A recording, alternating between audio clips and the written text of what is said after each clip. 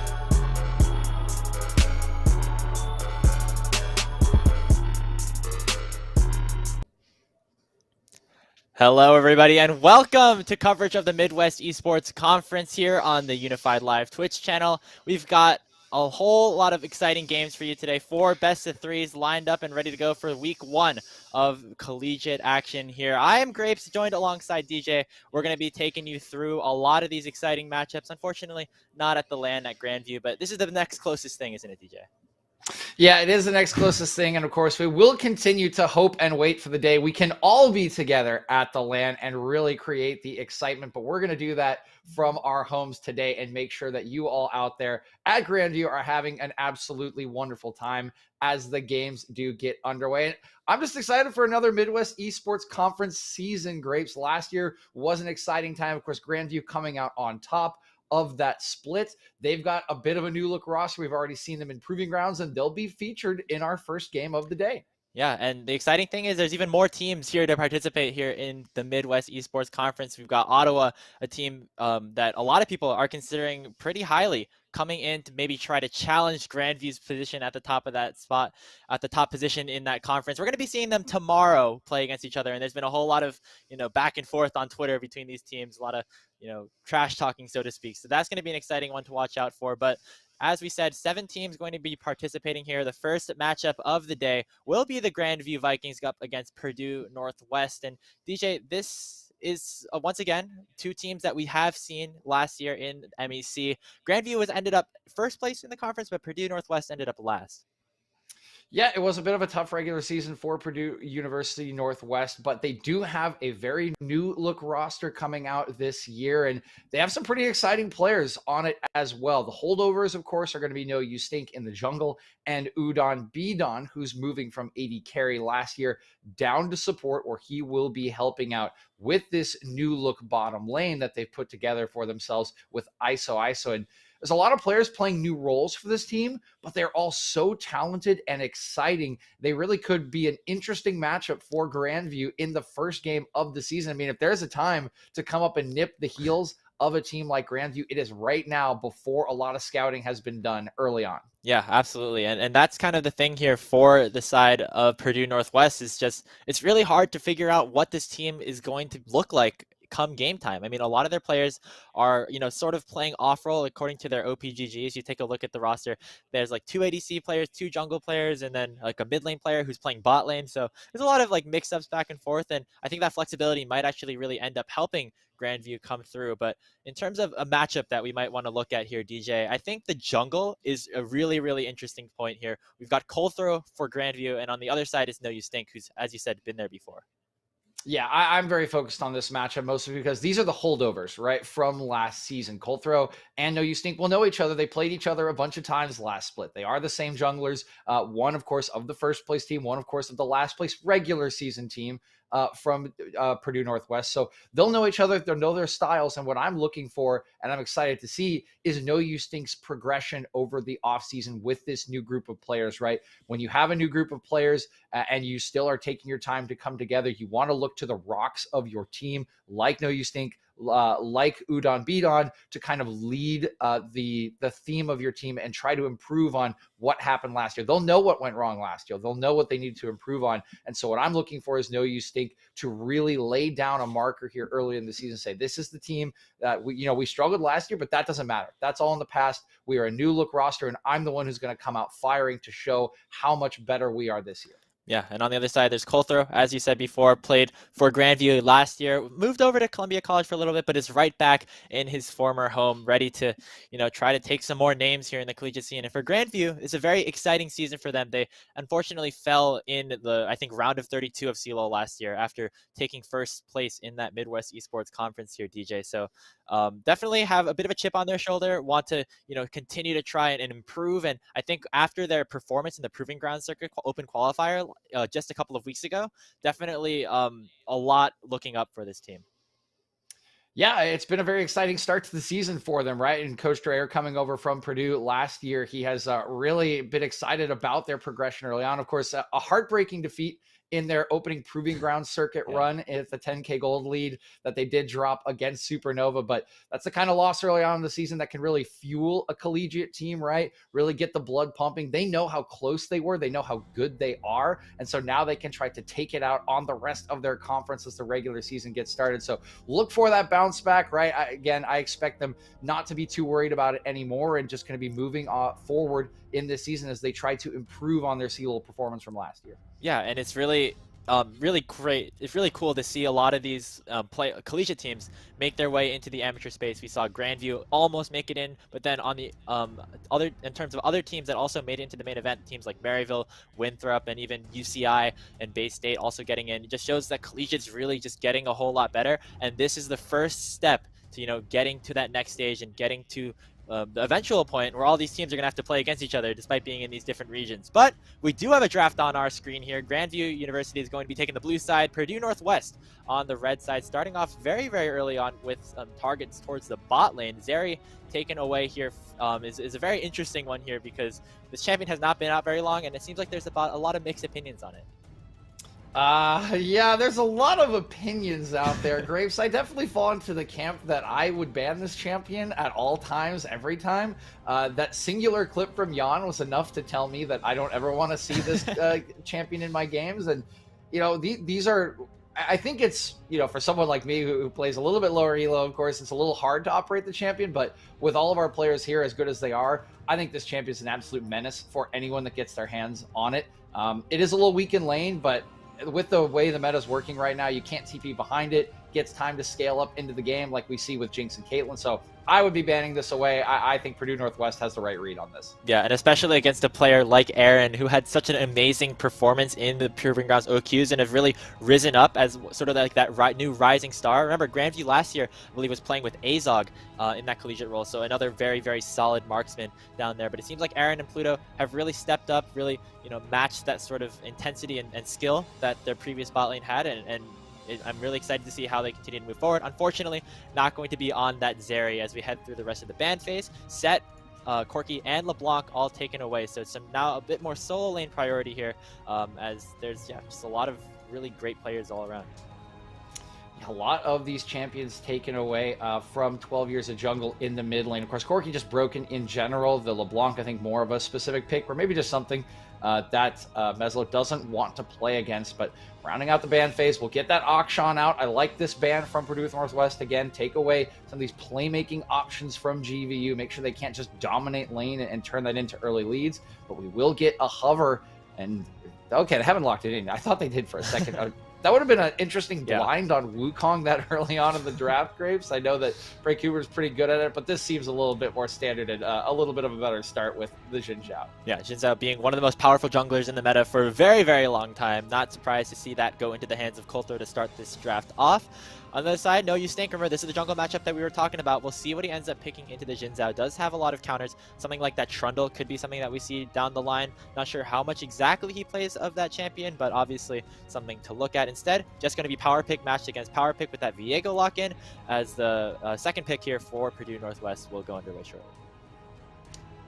Okay, hovering to Tryndamere. This could be interesting. We'll see. Wait and see what the second pick is. We'll say I like the answer from No You Stink, right? This is a classic matchup. Every jungler will know the Xin Zhao versus Viego matchup at this point. And so we're looking less at champion difference now. We're looking at the players, right? How is No You Stink going to play the matchup up? How is he going to deal with Coulter's aggression in the early game? And can he get those resets and fights? He's going to get a little help as we got 12 Years of Jungle locking in that Vex. We're just seeing a whole lot of these new champions here, DJ. We see the Zeri and the Akshan taken off the table. Now Vex picked up by 12 Years of Jungle, a champion that provides a lot of really good wave clear and a lot of ability to roam around the map and make big impacts later on. Really excited to see how 12 Years of Jungle can kind of, access the rest of the map and work that out here. On the other side for Grandview, seeing that Jinx lock in, definitely not a surprise, especially considering you got a player like Aaron down there in the bottom lane. A Kali hover here for the mid lane would be very interesting, but looks like we're just going to see that Syndra here for Sko. Syndra, pretty solid answer to the Vex, right? It can match a little bit of the early game playmaking, should have control of the lane early on is I think what we're going for here with Meslo, just playing into that. But I do think the playmaking power a little bit higher on the Vex, so interested and excited to see what 12 Years of Jungle can do in this matchup. I've seen a couple of Vexes absolutely dumpster on Syndra as the game goes on, so this could be interesting, and it gives it a little bit more team fighting potential when you want to get resets onto this Viego. Final lock-in for the AD carry spot, though. Just going to opt into that Aphelios Jinx trade. These are sort of the two scaling marksmen that everyone wants to pick if Caitlyn's off the table and you're not going to push. Pick Jinx, pick Aphelios. Every AD carry should know these two at this point. Yeah, absolutely. And that's going to be a whole lot of damage coming out from the bot lane come these later to game team fights as we have rounded out the first phase of the draft. Interesting to note that both teams still have their top laner and support to lock in here as we enter the second phase. Not normally the place where you see a lot of priority here. I wonder if Purdue Northwest will try to get a counter pick here for Toponer up in the top lane against Prankuru, because Prankuru definitely a player who can really punish lane if he ends up getting an advantageous matchup. So saving that R5 could be useful, but for now, seeing some targets for that support pool with the Lulu taken off the board.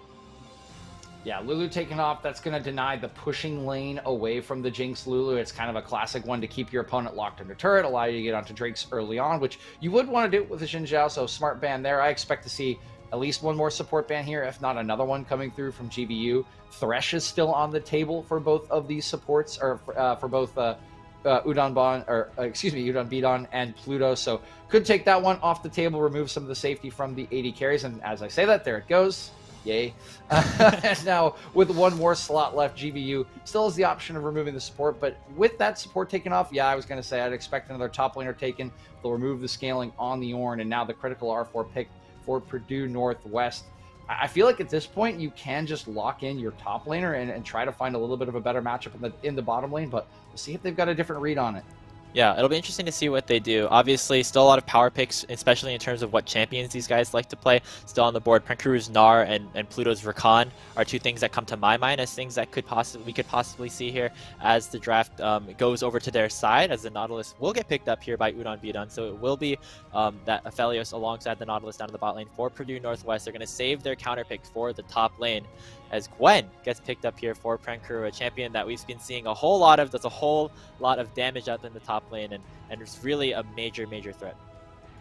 Yeah, and Prankuru, of course, going to be very, very well-versed on this champion, and is one of his favorites. He's been playing it a ton in the early season, and I like the pick a lot here because it's going to be hard to counterpick this.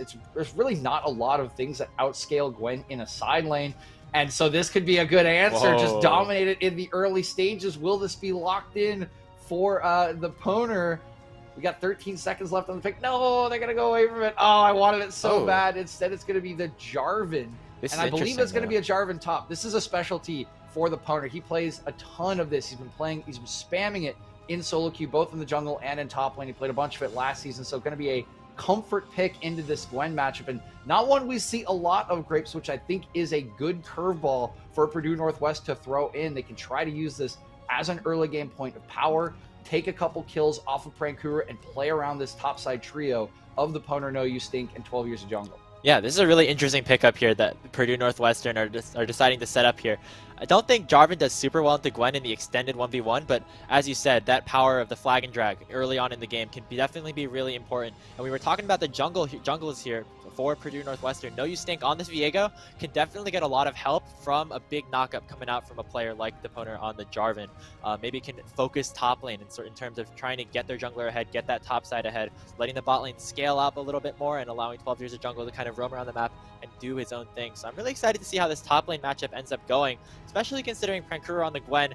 I mean, you have to definitely punish that early if you want to have a chance of winning this game.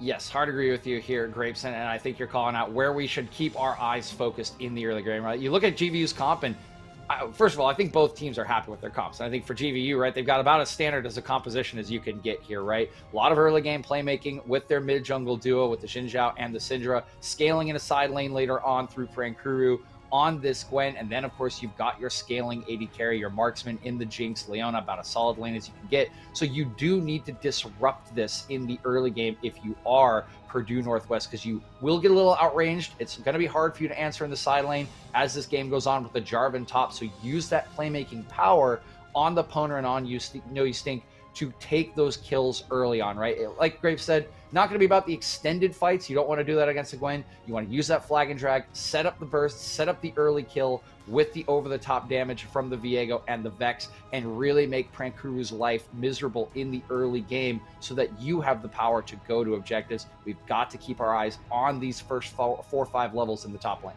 Yeah, absolutely, and it'll be interesting to see what kind of style or build Toponer goes for. I used to actually this kind of hits close to home because I used to be a big Jarvan top player back in like season 7 or something. So I'm really excited to see how this goes. There are a lot of different durations. You can go with the Emax with the Aerie that we saw kind of at Worlds last year up against champions like Kennen. You could also go for like a sort of W Max where you just play really defensive and go for some of these tanky items, or just a standard Gore Drinker Sterix sort of build that you see in the jungle as well. So. What about lethality like dunk you one shot? Hey, if that happens, I'm not gonna be complaining, but I don't know if that's like the most likely outcome that comes out here. Honestly, probably just expecting something like a Grasp going alongside the Gore Drinker going up against Prankuru for some of those early quick trades, get a decent amount of damage out and just get out quickly. But yeah, I mean, Jarvan top, that's where I want to watch, because I definitely played a lot of that back in the day.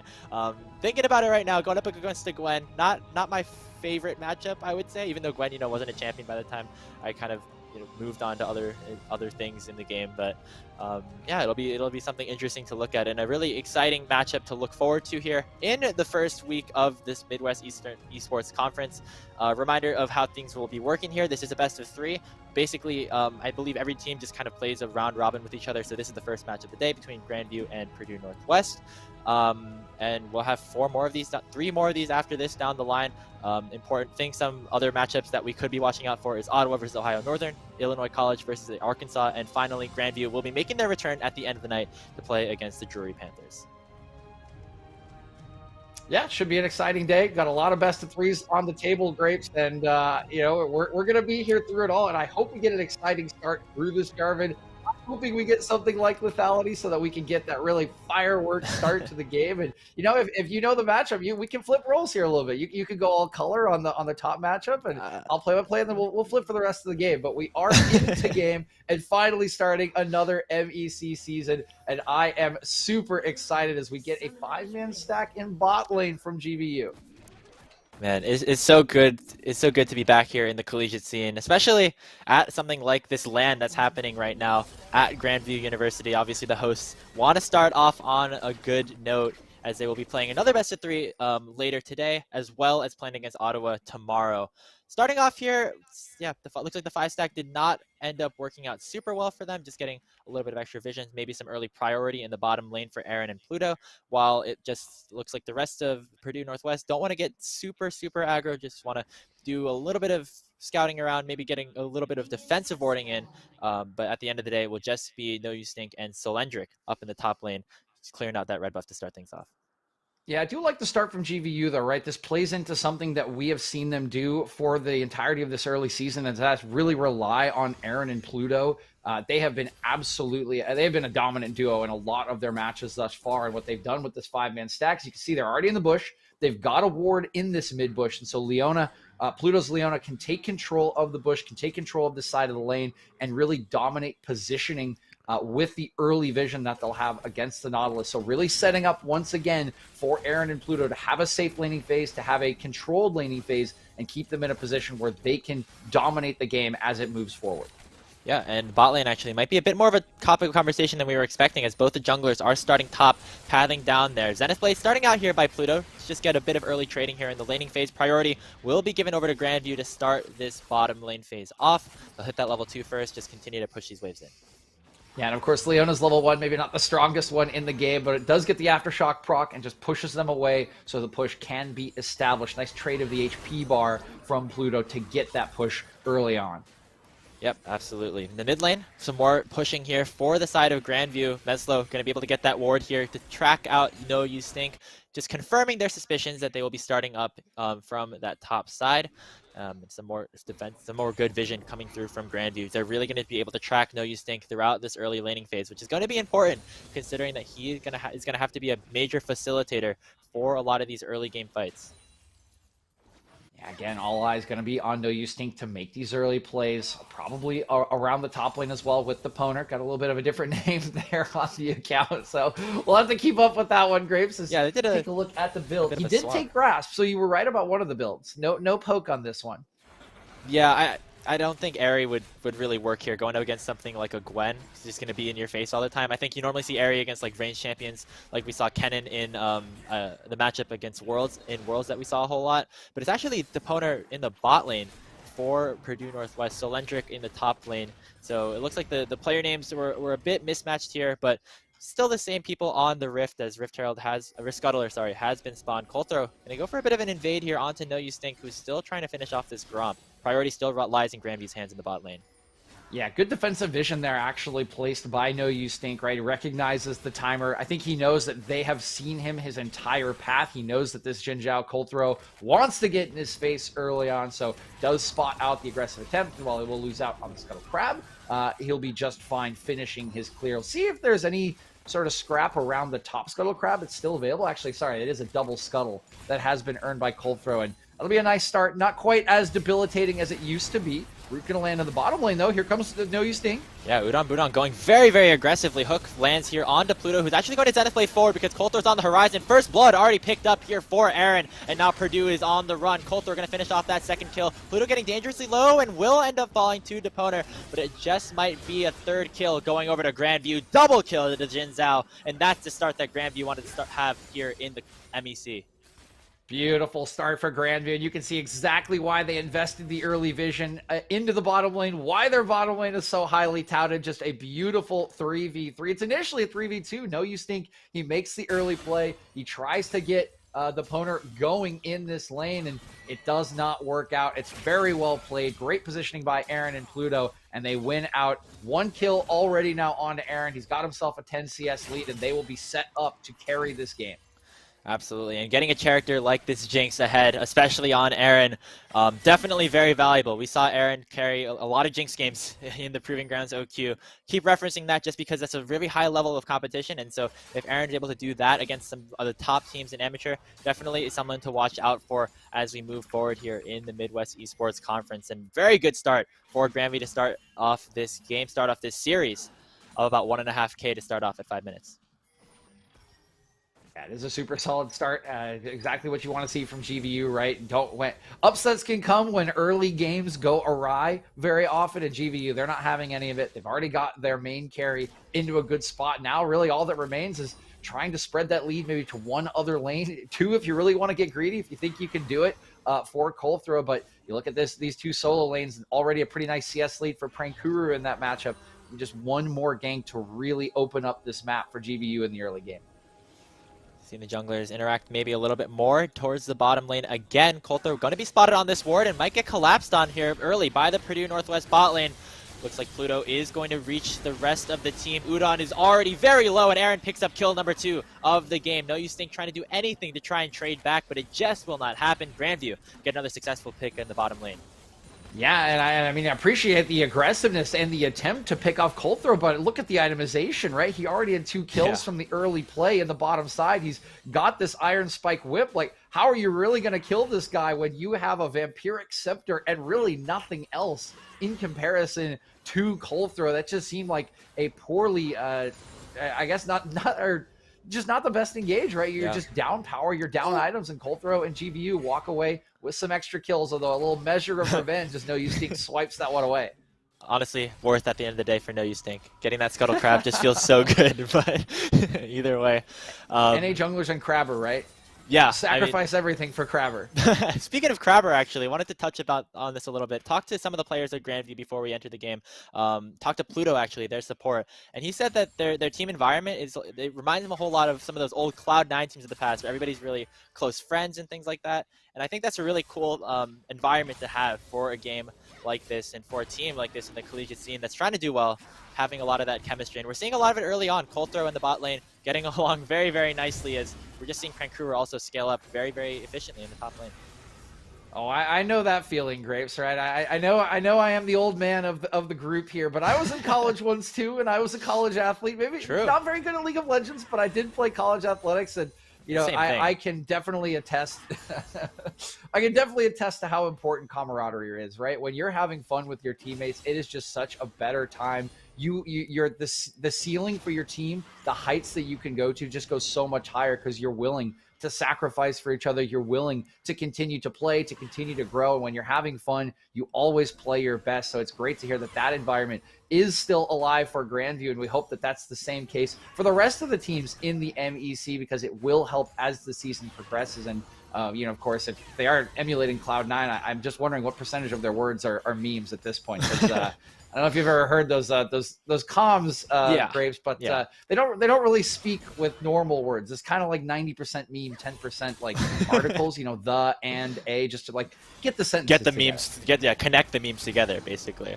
at that point. But I don't know. We'll see if they'll be memeing a little bit here as Coulter are going to get picked out by the rest of Purdue Northwestern. Shadow Surge already forward. Heartbreak in by No Use Snake, and he will pick up his first kill of the game. Resets coming through for ISO as he might try to get a little bit more onto Meslo, who will have to flash away.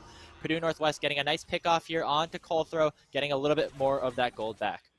And this is just a great pick on vision. They spot him coming in. You can see the pings coming through from ISO, and they are level 6. So all of that over-the-top damage we talked about in the draft comes through. It just can't get away. Coulthro pops his ultimate, but it's not enough. Oh wow, we say that Meslish just solo killed ISO.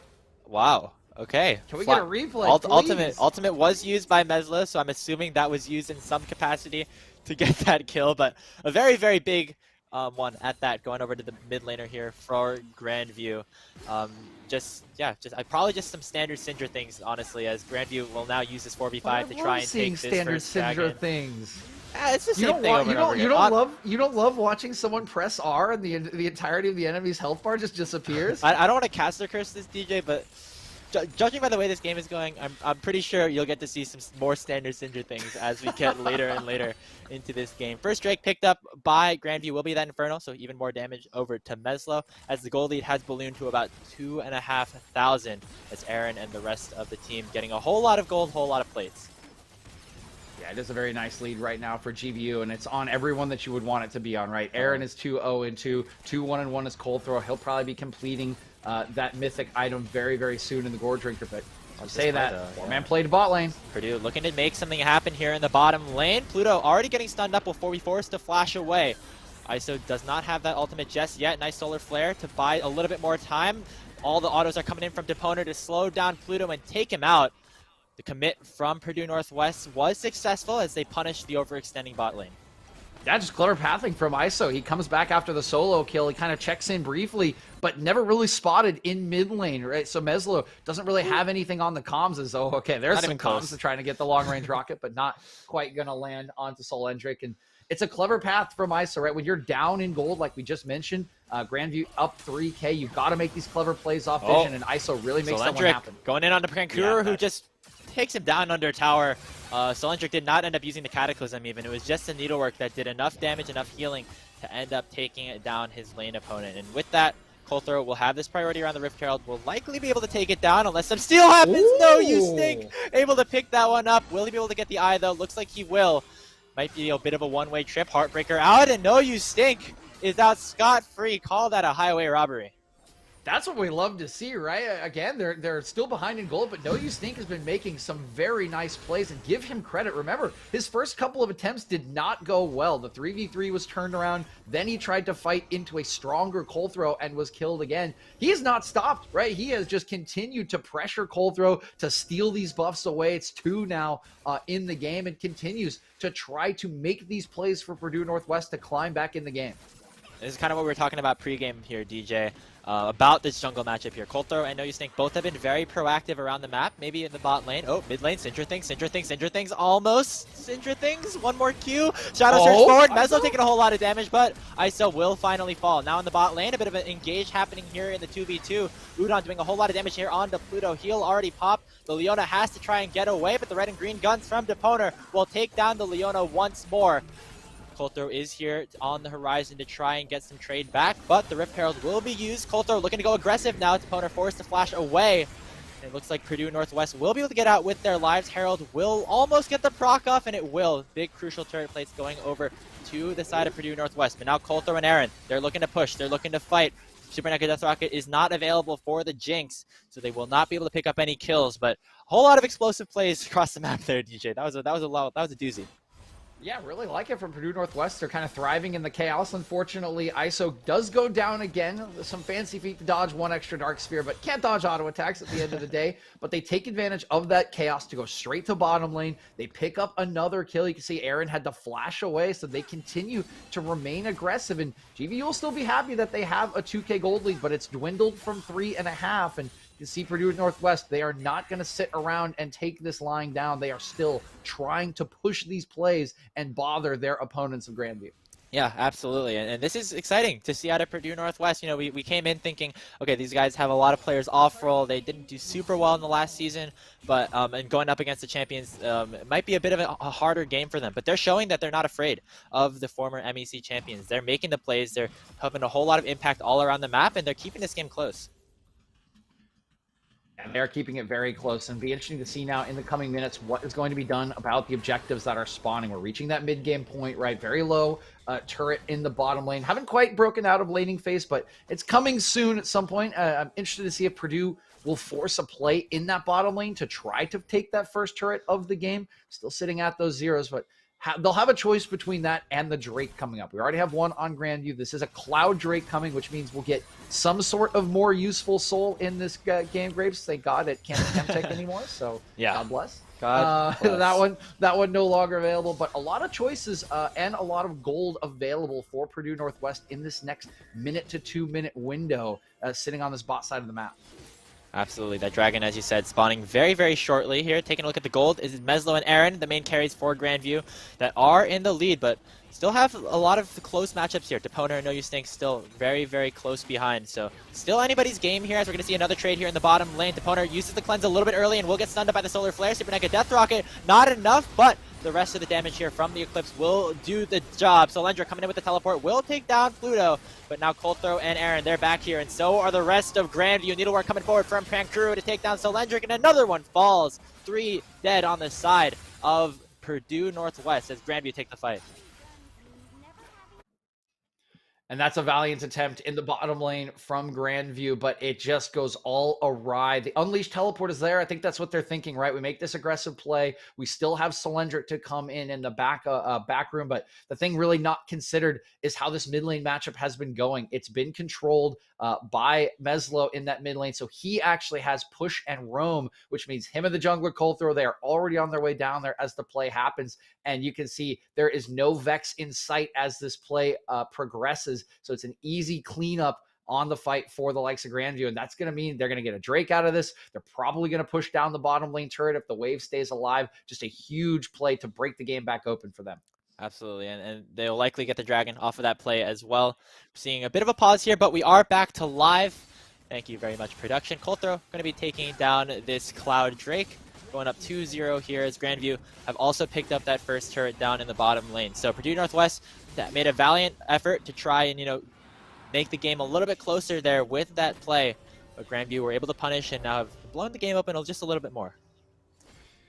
Yeah, we look back at the lead, right? It's 4K, but I think more important than that really is this 4K lead is now the map is open for Grandview to use that 4K lead. I mean, look, Pluto already out on the map, going to be looking for plays around mid and top lane turret. And you look at the items now, they weren't that bad at the Drake fight. It was actually pretty even, 2 mythics apiece. Now you look across the board, and there are mythics all over the board for Grandview. We're still waiting for Bounty. that Gold Drinker on Solendric, and oh boy. The turret doesn't even fall. Oh, it's so sad. Coldthrow going to lock up the Deponer. Going to try to get something back, but it will not be able to do so. Oh, that sucks. Look at the tower. What's 12 the HP on this turret? Oh, it's 12. I think even if a minion hit it would have gone down. And I think that might have been Deponer's plan at that point. He saw Coldthrow there, but unfortunately was not able to pick up that objective bounty. Instead, just another kill going into the pockets of Grandview University. We're looking very, very strong and very, very capable of closing this game out. Yeah, the AD carry in me cries out in sympathy for the Deponer there. I know how it feels, right? You're falling behind. You're on this scaling champion, and Billy's just like, I can get this turret. One more auto. I'm going to get the gold. I'm going to go back. I'm going to get some items. And every time, man, every time the enemy jungle is just waiting for you. And the insult to injury is the fact that the turret doesn't fall. So we still have a 0 for Purdue Northwest to the 2 of Grandview, which means this map is pretty wide open for them to now establish a vision line inside the enemy jungle. And you can see them grouping up. Here comes your classic support jungle hand-holding duo. As the second Rift Herald spawns, they'll take this down. They'll look to wipe away the first turret line of Purdue Northwest. Yep, both bot lanes actually making their way up towards this Rift Herald as well. Doesn't look like Purdue Northwest want to do too much to try and contest this. Looks like that Herald will just be going over to Grandview. Hopefully, probably going to be using that towards that top side to get, that final outer turret down. Hey, we got that bounty. ISO ends up going down, hitting it one time, taking it down that turret. Nice little influx of gold for him, but obviously still a lot to be desired for Purdue in order to get back into this game. Yeah, going to take a good bit of effort, but I think this is the right trade, right? They understand this trade is done. We can't fight around this Rift Herald, so they send ISO to the bottom lane. Let's pick up all the gold we possibly can. That's why the objective bounties are there, and we'll start to work our way back into a fightable state through our macro game. What they're really going to be looking at is this 2-minute timer, right, Grapes? They need to get 2 power spikes by the time this Drake arrives, because if they lose that soul point, all of a sudden it's just a big magnet for Grandview to wield against them. They can just pull and push them all over the map with the threat of that mountain soul. So they are going to need to power up for this fight around the 3rd Drake. They got that 2 minutes. They need to get critical carries, most notably the Poner, to a 2-item spike if they possibly can, because you look across at the other side and Aaron already has his. Yeah, that's a very scary jinx to say the least. Opponent still, farming up. They're giving a lot of resources over to this Aphelios, as you said, DJ, will have to be one of the main damage dealers come these later game team fights, especially if it's this Mountain Rift on the table for Grandview. If you get some of these more resistances on to either of these sides, it's going to be a lot harder to try and burst some of these champions down with champions like this Vex. And so having that consistent DPS definitely going to be important. Seeing a little bit of hovering around this mid lane as the game has sort of taken a bit of a lull state. Obviously, both teams don't want to do anything too crazy before this dragon spawns. It just looks like Grandview are going to maintain this gold lead and continue to scale up. Yeah, the dragon really going to be the thing in everyone's eyes here in 1:15 seconds, and that's not a whole lot of time. We look at the items. The opponent is not going to get his 2nd item. I mean, this fight is going to feel bad for the side of Purdue Northwest, particularly if Colthrow can somehow complete his 2nd item and get that Sterix gauge. That would actually be a massive spike for him before the Drake, but I don't even think Grandview needs it. They just need control. You can see they're happy to. They've already pushed the waves. They're going to walk in, get a line of vision right as this Drake comes up. This is perfect, dotting the I's, crossing the T's. You can see the coaching coming through. You can see the understanding coming through, and they look primed to take this Drake and really bust this open. Now, for Purdue Northwest, still are a lot of options for them. You have that Cataclysm on Cylindric. You have the Shadow Surge from ISO. You can get the Wombo combo. The question is just, is that enough to finish the job against some of the players here on Grandview who are looking very, very strong? That dragon will be the answer to our question that is spawning in just 20 seconds. TPs available for both Meslo and Cylindric up on the top side. Wouldn't be surprised to see them use them. Yeah, the problem is, Grapes, everyone on Grandview has their flashes up. So even if you use the Cataclysm onto Aaron, even if you get that engage that you're looking for, he is just going to be able to flash away. So you're really going to have to plan out this fight and layer the CC onto Aaron to make sure he cannot just walk away. It's going to take at least Cataclysm and the knockup from Nautilus's ultimate to get this done. Well, No You Stink is going aggressive very, very early on. Already going to get stunned up, and the rocket will end up taking him down. ISO down in the backside will take down Aaron, and Cylindric is here off the teleport. Flag and drag onto 2, as Udon will also fall. Meslo's now trying to get away here from the Jarvan, and will be able to do so. Now it's Cylindric in a bad spot. Prankuru picking up a kill onto ISO, and is just wrecking face into the enemy backline. A double kill for the Gwen, as it is just the Jarvan alive. Will not be able to do anything here in this 1v4. Soul point going over to Grandview.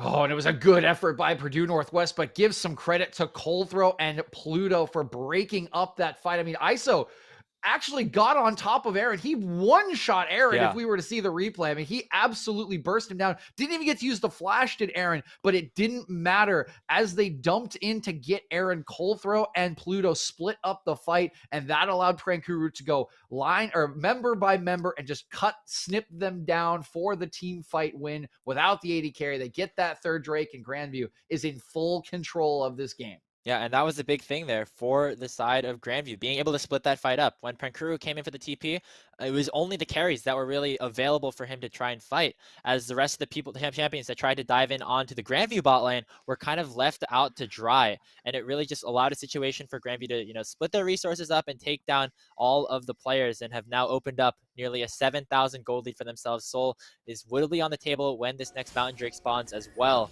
And they're looking very, very poised to have the potential to close this first game out.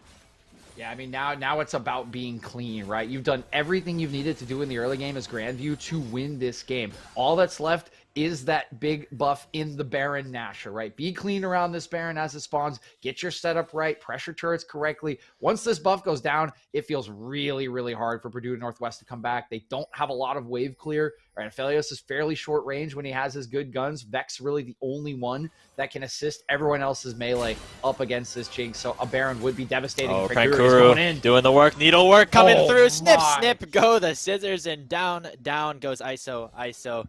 Solo kill here over to Prankuru in the bottom lane. This Gwen just gets scarier and scarier by the minute, man.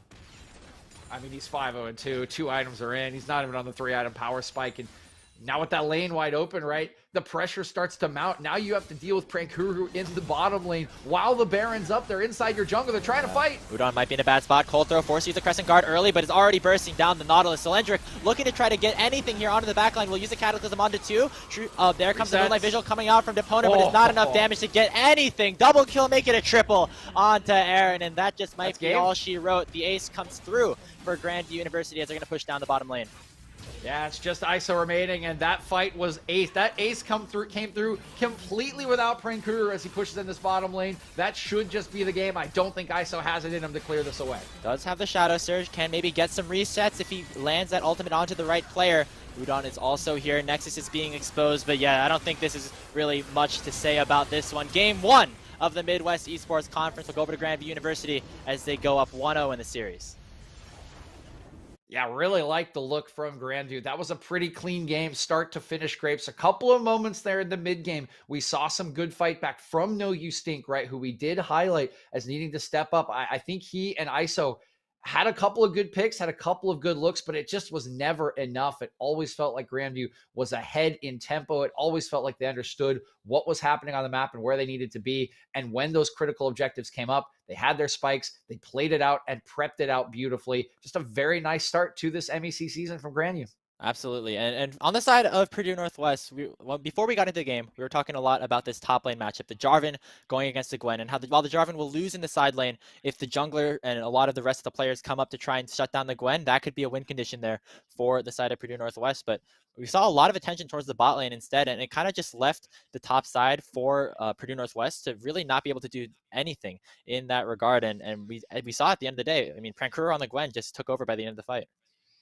Yeah, it was right. We highlighted the top lane a lot, and we really did not see any action up there. So it definitely feels like that Jarvan not as effective as it could have been. If you can't play make on the Jarvan early on, you saw what happened, right? Prankuru is just going to win the lane. He's going to get stronger as the game goes on, and he really did dominate proceedings with that power that he was given in those later team fights. And of course, in the 1v1s we saw, there was no answer to him. So there will need to be an answer in draft for game 2 coming through from Purdue Northwest, because you cannot just give a free lane over to Grandview. Absolutely. The possibility of a comeback is always there. This is a best of 3 after all. We'll see if Purdue Northwest can take down Grandview in game 2. We'll try to extend this to a third final game. But before we take a short break, I want to thank one of our sponsors here in Skulls. Looking to upgrade your gamer gear? Look no further.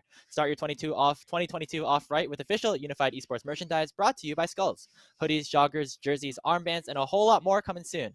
You'll have the skill, now get the swag. Skulls.com/collections/unified has everything you need. Gear up, game on, Skulls. With that, we'll be taking a short break, going back in a little bit with game 2 action here between Grandview and Purdue Northwest. Don't go anywhere, you're not going to want to miss it.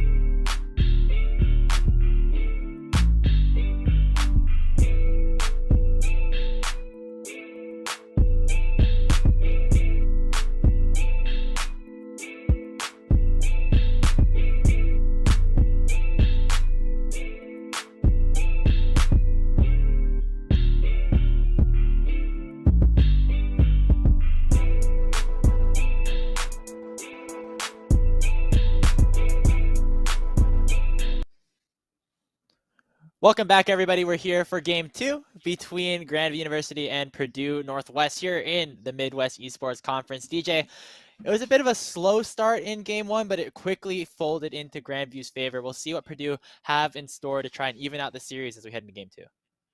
Yeah, I think the fact that the early game was so sort of standard is going to be a problem and something that Purdue Northwest doesn't want, right? The slower and more controlled the game is, the more it's likely going to be in Grandview's favor, right? They are going to be the team that everyone knows. They are, of course, the conference champions at the moment. So you want to add a little bit of chaos, which we thought we were going to get from that Jarvan in the top lane. But unfortunately, Purdue Northwest never found a chance to really utilize it. Never found a chance to use the playmaking. And when it did TP into fights to use that Cataclysm, it was either a little late or in a fight where they were numbers down due to rotation timers. So we need a little bit more chaos, I think, in this draft from Purdue Northwest if we want to shake up this series and throw something at Prankuru and company that they haven't seen quite yet. And that when you do throw that curveball at them, make sure you invest in that curveball. Right? You can't be throwing a weak curve here, Graves. You throw a weak curve, they're going to hit it 330 feet over the left field fence. Yeah, just hangs in there, and then you just have a very, very easy shot over the fence. But that's exactly right, DJ. I mean, I want to see chaos. I'm a big fan of chaos here, especially for a team that's considered underdogs against the presumed conference champions from last year. And we saw a little bit of differences in the draft than that parted from the traditional meta for the side of Purdue Northwest. We saw that Jarvan top, but at the end of the day, it wasn't really used in a way that was super game changing for this team. And so when you have a lot of these flexible players on the side of Purdue Northwest, I would like to see maybe a little bit more innovation and adaptation to try and maybe surprise Grandview a little bit earlier on. Yeah, and it doesn't necessarily have to come straight from draft, right? It can just come in early game decision making. Either or, though, is something that we do need to see in this game, too. Because, I mean, we saw it play out. A couple of decent plays from Purdue Northwest in that mid game. They got a pick on the cold throw. Then ISO took a nice path back from base to get a good pick onto the bottom lane, but it just was never enough. And they were always giving up more than they were getting for these plays. Grandview, I'm sure in their comms, never felt really threatened, was always fully in control. They stacked up 3 Drakes very easily and eventually just used their control over the map, their vision, and their power to throttle them out of the game. So that's why we're asking for chaos, because it can't just be comfortable for the likes of Grandview. Give them something that they haven't seen and invest in that chaos. Go full chaos fire build, right? Witch of Izalith, this stuff. Like, give me some eruptions. Give me something here. I mean, absolutely. I sure hope we see a lot of that, and I'm hoping that they had the chance to talk over it here. Of course, they're at this LAN here at Grandview, which I'm still going to talk about because, I mean, I really wanted to be there. It would be so cool to just be an in-person League of Legends event. We were talking a little bit pregame, DJ, about how, like, if we ever ended up doing this in person, now you would, like, drive me over. We'd have, like, a cool little road trip. But fortunately, not happening just yet. But hopefully they have some of that in-person experience and have a lot of fun. If you guys want to tweet at us, like make us feel like we're a little bit more part of the action, obviously we'd be very appreciated. But we're about to get into draft very shortly for Grandview versus Purdue Northwest. For the side of Grandview, I mean, we talked a little bit about Purdue Northwest and how they maybe want to try to innovate a little bit more. For Grandview, I mean, it was a pretty standard composition that they set up. They had the Syndra in the mid lane, Gwen in the top lane, and then you had Aaron on a bit of a carry.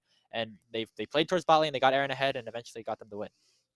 Yeah, I expect a similar approach from Grandview, right? Everything kind of went to script for them in game number 1. I think looking back at the VOD, Coach Drury will be pretty happy with what he saw on the video as well. So I would expect a Jinx ban maybe to get thrown at Aaron, at least throw him onto something else. But as we know, there are plenty of options in the AD carry pool that you can play around at the moment. So I think maybe just throwing him off of comfort for 1 ban would be worth it. Might still have to throw that Zeri ban out, of course, but either way, just some sort of adaptation. And again, if there's no adaptation in draft, I just want to see a little bit of adaptation in that early game as we do get the call that draft is about to be ready. And, one thing that we can even look for, right, is sort of the energy of being live, like you said. When you are live after a loss like that, right, you can group up together, right, get in that huddle, get yourself pumped up like you can't when you are on remote, and really kind of get in each other's ear to get that energy high, feed off of the stadium that you are in. So let's see some of that excitement and energy both in the draft, in the game.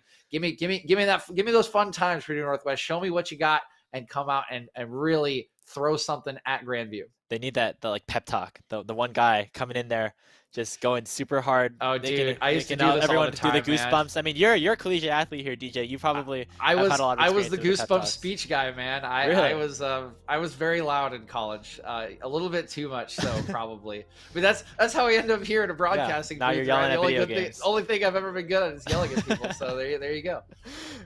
We'll see if Grandview will be able to, weather the storm of Purdue Northwest's major inspirational speech if they ended up doing one at all. Heading into the draft here for Game 2. The sides have swapped, so Purdue Northwest will be starting off on this blue side as Grandview will take the red. Similar bands starting off so far with that set taken away. We'll see if Grandview decide to focus again towards that support role or instead go towards that quirky. Pretty standard bands to start off. That set is a favorite of Prankuru, and of course can still be kind of flexed to the support position, so not surprised for Grandview going standard to start this one off. I don't want to see any quirkies in my games. This thing is just way too strong as the game goes on. I don't think a lot of players know how to punish it, right? I've seen a lot of matchups and a lot of tweets about, like in the Victor matchup, for example, people just can't quite punish the quirky early on, and at some point Victor gets outranged. So yeah, I would just take that off the table. I don't want to play against quirky. He's too busted. Have you seen Earth Quirky? Oh, I don't want to think about it. I ran into that, I think, a couple of days ago, and man, oh, no. it was just quirky, dude, but like times like a billion or sort of. Oh yeah, I mean, no cooldowns. What is his E like? Just constantly firing, and like every auto's empowered. And you can't even kill him because he just like has his W up every like 5 seconds. You can't even like get onto him. I mean, that was a problem. And thankfully, we're not going to see any of that. First of all, because we're not playing Earth. Second of all, because Quirky is banned. Looking at the rest of the bans, more target towards the solo lanes. That Gwen for Prankuru obviously was a major factor in the win there for GVU in that last game. So we'll be taken away here. LeBlanc and Karma will be the other 2 bans as we're about to start locking in some champions here for these teams. All right, taking away the Xin Zhao just to take that safe early pick away for Grandview, right? They played it last game, Cold Throw did. They know how safe it is. They left it open, though, and Purdue Northwest is happy to take it. We're going to get our first Zeri action of the year. And, hey, like I said, it's not that strong in laning phase, but we've all seen that this champion creates chaos, and we have asked for chaos. I'm surprised Zeri gets locked in. I think it's not even enabled in a lot of the major regions right now. So this is literally one of the first times any of us are going to be seeing Zeri here in a competitive environment. Really excited to see it kind of match out here for Deponer.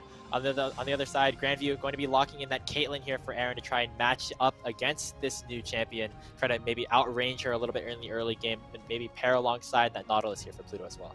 So actually interesting that you say outrange. It's actually not that easy to outrange Zeri with Caitlyn, because the fact that her Q is a spell and it goes center to center, as the tweet from August mentioned, your range on the Q is actually fairly close to Caitlyn's auto range. So you can farm pretty safely on Zeri and even trade back if you are getting your auto spacing right on the Qs. So I like the concept from GVU, and we'll see. Aaron is of course really good on this champion. He could just auto space against the Poner, right, and get that advantage in range, but it is not as simple as it might seem for a Caitlyn to just outrange Zeri in the laning phase. That is interesting, this whole spell versus auto thing. I guess that's the whole point of the champion, but we'll see it matched alongside a Braum here for Udon. I guess you get like the double proc, so you can get the Q and the autos maybe in terms of that Winter's Bite passive. We'll see how that sort of interaction ends up working here in the laning phase, as see a Poppy lock in here. Finalizing out that first rotation for Purdue Northwest. Could head into the top lane or into the jungle. Yeah, the Braum, just a good counter pick usually into Nautilus, and will offer some defense in the laning phase for Zeri, who again, even with the auto range, just isn't that strong early on. When the Nautilus does hook into you as a Braum, you just throw the Q out. It's pretty much guaranteed. That lands part of the Winter's Bite, and then you can try to trade back on him as he retreats. So like the defensive pick, the Poppy's interesting blind here with not a whole lot of mobility on the GVU comp yet locked in, so maybe not maximum value from the steadfast presence that will come out just yet, but and you kind of see the answer there from GVU, right? Victor, not a mobile champion, not really going to be bothered by Poppy's W, and we'll just be able to scale up, and they can even throw bans, additional bans at the mid lane to make sure this Victor gets the proper matchup that he wants. Yeah, that is a really interesting point that you bring up there, DJ. Just the fact that normally you see Poppy show up very late into the draft when you see a lot of dashes here on the enemy team. But you don't really see too much. Obviously, you have like the Dredge line coming out from Pluto, or maybe like the 90 caliber net out of Aaron, maybe in the bottom lane. But those aren't really the interactions that you think of when you're thinking of picking a Poppy. You think of things like the Camille, for instance. And so it'll be interesting to see what the rest of Grandview's draft ends up looking like. Obviously, champions like Nar and Camille are pretty big champions in Prankuru's pool. So obviously can kind of like soft ban some of those champions and prevent some of them from coming through. But yeah, right now this Poppy is a very interesting pick. Obviously can again flex both into the top and the jungle. We'll see where it ends up going here. Second phase of the ban's nearly complete. Going to be a jungle focus here for Purdue Northwest. They take away the Lilia and the Olaf, as it's a mid lane focus here for Grandview with that Vex and Syndra taken off the board. Yeah, and that might be trying to announce that this Poppy is a jungler. Of course, they can still keep that flex pick, which is one of the nice things about picking this on 3, right? They ban away the jungler, so now maybe you can take it as a jungler. If you don't like the jungle pick, if you like the top lane pick, right, you take that. So they do have options of where to put this Poppy, and now we'll see what the answer is as Prankuru just goes to his third favorite, right? Doesn't want to bring out the Camille, doesn't want to bring, out the mobility into the Poppy, so he says, okay, Volibear is going to be just fine. Yeah, another flex pick that could potentially open up here for Prankuru or Coulthor. We'll see where this Volibear ends up going. Have been seeing it a little bit rise up in competitive play in the jungle, but obviously a champion that Prankuru can play well as well. Jarvan getting locked in again here, presumably over towards Cylindric in the top lane. So it looks like that they thought that was, I mean, there's just a whole lot of flexibility here going on now. Yeah. we got options here for the side of Purdue Northwest. I mean, I would venture to say you're right, Grapes, in that, Cylindric played it once. He's obviously comfortable on the champion. It didn't work out super well in game number 1, but the matchup was a lot tougher than I think it would be into Volibear. So definitely have that option. The Orianna will round out the draft for a safe pick into Victor. Should be pretty solid. And now what's GVU going to do about their jungle top lane, right? Volibear can be a jungler. They're hovering top laners. Does he want this Fiora counter? Okay, he's just going to go for the Gnar. Yeah, I was thinking if the Fiora comes through, then you just send the Poppy top lane maybe. But it looks like the Gnar just going to come through, maybe try to outrange some of these more melee-focused champions that Purdue Northwest have set up. Once again, will be interesting to see where this Jarvan and Poppy end up going. But I'm pretty sure it's safe to say for Grandview that we know the positions of all of these champions. And taking a look at the composition, a lot of team fight for both of these squads. Obviously, you have that Wombo combo for Purdue Northwest, so to speak, with that Jarvan Orianna. You have the Zeri as well, who does very, very well come these later game team fights. Other side for Grandview, maybe a little bit more split, but you still have these big team fight ultimates like the Chaos Storm, like that Gnar, that could really have a whole lot of impact. Yeah, I actually really like what Purdue Northwest have done with this composition, right? They have a lot of frontline right now. They do have a good Wombo combo that's pretty easy to execute on, right? You throw the Ori ball onto Jarvan, he engages, you press R. It's not that bad, and you have Poppy for disengage as well, as we do see where the champions will end up. So it looks like Cylindric going to be on the Poppy, and it will be no use stink on the Jarvan. I think either or is pretty fine into this GVU comp, and I like the answer because you look at GVU's comp and they want to keep you at range with Meslo and Aaron. They want those two to be the carries, but you got plenty of go buttons to get on top of them. And you got plenty of frontline to make this Caitlyn really kind of hate her life on the 2-item mark. She's probably going to have to go for armor penetration, go LDR with her second item, which will take a little bit longer for her to get to a place that she likes. Your main target going to be Meslo, and you got plenty of options to get onto Meslo, who might even need to invest into something like the Zhonya's Hourglass early on to stay alive, because those two are really the only damage, right? Like, where else is it going to come from unless Coulthor gets really, really fed? I think PNW have the answers here to GVU's comp. Now the question is, can they execute it?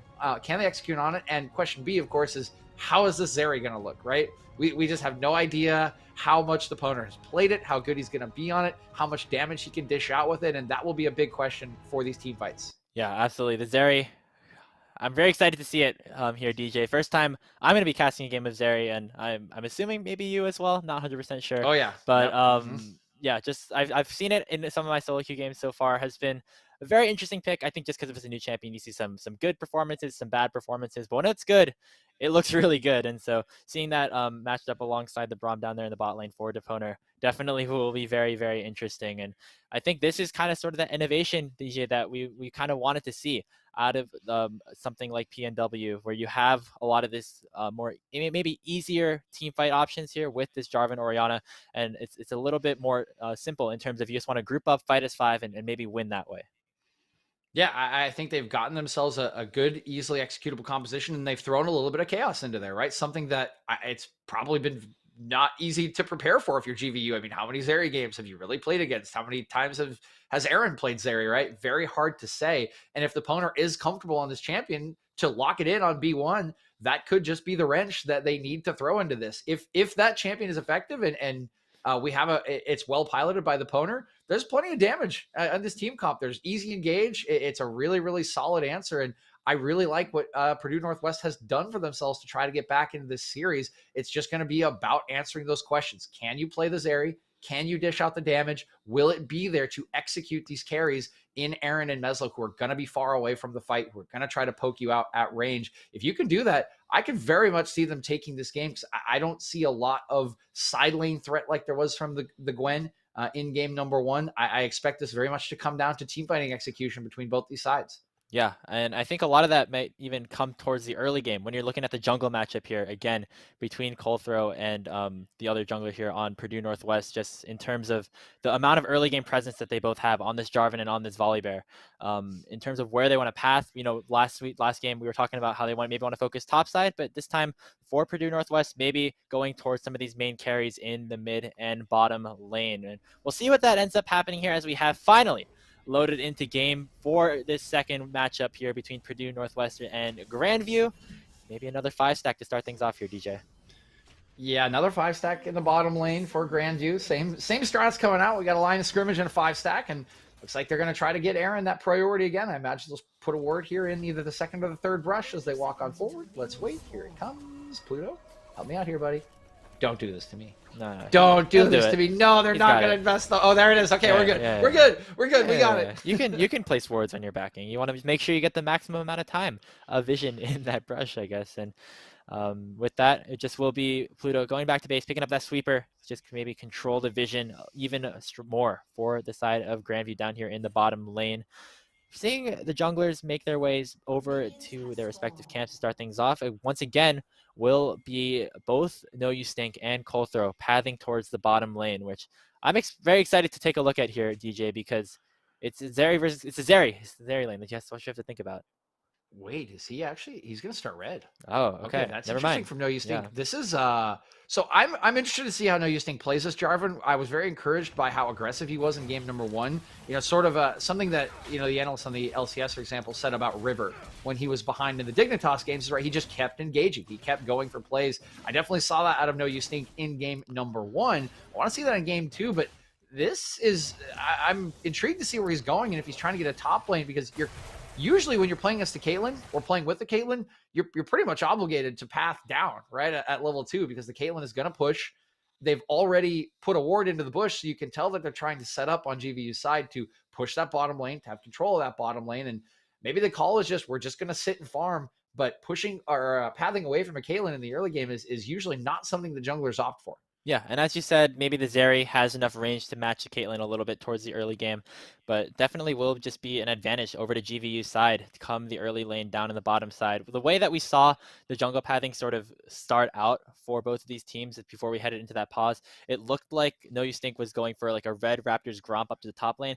Poppy into Gnar has the potential to maybe all in very early on with the heroic charge in tow, so really interesting to see if we get a lot of early focus there, or maybe focus towards the mid lane instead, as another point that we were thinking about there, DJ.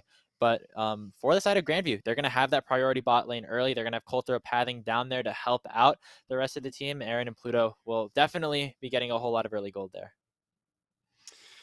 Yeah, they should get a lot of early gold. Right, I talked about the range matchup not being as bad for Zeri as it seems on paper, but this lane should still push, right? Nautilus, Caitlyn into Zeri, Braum. This should be a pushing lane for GVU. They've already invested the ward to do so again and make that lane comfortable with their jungler pathing down. They won't have any problem shoving this one in. So it's going to be a farming simulator early on for the Poner. He's going to need to keep himself topped up. And really the question is, what can you get out of this decision for the likes of PNW? Because they are going to path in a way that I don't think GVU will expect, right? This is not what you expect your enemy jungler to do when you are playing a Caitlyn. So they need to get a play and use this Jarvan. Like we said in game number 1, use the power of this flag and drag, this playmaking early on to get yourself a lead somewhere so that you can bring this chaos to the rifts, so that you can get yourself a point of power on the map. Yeah, I mean, that makes a whole lot of sense in that regard. I mean, Jarvan, not a champion that does super well come the late game, so has to make his impact early on. And we saw in game 1, I mean, it didn't look like Purdue was doing a whole lot to try and snowball this Jarvan at all. And because of that, oh, got the gromp. Because of that, it was just Solendric kind of falling behind like 30-40 CS against Prankuru early on, and that's what led to, you know, the eventual demise of the Purdue Northwestern team comp. Prankuru basically won the game by himself towards some of those later game team fights. And so for the side of this Jarvan, No Use Think is going to have his work cut out for him as he finishes up the blue buff and maybe looks towards the top lane. And he's actually going to pass up. I think he is. Okay, he has. No, he skipped the crab. We might be trying to wrap around for a play here. Oh, but look at Coulthard also headed here towards the mid lane. It looks like No Use Think will be here first. Flag and drag with the flash is going to jet Meslo down very low, but Coulthard is here as well. Big damage coming out of the Ian. First blood. We'll go over to the Grand View. Jungler, very good counter engage, knowing exactly where Purdue Northwestern were going. Oh my goodness, Grapes, hold on here as ISO even has to flash. Oh no, dude. Coulthard has read this book before, right? When we came in, we talked about how these were the holdovers, right? Coulthard and No Use Think have played against each other several times, and Coulthard is reading the No Use Think book. Like he's done it like 5 times apparently now. He knows exactly what No Use Think wants to do, reads that level 2 gank in the mid lane perfectly, is there to answer, and all of the early initiative that Purdue Northwest wanted is now evaporated. Yeah, and big lead now already going over to Grandview. Similar to what we saw in game 1. Just getting that first blood for themselves, very, very important. Of course, getting Coulthard ahead, obviously a good thing as well, especially up against this early game champion like the Jarvan. So for Grandview, things once again starting off very, very well for them, but once again, the Wombo combo still is there for Purdue Northwest if they're able to, you know, stay a little bit more even. And right now, in terms of the CS departments, we're seeing them do just that. Seems like that first blood is really the only thing that's getting the gold into Grandview's favor. Yeah, I mean, the gold, right, it's not great to see it behind, but it's not a big deal. The real problem, again, is just the tempo of the game. You want to arrive at these team fights in an even state. You want your Jarvan to be strong enough, and you draft this for early playmaking to get your mid laner ahead. That's all just been removed. So Coulthard and Meslo are going to feel so comfortable now knowing they can get this Victor to his scaling mark, that they have the control of this mid duo, of this mid jungle matchup, and you can see they're trying to turn around again. Here he goes. Back in onto Meslo. Flag and drag will not land the knockup. Meslo going to get the stun onto No Use Think with the gravity well, as Coulthard will re-enter the fray into the mid lane to just make sure that Purdue Northwest don't get any ideas. Another gank not really working out here for No Use Think, but this is the aggression that we wanted to see out of them. Just continue to go forward, and No Use Think will do just that. Pluto, though, is here in the mid lane, going to flash forward and stun up the Jarvan and take him down. Coulthard picks up kill number 2. Now Toponer and Udon are here to try to join the fight as well. Pluto almost gets stunned up there by the Winter's Bite, but it won't do enough to take down any of these Grandview members. Man, I was saying that, you know, early seasons, the best place to get upsets because scouting isn't quite there yet. I might have to take that back because GVU is just reading everything that Purdue Northwest wants to. They are first to every play. I mean, look at how early Pluto it was there for that play, right? Flashing in his Udon beat-on to try to save his jungler, but it's all too late. The play's just been made, and it's already been made early by GVU for this entire early game. This book is wide open. They're on chapter 6 or 7, right? They know the next like 3 paragraphs coming up. GVU just on a roll reading the early stages of this game. When I was a kid, I like would read books so many times, like Harold and the Purple Crayon, that I could just like straight up memorize them. Hold on.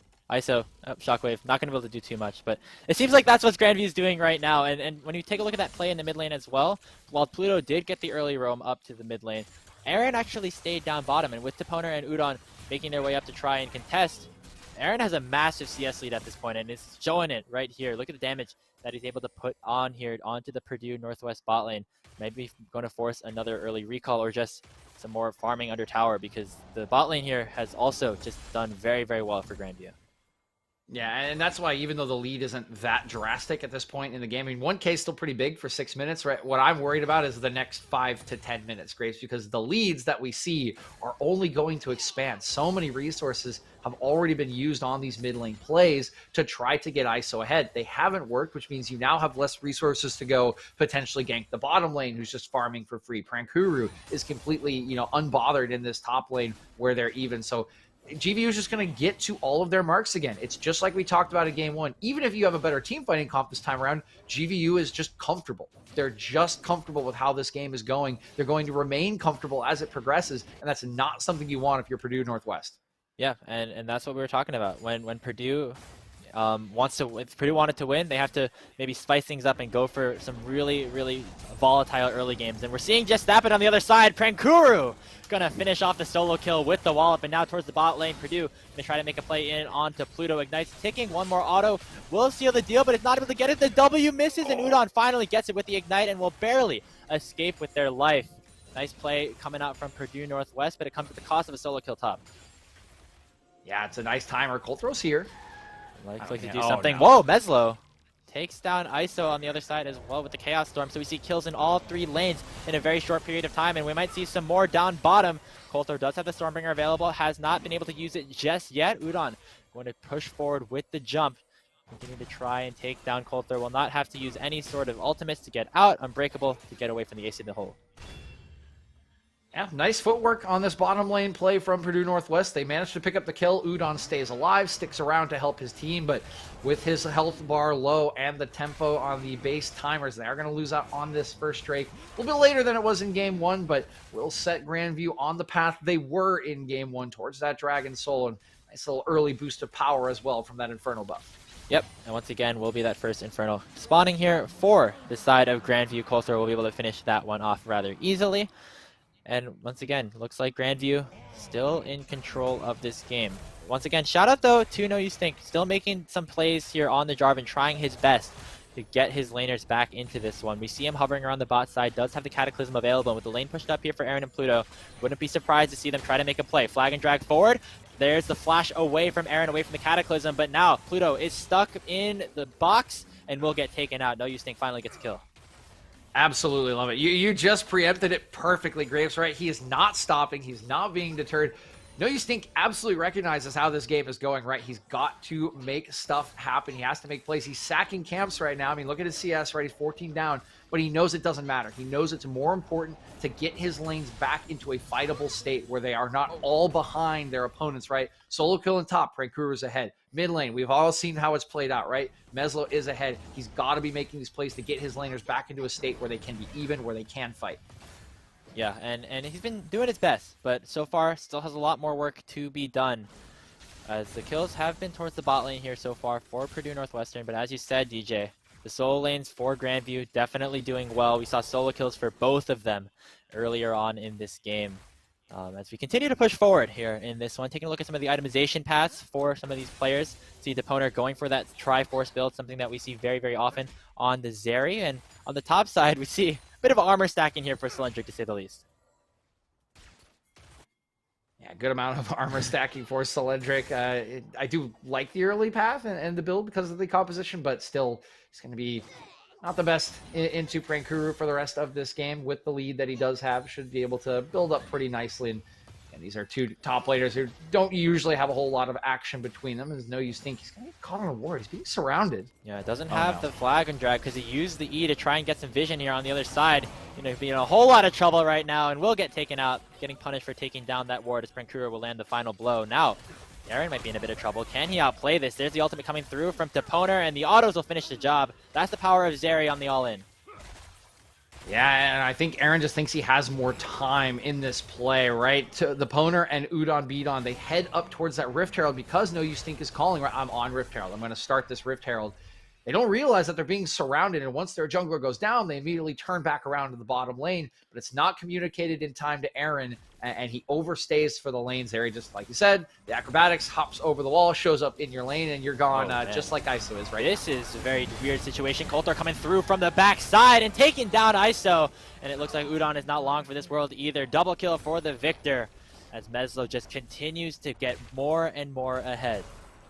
It's just absolutely ruthless from Grandview. Just beautiful stuff on the timer, and Meslo is starting to just put in work. He's going to go back with another huge buy. They're even going to drop the Rift Herald for him. This will nearly take down the turret. It'll get him a ton of plates. I mean, this is as accelerated as you could possibly be on Victor, and it's getting super scary for Purdue Northwest as they look across at Meslo.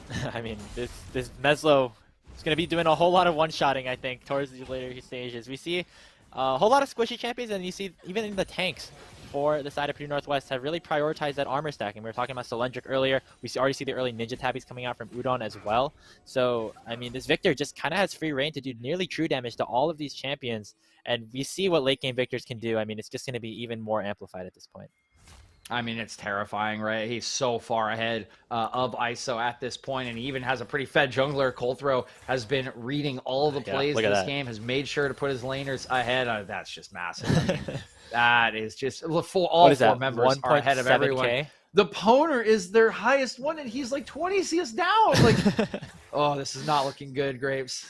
No, definitely not. I think it's a 1.7k gold lead for Meslo specifically, as looks like Purdue Northwestern are going to try to make a play here into the mid lane onto the Victor. Caponer did not able to do enough damage to take down Meslo just yet. We'll be able to get under the turret rather easily, and we'll stay alive for now. And they're trying to do this to get the tempo on the Drake. They're setting up vision. It's coming up in 30 seconds.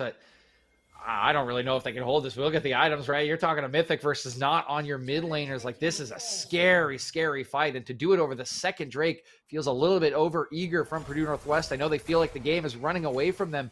You don't necessarily have to fight on this Drake. I would at least wait for ISO to get his Mythic item before you try to take a scrap. Yep, teleport coming in from Meslo as well. Just picking up that Sorcerer's Shoes, getting even stronger and stronger, as it does not look like Purdue Northwest want to do much about fighting around this dragon. That Cloud will be going over to Grandview, and with the entire team kind of hovering around this bot side just to secure it. So it will be that ocean rift surrounding the players this game. I mean, give props to Grandview on this approach as well. I mean, Prankuru pushed his lane before roaming down. He's barely going to miss any CS. Victor just comes back in, clears the full wave. They barely lost anything on that play as Purdue Northwest went back. They do at least complete a Mythic item with Gore Drinker coming in, but so far, this second game looking even better macro-wise, preparation-wise for Grandview. I know it's easy, a little easier when you are this far ahead. You can kind of just walk in unheated, but meanwhile, bot lane. Oh, here we go. This is the play for Purdue. Time and time again, focus this bot lane, but looks like Solendric is in a whole lot of trouble. Going to try to use the Keeper's Verdict to save himself, and it looks like he will. Poppy barely gets away, and now Deponer going to try to rain some shots in onto Pluto, but the rest of the team is here. Prankuru still has an R, still has a flash, going to try and use that ultimate onto 2. Will not be able to get the stun, but here comes Meslo. Chaos Storm forward, but it looks like he's in a whole lot of trouble. The Cataclysm will secure the shutdown for No You Stink, and now Purdue Northwest are going to try to push, going to try to look for more. Colthrow is surrounded by 4 members here of the Purdue Northwest team. Will have to flash away, and the shutdown's coming through for Zeri. Look at the auto attacks coming through. Purdue Northwest are coming back in this game. They get the double kill on to the Zeri. Shockwave onto Aaron will not secure the kill, but that is a big fight for this Northwest lineup. That is massive for Northwest, and we were asking how good the opponent was going to be on this Zeri. I think we've got our answer, Grapes. Yeah. He's looking pretty fine as he skates around that entire fight, completely undeterred. Beautiful team fighting from Purdue Northwest. They find a massive play to get back into the game, and a lot of it comes off just the burst onto Meslo. He tries to take a flank angle onto the team, and No You Stink, right? He's been aggressive all series long, comes in from behind, says absolutely not. They dunk him before he can do anything, and with most of the golden damage off of the lineup for Grandview, it's just takeover time for the Poner. Absolutely. Look at that. 3-0 and 3. 100% kill participation now is definitely the strongest member on this Purdue Northwest lineup, but will get hooked up by Pluto. Really nice pick coming out from the Grandview support as Pluto just weaves his way through those minions to pick up the kill. That's just so mean, Pluto. Give the guy his moment in the sun. He just comes off a great team fight. He's thinking, yeah, I'm picking up this wave. I'm going back to base to buy. I'm feeling great. Hook comes out of the mid brush. She's like, oh man, that's just cruel. That's just cruelty. Pluto, you're mean. You're mean, man. That's just cruel. That's you gotta. I'm sure he's a nice guy. Be nice. Be nicer than that. You're trying to win a game of League of Legends. I mean, you gotta do what you gotta do. You can be civil and win a game of League of Legends, Grapes. There's a way. There's a way to win and be civil, and that was me. Manners or not, shutdown going over to the side of Grandview as they going to continue to have the pressure around the map despite that fight going towards Purdue Northwestern down in the bottom lane. Prankuru going to pick up this tower by himself, getting another influx of gold towards him, and it looks like Meslo will do the same on the bottom side. Looking back at the game state, that bottom lane fight did definitely get Purdue Northwest closer, but they are still about 4K gold down. Meslo is still a terror in this side lane. Oriana can slowly match him, but ISO's still pretty far behind. It's going to get worse and worse as time goes on, so we are still going to need to see Purdue make some of these aggressive plays. They're going to need at least one more of those kind of fights to get back into this one. It doesn't look like they think the Rift Herald is worth it, and that is largely because the third Drake, the Ocean Drake for an Ocean Soul, is coming up in 1:30 seconds, and that is where everyone's eyes will be focused. Absolutely, and that's where we saw the game kind of break open for Grandview in the last one, around that soul point. And Purdue Northwest, if they have anything to say about it, don't want to have that happen again. I mean, we saw that nice fight around the bottom lane recently, and you know, if they have the opportunity to do it again, if they can get Deponer in a really good position to pop off with some of the shots coming through from the ultimate, could be a decent chance for, you know, Purdue Northwest to come back into this game, utilize that wombo combo there. The shockwave barely only hit onto one during that whole fight, and it was onto Aaron at the end of the fight. So even without that ultimate there for ISO, Purdue are still able to take down a lot of these members here for Grandview. So we'll see if they're able to position themselves well around this objective, because I think that's going to be key if they want to take it.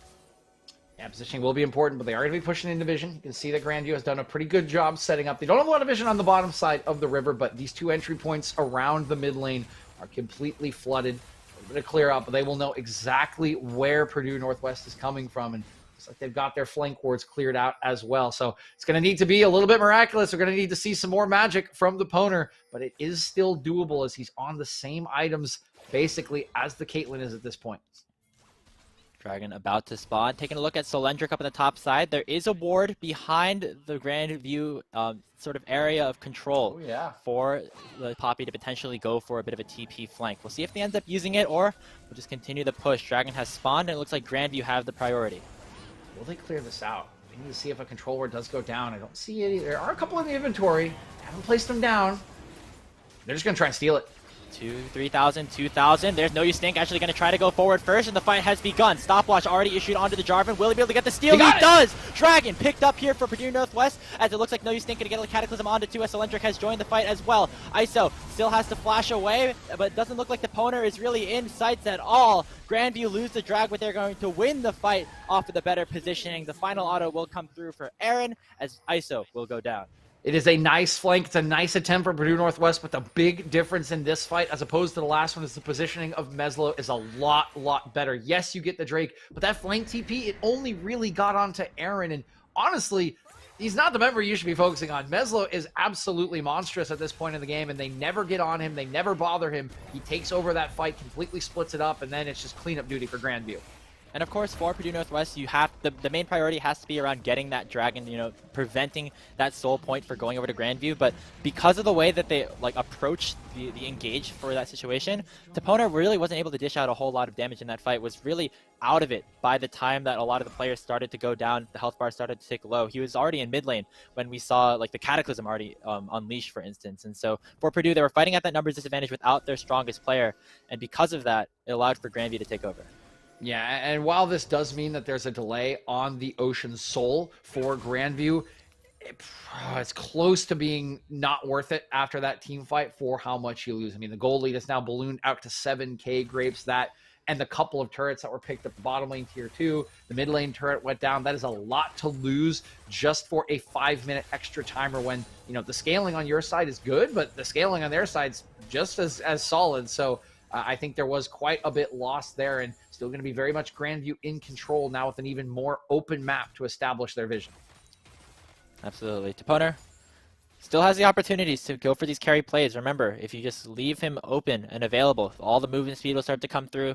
The lightning shots from the ultimate will as well, and so definitely going to be a very key part of this fight, and might get targeted here on this engage. Udon already taken very low. The ace in the hole nearly will take him down. The Chaos Storm is following the Braum and eventually will make Udon fall. Prankuru now getting another solo kill onto Isa. We saw this in the last game on some different champions, but the result is the same. Prankuru on a rampage. Yeah, Prankuru on his favored Gnar, just taking care of business against ISO. You wouldn't normally see that, but ISO has been put pretty far behind in this game, similar to last time. It's just pretty easy for Prankuru to go through his rotations, take him down, and with 2 members gone right around the Baron, this is as easy as it gets. No Use Stink would have to make a hero play here, but he's not even going to attempt it in Grandview, looking to close out this series in clean 2-0 fashion now. Really nice play on both sides of the map there for Grandview to open up the map for the Baron to be taken. As he said before, it doesn't look like No You Stink wanted to go for that second miracle in a row, and because of that, we'll just allow the objective to fall, and now looks like Grandview will be wearing purple for the next 2.5 minutes. Well, you expect to see something like an inhibitor fall, as the Baron buff will also be available by the time that second Ocean Dragon spawns. Yeah, I mean, everything just in the control here of Grandview at this point, Grapes, right? 2 minutes 24 now on this Baron push. They're already 1,500 gold to the good. They can easily just push in, break open the base, retreat to the Drake, and do this all again. And we'll see how far they can get, right? It depends on if you can get picks or not, but they have a great sieging composition with the Caitlyn. They have powerful members in both of the side lanes to go 4-1 or even 1-3-1. Probably more likely a 4-1. And it just needs to be clinical now. They were very clean in game number 1. They're going to look to do so again as they do actually go for this 1-3-1. And that's what we'll be looking for the check boxes, the coaching staff of Grandview as they continue to improve throughout the season. You want to be clean on these sorts of sieges and pushes, and so far doing a good job of establishing their vision, pushing up the waves, and syncing them up as the siege does begin here. Pressure from all 3 lanes right now for Grandview as we take a bit of a broader view across the rift before any major fight might happen. For the side of Purdue Northwest, looks like they're going to try to just hover around some bush, just play with the vision, maybe try to get a pick before a fight really begins. Here we go, No You Stink, going to look for the engage onto Meslo, but he does have the flash. Cooldown is longer in terms of the flash versus the Cataclysm, but it doesn't look like that engage worked out very well. Yeah, I definitely appreciate the effort, right? You need to make some sort of play happen. You can't just let them siege for free, but you definitely knew that the flash was there onto the Victor, just as easy as you like. Flash away, the siege does continue, and now with Cataclysm down, there's really not a whole lot for Meslo to fear. Base about to be potentially broken open here by this Grandview squad. Meslo providing so much poke with these Death Rays. Already has a Shadow Flame completed as well. As the rest of Grandview now have grouped up 5 strong around this top side. This is where they want this first objective to fall. For Purdue Northwest, they don't have the Cataclysm. Shockwave just coming off of cooldown. It's going to be hard to look for a fight, and it looks like Grandview will be the ones to engage. Tolthro jumping forward with the Stormbringer. Ooh. Big Gnar coming out for Prankuru as well. The damage is there. Nice Shockwave, though, coming out from ISO. It's a 1-for-1 so far, but it looks like Grandview is the one to continue to push forward. Double kill onto Meslo, as it will become a triple, as Aaron will get the 4th. So Lendrick going down. It's a full house, so to speak. Double to Aaron, triple to Meslo, as 3 strong are still available for Grandview, as they will look to potentially push forward again. Yeah, that should just be the game here. A very nice engage in the bottom side. Just kind of slapping them with their wallets at this point, Grapes. I think Frank Kruger, not sure if he intended to knock them away or if he was trying to knock them in. Either way, it doesn't matter. His team can follow up. Meslo and Aaron do all of the damage, and Grandview will close this series out in convincing 2-0 fashion. But Udon, he'll take one for the road. Wait a minute. It's not Unbreakable over. Is doing a whole lot. Aaron can't get the autos in. Looks like we still got a game here, DJ. No You Stink coming forward with the home guard to try and get Pluto down. Winter's Bite with the Cataclysm. Oh, he gets the Dredge line proc as well. No You Stink gonna pick that kill up. Looks like Purdue barely hold the line, but it's an open nexus. We saw how that last fight worked out. Now a 12,000 gold lead here for Grandview. We're trying to wrap it up, but it doesn't look like Purdue want to close this book just yet. Yeah, they should get the Drake off of this, right? The timers are against GVU. They are going to run out here and see if they can deny it, but you might as well go for this. You got nothing else to lose. Yeah, Cold Throw is not alive, so the smite advantage definitely in favor here of Purdue Northwest. They will pick up the Dragon, delay the Soul once again, and everyone will be able to escape. Frank Crew not wanting to chase with that Mega Gnar. So we're going to play a little bit longer, DJ. Definitely a tough comeback for Purdue Northwest to try and force this game 3, but they're still in the game. They still got this Fed Zeri working towards that Titanic Hydra 3rd item, so still maybe a small ounce of hope for this team. A tiny little bit. A very dim light at the end of the tunnel. I mean, this is Meslo, they're going to pick on the mid laner. Big shutdown could potentially go over. The stopwatch is popped. The Chaos Storm is burning them down, but the shutdown will go over to Deponer. Another kill going over to the Zeri. I mean, I don't know, DJ. I don't know. I'm not going to say anything. Don't want to jinx anything. I just love the resilience from Purdue Northwest, right? The match is like so against them now with this deficit of 11K, and they just continue to group up. They're using pockets of vision. They're still aggressive. They are not backing down in this game. And all the attempts that they've made to overturn gold deficits, I think they've been good ones. I think they've been very well thought out. They've been very aggressive. I think in this game in particular, is just a lot of Colthrow reading the plays and being there. But the plays themselves are very good ideas, and you can see how they work out when they catch people like Meslo out of vision. You can see those plays working. It's just been more of a story of them being read. So I love the attempts from Purdue Northwest. I love how they continue to fight in these games, continue to look for engages. It's still a very long way back from 11K gold down, but that hope will still remain as long as the Poner is alive with these 3 items. Oh, look at that. That's the wave clear there from Zeri. It's a very tanky build that the Poner ended up going for here with the Titanic Hydra as well, just wanting to stay alive, deal out as much damage as possible. Like the itemization choice for now, Udon might be in a bit of trouble as Colthrow will look to chase onto the Braum, using the stand beside me to get into the hands of the Poner, but the teleports are coming through, Baron spawning in about 10 seconds. Obviously will be a position for Grandview to try and end the game. So Lendrick looking aggressive. They just want to continue to pressure Grandview in the situation. And Grandview going to use these super minions in the top lane to apply pressure to the base. They will fall right back to the Baron. Should just start it up. I think No Use Think has to go for a steal here. A Miracle Steal will give you so much time against these Baroned up minions, but Iso's in base. Didn't get there in time. Has a teleport available, but it looks like Purdue will be without their mid laner by the time this Baron ends up falling. Eyes are all on No Use Think. He stole the last dragon. Can he take another Miracle Steal? Flag and Drag not going to go forward just yet. Frankuru hits Mega Narmal, stun 2 up into the wall. Fight has begun. Pluto chunking low. The Poner still left untouched. Massive Keeper's Verdict coming out from Solendric to keep everybody on Purdue alive. The engage was good from Grandview, but it was not good enough. It's just a 1-for-1 with the supports down. Yeah, that's actually incredible. What a disengage from Solendric. That fight was definitely not going to go in their favor. The health bars were dwindling. No one was on Meslo. And they save it with the Keeper's Verdict. Massive stuff from Solendric, but they're just right back on the Baron. The ISO is here now for this fight. Still has that shockwave available. See Solendric now clearing waves down bottom. It's still a 4v3. No Use Think still has that smite. Still has the potential to go for a steal, but it's not going to be able to do so if the rest of Grandview kill him first. Colthrow will land the final blow, and now the Poner is in the front line looking to try and do some damage. Shockwave lands onto 3, but it's not enough. The Poner jumping over the wall looking to play aggressive.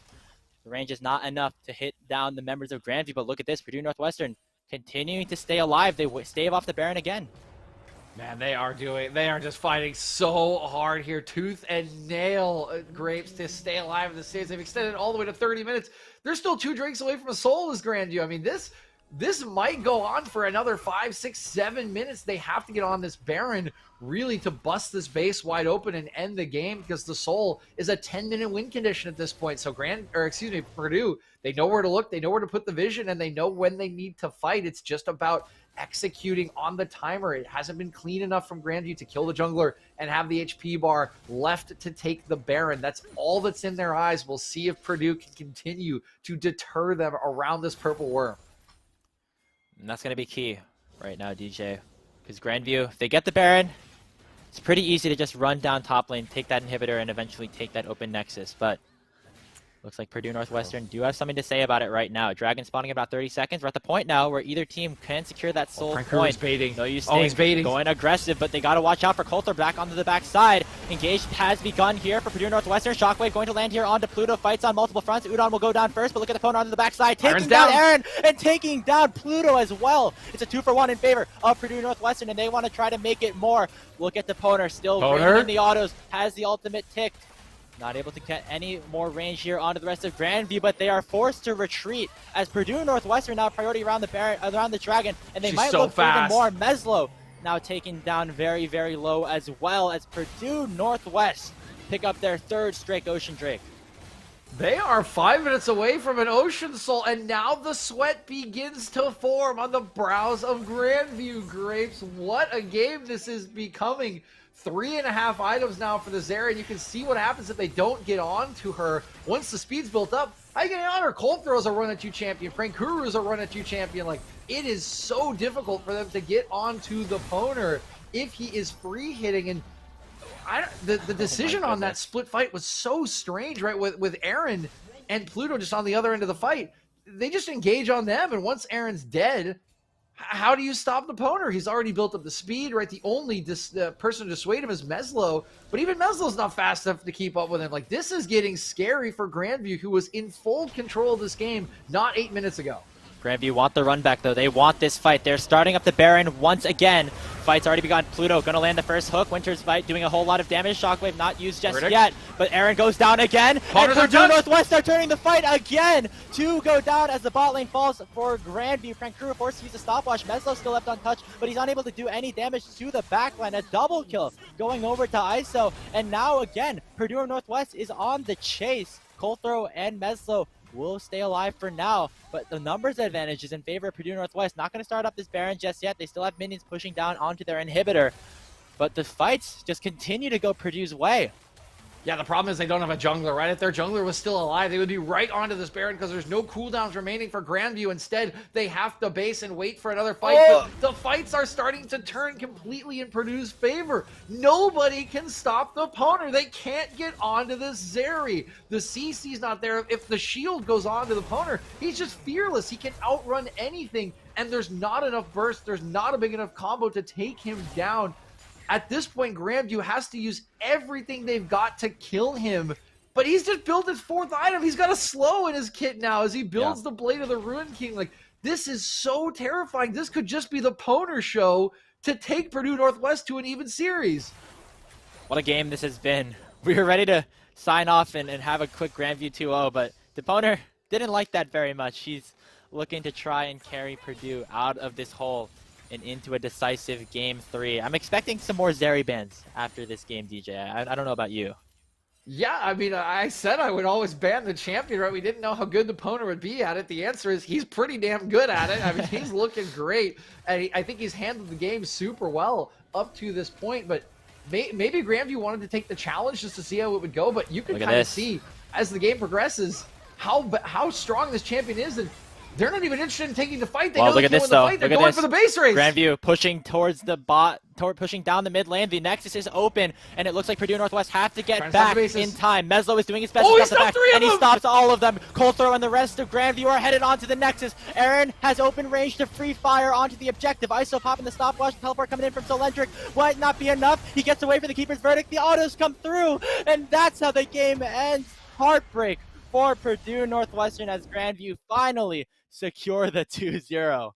Oh my God, Graves, that's how it ends. Oh my goodness, what a call from Grandview, but what an incredible Game 2 between these two sides and between, and really from the Poner in particular. I mean, that Zeri was untouchable. You can see Grandview decide we can't even fight them anymore. And they're like, nope, we're out of there. We're not going to this Baron again. We can't do this. They go for a base race, and hats off to Meslo at the very end of that, and whoever's coming up with the call, right? They make the call. Meslo stops 3 bases with the passive proc on his Luden's Tempest that stops 2 of the bases, and that is enough for Grandview to squeak out of Game 2 with a win and a series victory.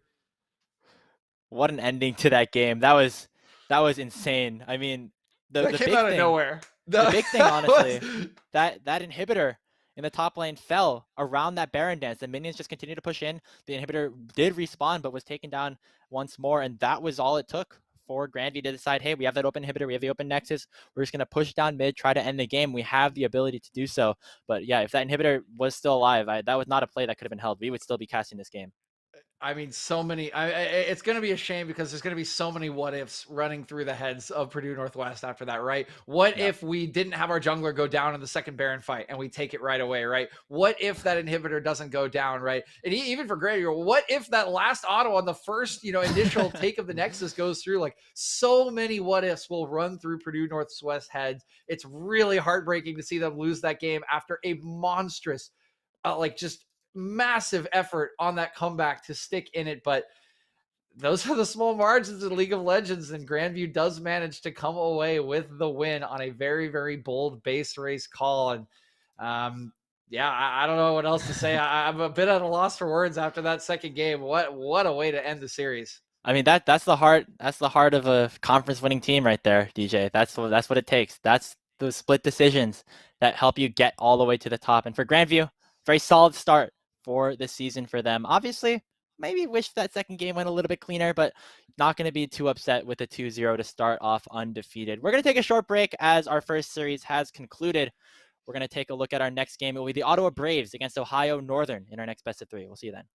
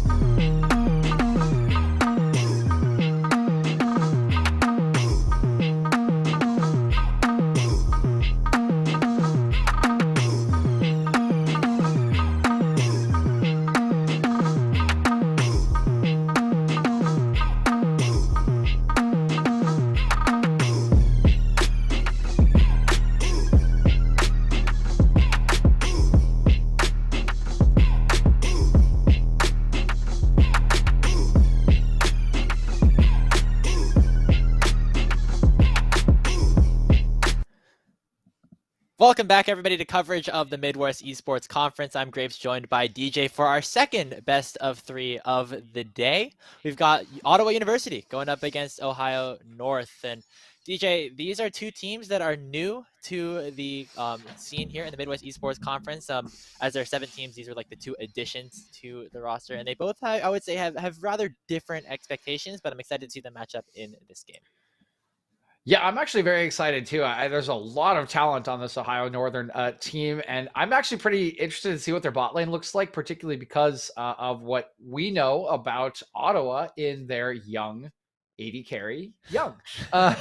So I'm actually very excited to see this matchup in particular and see what Northern does bring out. Looking at their roster, I think they would play around the bot lane. We'll see if that is the case. I mean, it is pretty easy to play around bot lane in this kind of meta anyway. But I'm very interested to see what Kai and Kuz can put up against Young and their support in 9 Lives. And, we know that 9 Lives likes to roam, so maybe there is a chance to take advantage of it there if you do stick in lane. But I think it's a fascinating matchup down there in the bottom lane.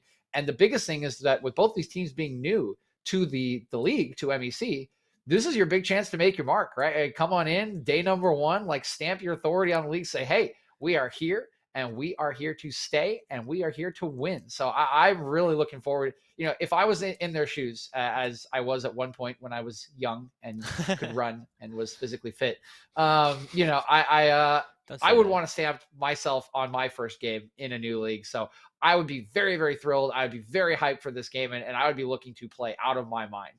Absolutely, and especially up against a team like Ottawa University, which we haven't seen a lot in CELO, but definitely have made some strides this year. They're looking to make an impact. They had a really solid roster announcement come out a couple of months ago. And of course, I think around a week ago, they announced their new coach, Colomer, formerly of Bethany Lutheran College team that finished top 4 in CELO last year. So you have the pedigree, you have a lot of the players here. And now in this new conference, these are a group of players that we were talking about as being a team that might be able to overtake Grandview here in this conference. We saw Grandview play in the last series. We're going to see Ottawa play now. This could be a good test for them in their first matchup to see how they do.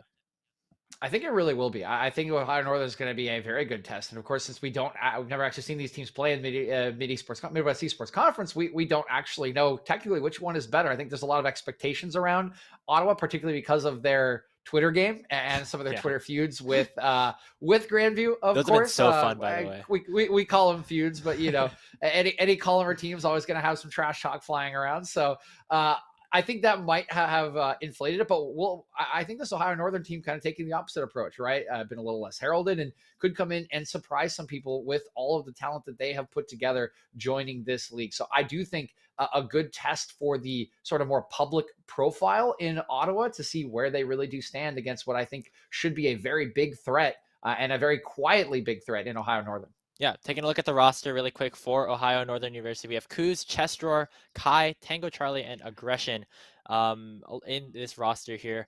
Not entirely, I think I said that in the wrong order, but there's still a lot of players here that have looked really good. Taking a look at the jungle matchup though, Chestroor in this jungle hasn't really played a whole lot of jungle recently. It might be a sign for Ottawa maybe try to press their advantages in that regard.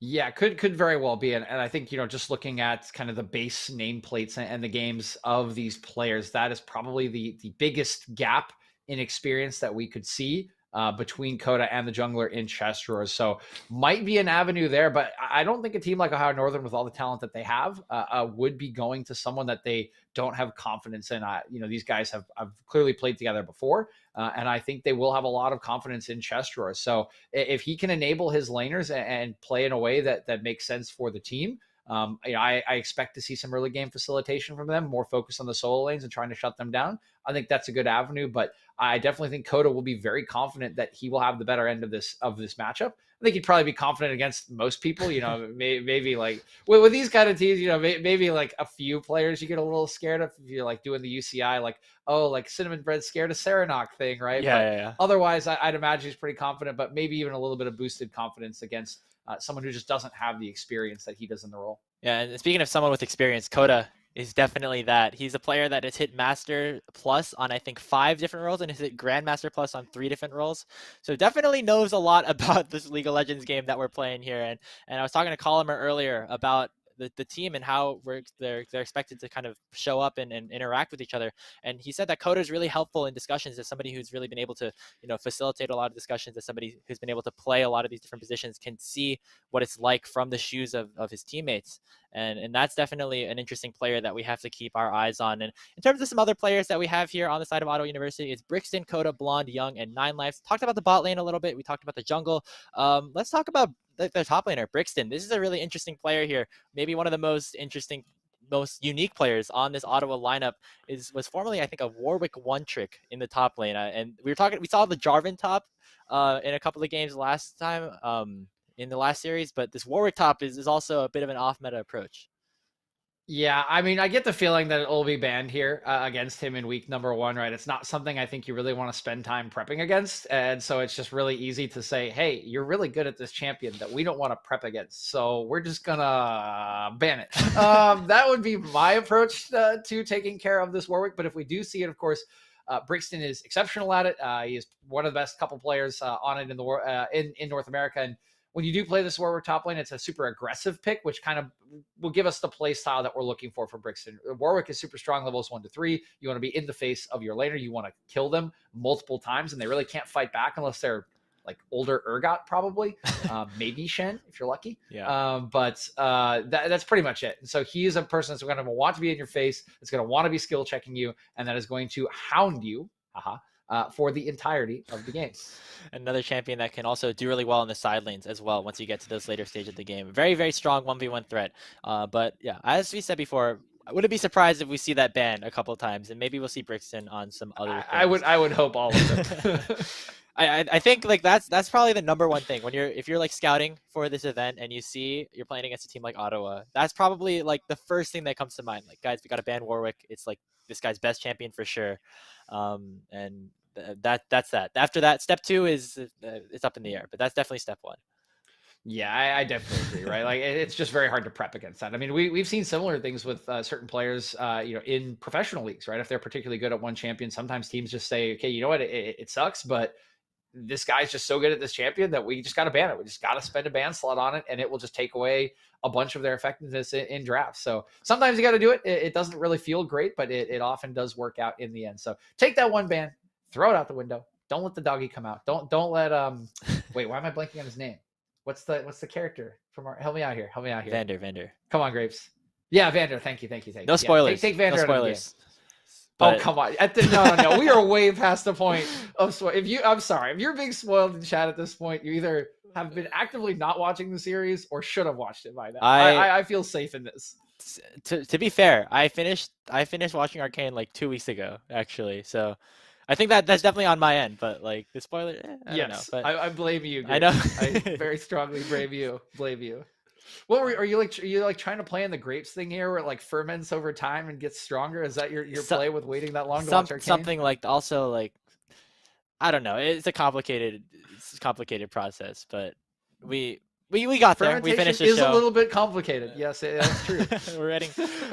Now, I mean, you just gotta kind of savor it a little bit. Otherwise, you just have to wait even longer for the next season to come out. That was maybe part of my process. Also, watching with my family. Okay. I see it now. Yeah.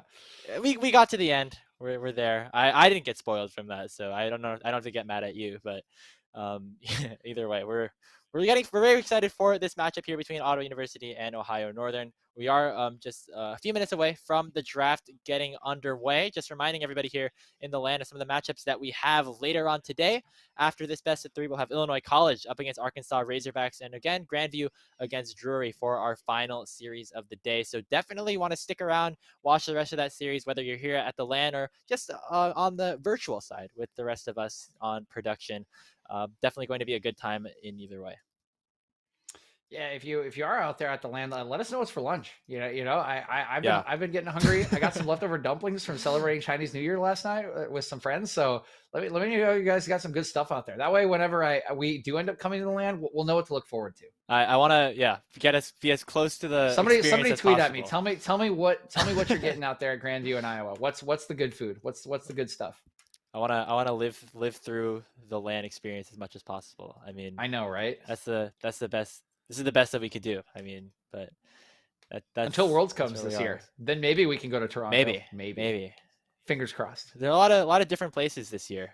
Um, very excited. Hopefully, knock on wood, but obviously, hopefully that Worlds will be able to let these fans in, because I'm very much looking forward to going to an in-person League of Legends event again. I went to the World semifinals in New York City in 2016, and that was the last time. Okay. It wasn't the good That series. It was not the SKT Rocks Tigers one. It was I went to Oh. Samsung 3-0ing H2K, and Oh, we no. were like, and we just picked the wrong day to show up. Oh, poor basically. And Jankos. I was Sad so much looking forward to going there. My other friends went to the other series and they were like, "What the heck? Like MF support, this is crazy."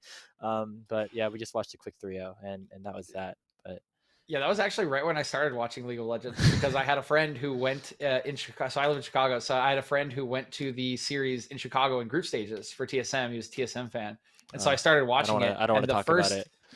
The first full series that I watched, so not group stage game, but the first full series that I watched was that SKT Rock series as my time in watching esports. So nowhere to go but down. Yeah, what a great start. What a way great to start to my off career. your League of Legends career with like the greatest series of all time in competitive history. Yep. But hopefully maybe when we go back to Worlds at some point in 2022, you'll get another one to match that high. We'll see. Maybe with even some NA teams in there. Not going to try to jinx anything, but we'll see. You just hard jinx it. Don't worry. I mean, NA jinxes itself every year. That's kind of what we do. Yeah, right? I mean, they don't need our help. We dream, right? We believe, and then we're sad. Will Osh save us? That's the question. Hasn't done so far, but I mean, you got FBI in there looking pretty good. Also Violet coming in from onto Golden Guardians Academy. Hopefully he'll be up and ready to go soon in the academy scene. But either way, we've been talking a lot about professional. We got to talk about collegiate here in this situation. Once again, Ottawa versus Ohio North. The draft will be getting underway shortly. But I'm just very excited to keep seeing these matchups take place. I really like the format that has been set up here. It's just like having a bunch of lands that people just keep going to as the matches keep going on. It's a very exciting way to play this stuff out. Yeah, I mean, why wouldn't you? It's just way more fun in person, right? I mean, we've heard this from so many teams in the past, right, that have gone to things like Hugh Fest. Forgetting the one that was in St. Louis, Missouri. Help me out here with the name. The last big one. Gateway Legends? Yes. Yeah, I think so. I remember that. It's just like when you're on stage, right? You can like look at your opponents right across from you. It's just so much better, right? I mean, this is something that I think kind of gets lost and is people say like when stadiums aren't full, some people think that it doesn't matter as much in esports, and it's just so untrue. When people are there, when you can see your opponents, even when you're on a computer fighting them, like it's just so much better, because like you can stand up and trash talk. I mean, you see it in Valorant, right? People like getting up, like making gestures at each other, and it's just so much more motivating to be in person. So do really appreciate, right, that we are able to at least have the teams out there staring each other down, right, as they grow through this season, trying to make their mark in the Midwest Esports Conference and trying to get towards the thing that all college athletes are trying to get to, and that's the tournament, right? I've been to the tournament, the big before, tournament, gotten my heart crushed. It's a beautiful, horrible thing, and this is where it all begins, and that's where all the smiles and energy comes from at the beginning of a new season, new year. I will say that we were talking about this before the show started, but DJ played don't stop, college soccer on the part as a member of University of Chicago, and in the Division III tournament in the national finals. I mean, you want to explain the story here, DJ, a little bit? Yes, I know. Tufts won. Okay, Tufts is really good at D3 soccer, and that's my school. Goes to Tufts. So they won like 3 of 5 seasons, and they won my senior season because we choked really hard in the quarterfinals, even though we were ranked number 1. We were undefeated going into the tournament, and we choked in the quarterfinals, and it was really bad. You're ranked number 1, but didn't win against the. I understand what happened to Grapes. I'm sorry, I'm making you live through all of your trauma from. It was a bad day. I'm from California. I even lost to a team from California, which was really bad. So even more salt to the wound. Oh man, I mean, it's all in good fun, obviously, but it's cool that it's okay. Obviously, the wound has mostly healed. Grapes. You would by far destroy me in any sort of soccer activity that we would play. I haven't played soccer since like 3rd grade or something, but I'm halfway across the country. I'm allowed to talk as much trash as I want, I guess. That's very true. It'd be very hard for me to get all the way out to Boston. I do know where Tufts is, though. I've actually visited once. Well, you don't know where I am. I could be anywhere. It's a decently sized campus, so to speak. But that's true. I'll just ask him where the Fruit for Thought guy is, though. I'm sure everyone knows. Yeah, everybody knows. Yeah, of course.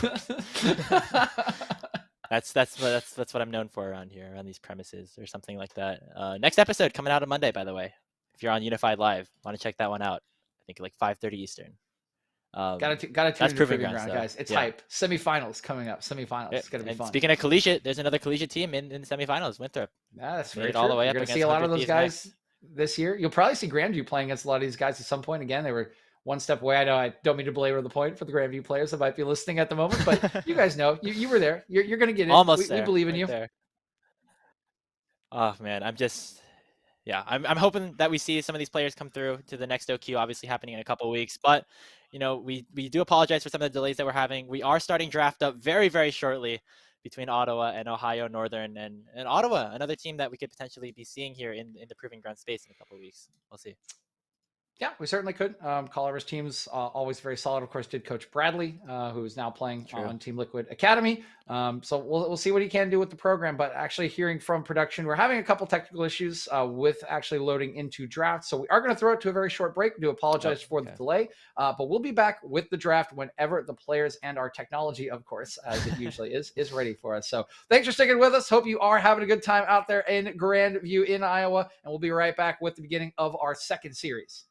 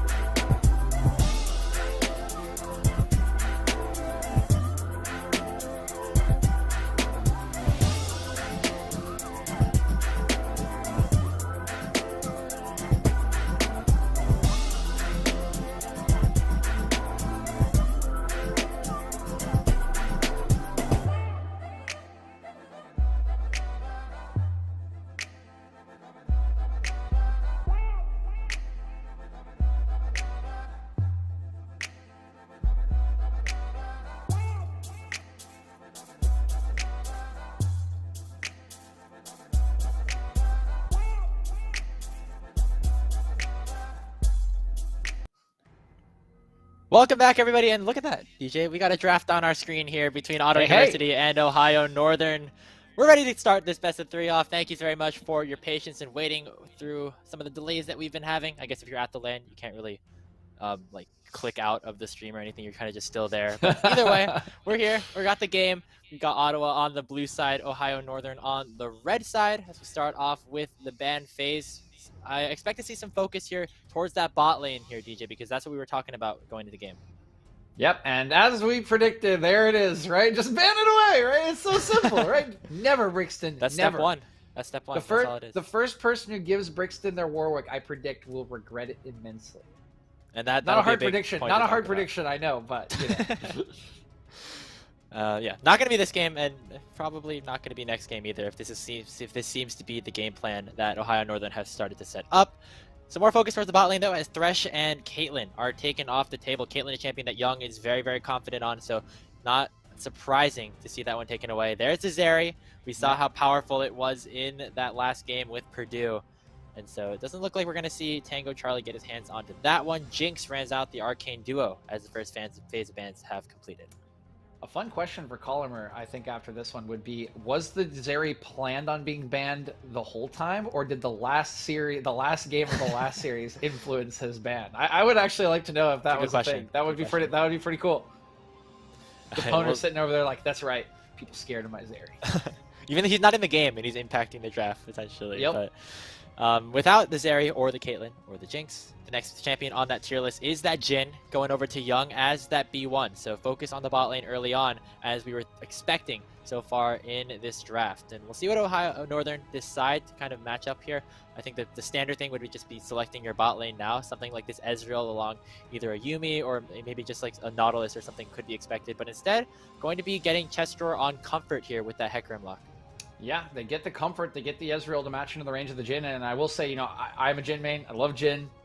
He is obviously next one on the priority table with these 80 carry bans, but I will say drafting a Jhin this early is always very risky. I think tanks are very underappreciated right now by a lot of players, but I do think they're strong, and tank itemization is good, and if there's one thing that Jhin hates, it is tanks, right? So if you draft a front line like you kind of already have with the Hecarim, who can build a little bit tanky, you know, not as much as he used to when Chemtank was super busted, and I mean, Akali's not going to be tanky, but you can still get health if you are going to go that new busted, you know, semi-tank build.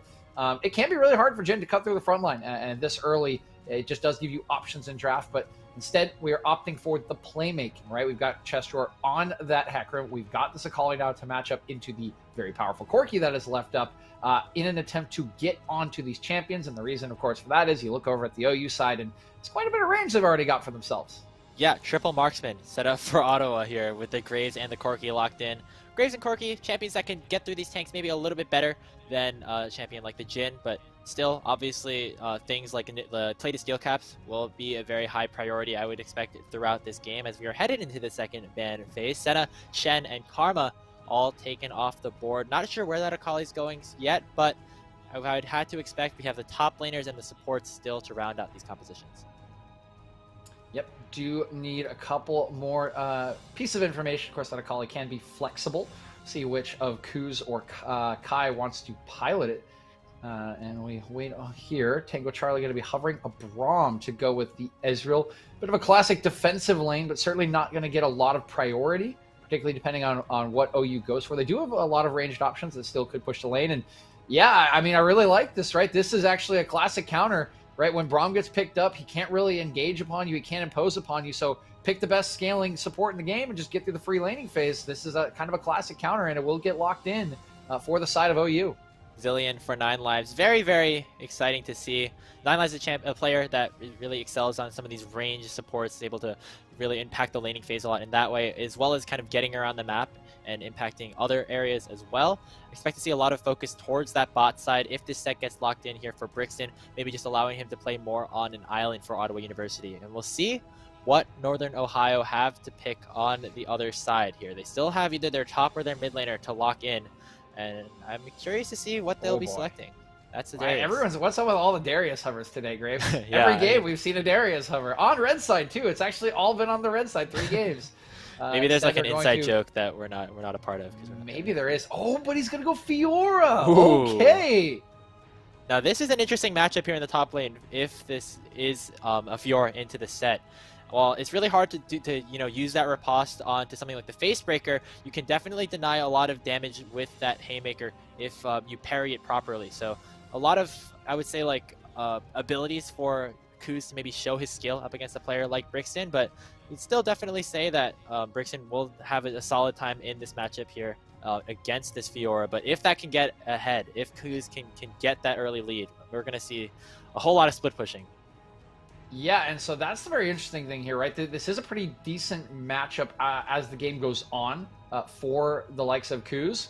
But laning phase will be rough, right? Set will dominate this lane as he does quite a few lanes in the top side. So should be a lot of priority early on for OU. And the very interesting thing about ONU's comp is that this is sort of a classic 1-3-1 composition. Yeah. I mean, almost as cookie cut, like I wouldn't say not cookie cutters, right? But you get what I'm going for, right? It's pretty standard 1-3-1. Like this is about as classic as it gets. And 1-3-1 has not been strong to start the season. It's not a lot of. It's not something that a lot of coaches draft for because of those TP changes. You can't impact the map early on. You can't get your solo, your top laner in particular, as far ahead if you do want to TP and move that strength down. And there is just a lot of mobility and speed to collapse on this. So I'm actually fascinated to see what ONU can pull out here because this has been an unpopular strategy and probably not something that a lot of people have prepped against due to that fact. Yeah, definitely. And for a team that as new to the collegiate scene as Ohio Northern, will be a bit of a test for them. It seems like this is kind of a strategy that they've been working towards, putting these players on their solo laners on split pushers and allowing them to kind of utilize the side lanes. But on the other side for Ottawa, another one of these new teams, we're seeing just pretty standard composition here. A lot of team fight presence, a lot of big AoE ultimates that can come through, and of course 9lines with the revive really living up to his name, so to speak, on the Zillion. So maybe a bit of a difference in the compositions, and I think a lot of it will come down to who's able to execute better, especially if we get towards these macro stages when the playstyles start to diverge a little bit. Yeah, they are definitely going to diverge. I mean, the team fighting going to be in the favor of OU, and I don't think ONU is going to want to be drawn towards a lot of them. So early drakes are going to be important because they will be a magnet factor in this game. Of course, Rift Herald will be important for turrets as well. See if there are trades for those, depending. But really what I'm looking at here is what Chestor can do, right? He needs to be huge in this game because he needs to make sure that his solo lanes don't fall very far behind. He doesn't really need to worry about bot lane. I mean, bot lane, we don't need to worry about bot lane. Like I mean, this is an Ezreal brawl, right? They're gonna sit there. Motor is he's gonna roam. 9lives is gonna roam. This is all gonna be about the solo lanes. And Chestor actually just wait. What just happened? What? Name's changing. You just swapped That's out? cool. Name's changing. Okay. Yeah. So it's Kuz, who's going to need to still be kind of the guy here for this side because he needs to get aggression and Kado pretty far ahead. Right? These two need to be enabled so that when this mid game rolls around and the objectives are under contest or are being contested, you can actually implement a strong 1-3-1, right? Your 1-3-1 is not going to work if your solo laners are behind, because I know you're just going to laugh at you as they send one person out there and win the 4v4. So they really looking at Kuz here to enable his solo laners early on in this game, and I think the top lane in particular will be a place that you can take advantage because Brixton should have push early on.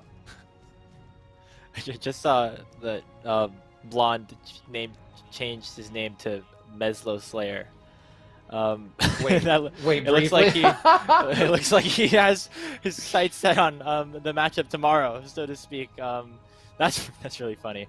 But yeah, I agree with you, DJ, and I'm really excited to see how this matchup ends up working out. Once again, it's a best of 3, so maybe if the style doesn't work out for Ohio Northern early on, you can default to maybe a more standard composition come game 2. That's the beauty of the sort of format that we have here. But we're about to get onto the Rift for Ottawa University versus Ohio Northern, and I'm just looking forward to seeing how this matchup ends up working out.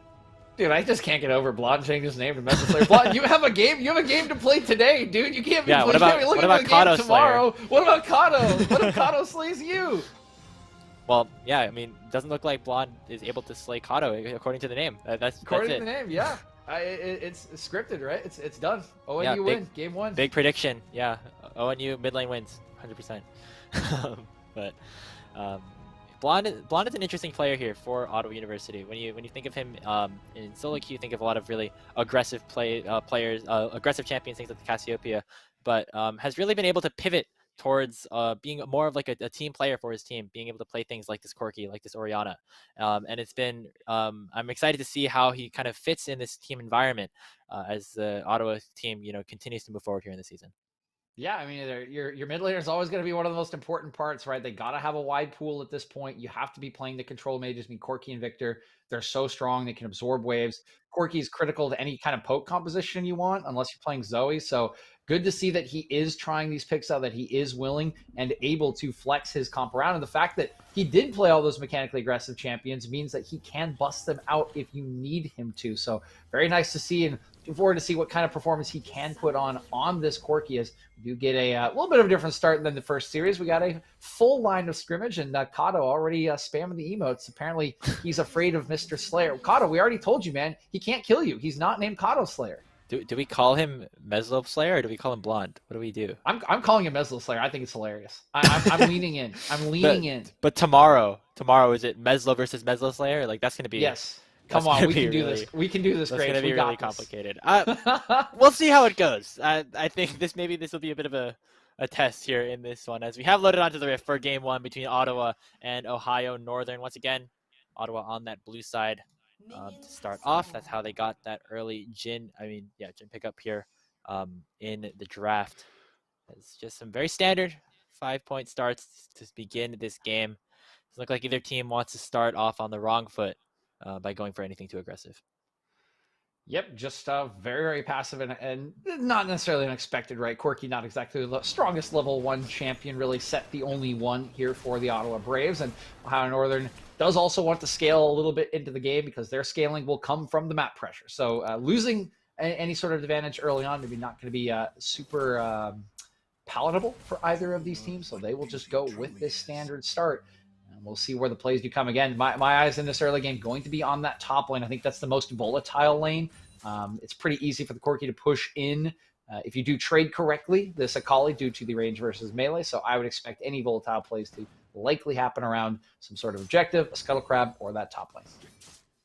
Yeah, top side going to be the focus here, I think, for at least the side of Ohio Northern, with Kuz padding up there. Do you see Coda going for a bit of a different approach, with both junglers started on their blue buffs?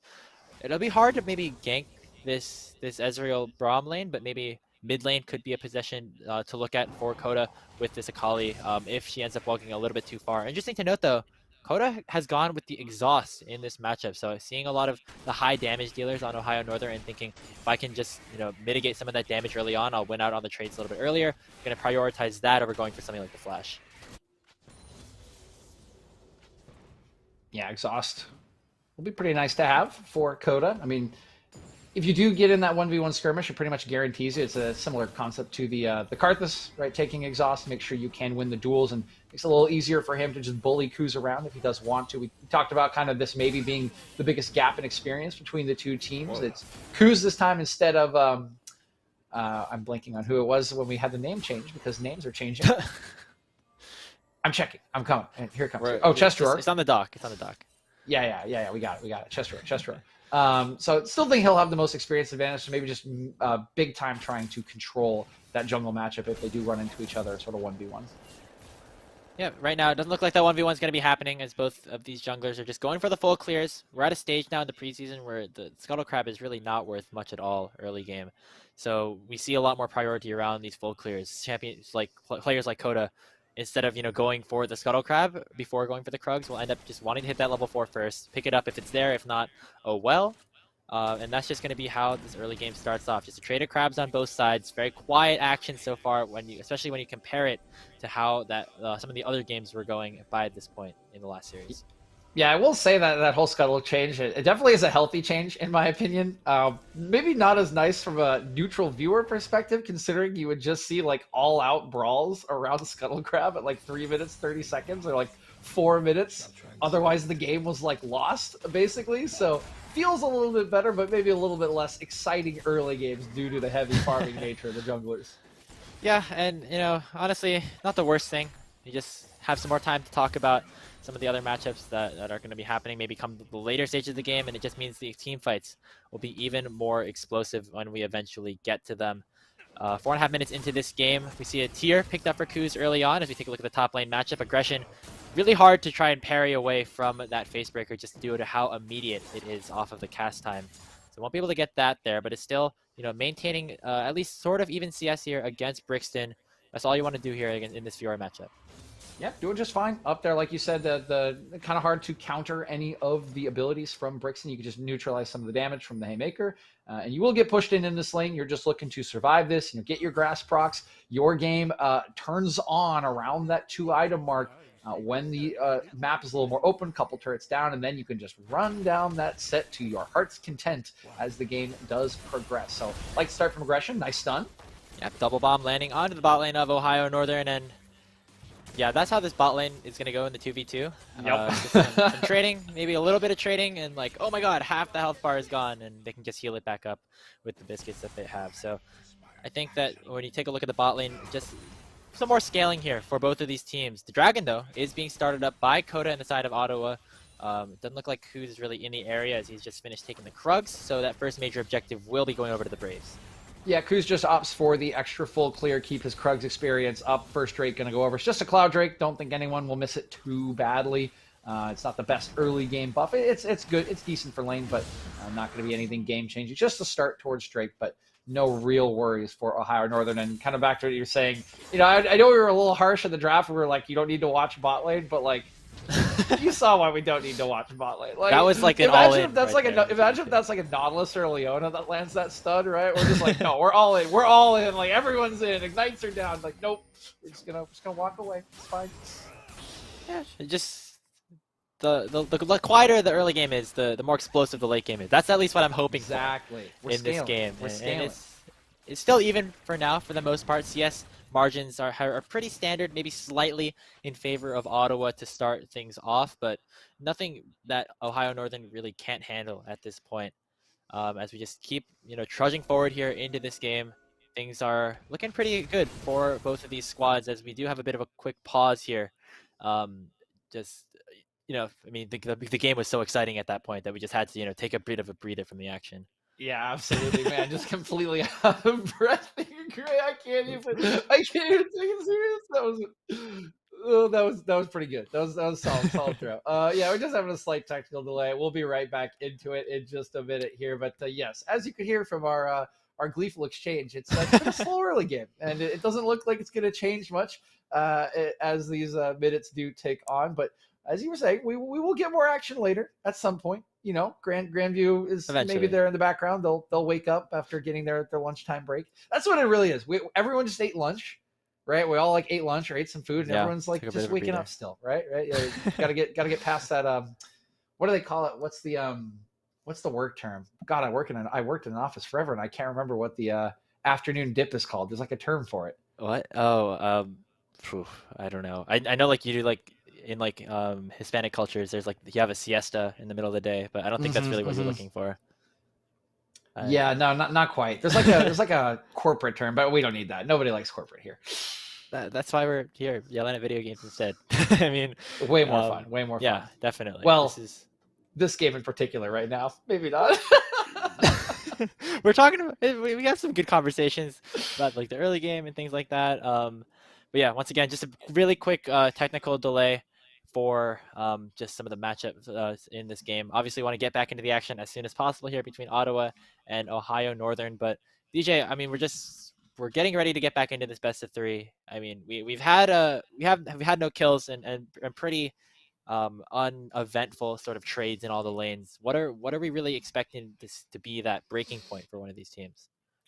So based on kind of how the game has played out in these first few minutes, I would guess the level 6 mark is the breaking point, right? That will give access to the Onslaught of Shadows the Unstoppable Onslaught from the Hecarim, and that will really give a lot more playmaking into the hands of Kuz, which can then impact some of these lanes. And of course, at that point, the Rift Herald will be available, so we could see a scrap around that because the turrets will be super important in this game, particularly to ONU, who is playing this 1-3-1 style. They will want to have as many turrets down as possible to extend these lanes, which is really where their Akali and their Fiora can thrive. So I would imagine we see something finally break a little bit around the Rift Herald, but at the minimum, we're going to probably need those 6s because everyone just seems very, very happy to farm until they get their full kits available.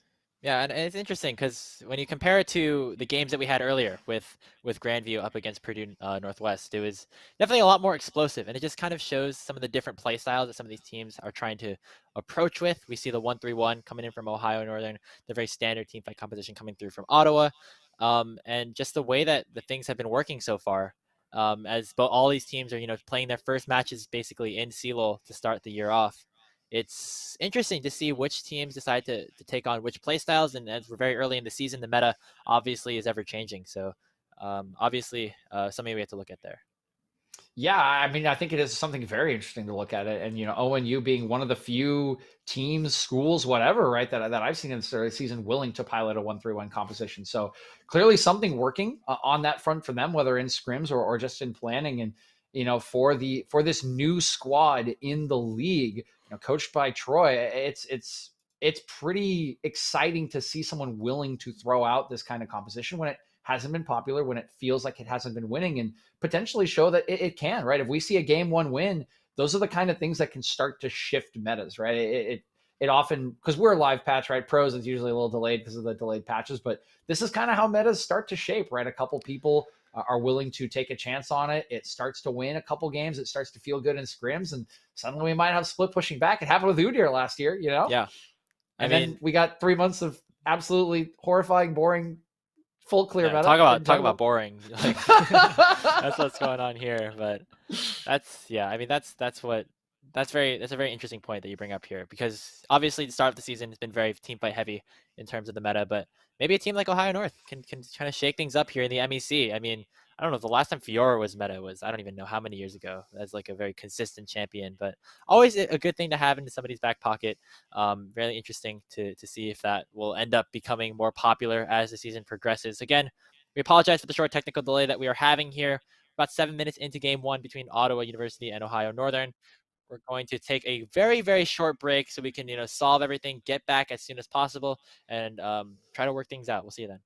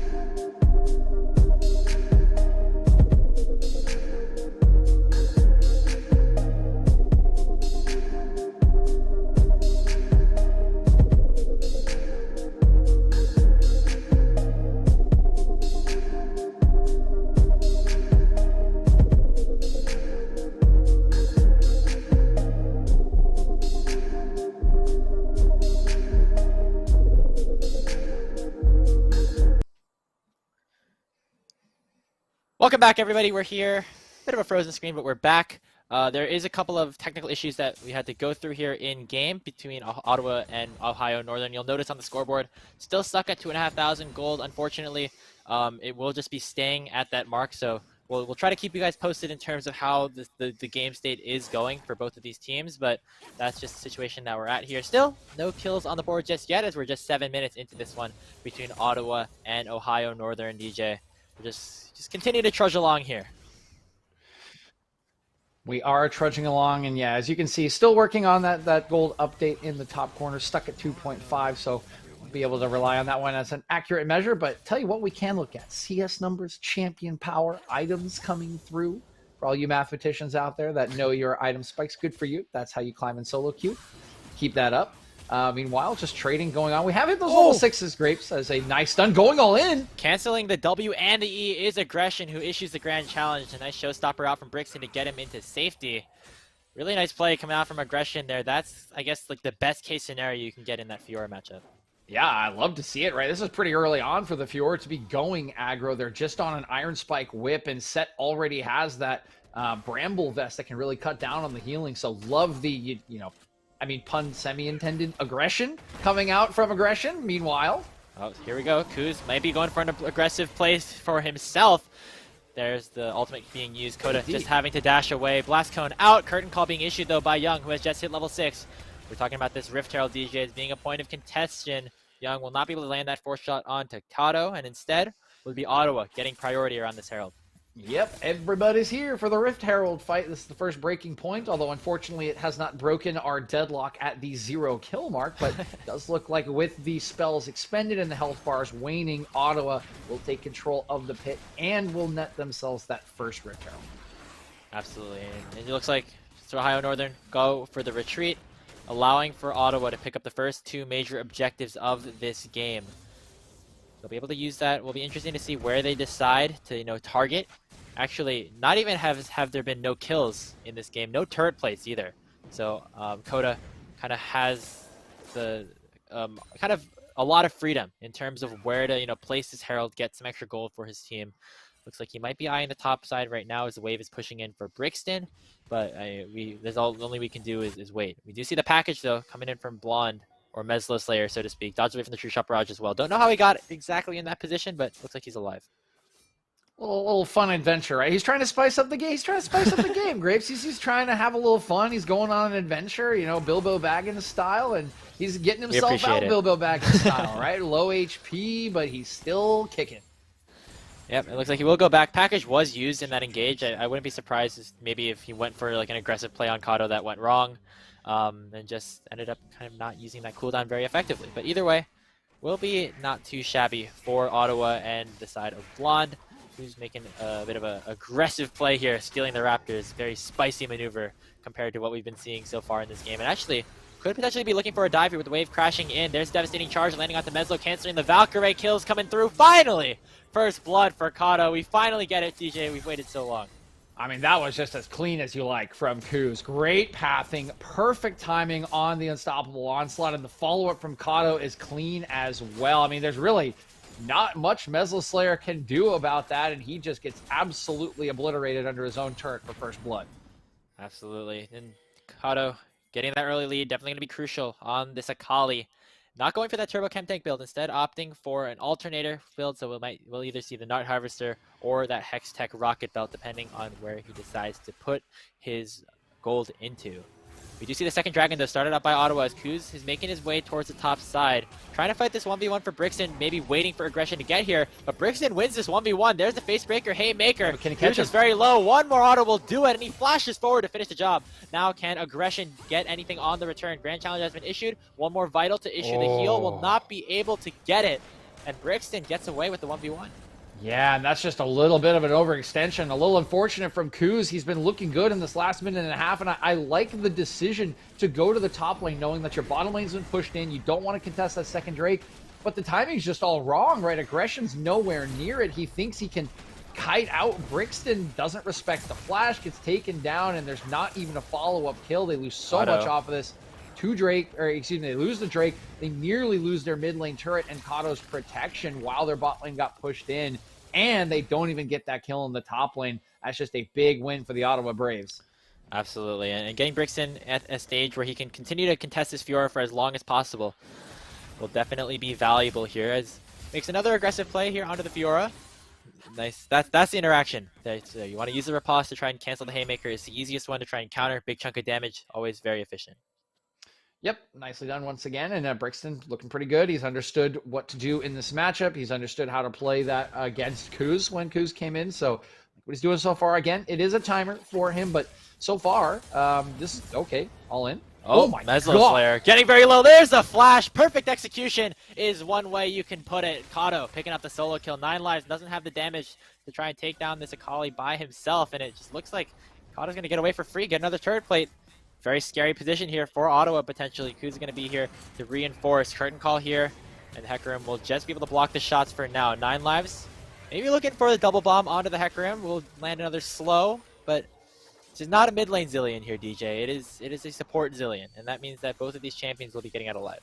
I mean, Kato, that was sick, buddy. Like, that was so sweet. I mean, Shadow, or, Demonic Embrace and Kali, Kevin take a Kali.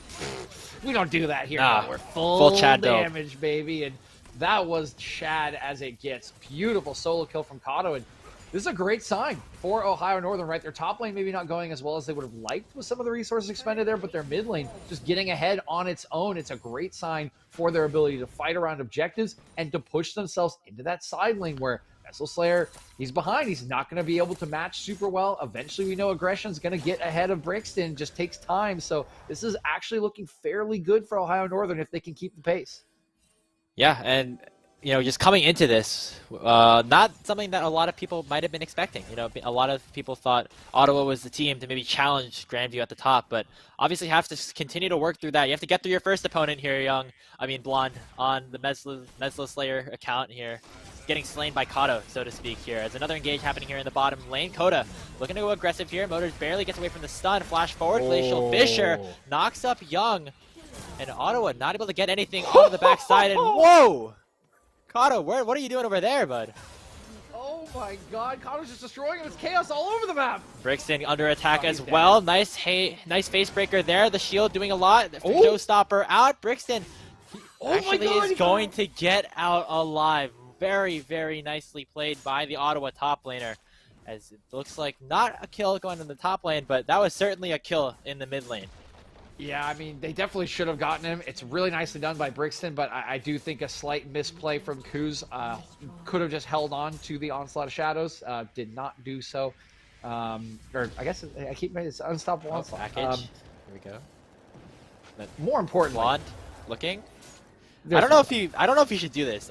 He should not do this. This is He's very going to die. He's going to die again, to say the least. There he goes, package forward, trying to get the shutdown onto Kato. Brixton is here as well. Facebreaker not used just yet. He will get away from the haymaker, but they do get a kill onto Kuz. Very big job there for Blonde. The name's so confusing, man. Real started up here by Ottawa as well. Still have a very solid positioning around this game, but you just have to keep watching the Akali, as Kato will continue to get stronger and stronger. Yeah, so a very nice and finally a good positive contribution from Blonde as he uses the package to cut out the jungler. They don't get Kato, of course, but they will get his turret eventually. Maybe even the mid lane tier 2 as they're going to force this. I really like this. Yeah. They're just going to take all the protection away from Kato. They're going to bust over. Actually, they're going to get the first shot. There's the stun with the double bombs, and Coda secures that shutdown. Big influx of gold going into the graves is always something you want to see. That is massive, and we are getting an update from production that while it hasn't updated, gold is pretty much even in this game. It's a huge shutdown onto Kato, just overstaying under a turret that was doomed. And because he's down, that's their point of power. This is right as the Drake comes up. Now there's 3 Drakes for Ottawa, and suddenly your ability to 1-3-1, right, to split push Graves, it just goes out the window. You have to now answer the Drake every single time it spawns. That is a huge misstep in the mid game from Ohio Northern. It's so interesting to see that how these games sort of differentiate between the matchups. In our last series, we saw very little focus on Dragons, it seemed. But in this one, Ottawa Braves have gotten every single major objective, and that is just the difference here in terms of the lead that they have in this game. Of course, gold being very even, as we said before, but it's 5 for 5 on these major objectives here for Ottawa. So continuing to look good. Coda knows where he has to be around the map in order to collect these, and now Mountain Soul Point for them. Yeah, I mean, he's gotten some of them for free, right? There's definitely been a concerted effort from Ohio Northern to push away from certain objectives, try to get leads there, but it hasn't quite worked, right? They've been unable to get a kill onto Brixton, both due to good play from Brixton and a couple of missteps in the top lane. So they haven't gotten anything out of sacrificing some of these objectives, and the ones that they have, they've gotten killed at, they've gotten picked off at. So Coda and company have really created a very nice situation for themselves while the gold might still be close-ish. again, the problem is just with the composition, right? You want to split push, and now you really can't do it because there's going to be an objective every 4 to 5 minutes coming up in that Dragon Pit that you have to respond to, else you're probably just losing the game. Yeah, and with a strategy like this 1-3-1 that Ohio Northern have set up, not really the best thing to group up and try to fight for these objectives. That's exactly what Ottawa want their opponents to do with the composition that they've set themselves up. If you time the package right, everything very hard for anybody to get into that pit. See some more trading here down on the bot side, missing pings going around as Kato is having his way here with Blonde in the mid lane. Yeah, I mean, Kato's completely dominated him, right? I mean, it's sort of appropriately after I think the Messless, like, overlooking Kato in this game maybe a little bit, but it's, at least Blonde has contributed in the most important way with his team, right? He makes that package right at the critical moment when the second Rift Herald comes up. They turn that one into a turret and a pick onto Kato right as the Drake comes up, and now they're still in full control. If you are going to make plays, right, it still has to be Kato in this side lane. They're running out of time to create this sort of pressure, to create this longer map state that they need for their split push. Because that Drake, it's taken 3 minutes now before they will have to answer or at least find some sort of clever play or trade to stop this Soul from going over to Ottawa. We're seeing so much focus towards Blonde right now. I mean, we saw Kuz use the Turbo Chem take down bottom. That's been their game plan. Really shut down this mid laner here for the Braves. And has been working to a fair amount, but as you said, DJ, a Blonde or Mezzo Slayer still going to be able to do a lot in the team fights, especially when that package comes up. Definitely very crucial passive ability for this champion. And still very, very slow game to say the least. Not much has changed since the early game. 6 kills in 19 minutes. Rift Herald going to be procced in the mid lane to just get a little bit of extra priority there for Ottawa. But it won't be enough to take down the turret. Yep, turret still survives. That would be a nice price, but I don't think it's necessary for the plans of the Ottawa Braves. The big thing for them is you have one long lane that aggression's now been sent to. This Akali with Kato has been moved to the top lane to try to secure that turret, but they only have 2 minutes if they want to fully open this map before the Drake comes up. All you need to do if you are Ottawa, get this line of vision and get yourself ready for what you want, that big team fight. We're looking at the items. Getting close to 2 on a couple of these members. If you can get that upgrade on the Muramana for this Corki, that would be huge, but they should have all the power and all the compositional power they need to fight. So you can see they're trying to get a pick. Looking to go in here onto Blonde. Turbo Chemtech has been popped. Onslaught of Shadows will send Blonde back, and Kato will land the final blow. 4th kill of the game, 100% kill score over to this Akali as they're going to continue to push here, take down this turret. Reminder though, that's soul spawning in 1 minute, so gotta maybe get this tower, get some resets in as soon as you can. Yep, love what Ohio Northern has done here. Kuz, going early against the Drake. They know they don't want to team fight fully, so they're gonna look for a pick. They're gonna look to extend that top lane, and they do get what they came for. Kill is a little bit early, of course. I think more for the top turret than the Dragon, but Meslo Slayer will be back up. I don't think there's a package available for him, but he'll be here for the fight that's coming in 44 seconds, and you can see everybody getting that base in, getting their items, because it is time to brawl. Oh, he does have a package. Has been unlocked here for Blonde.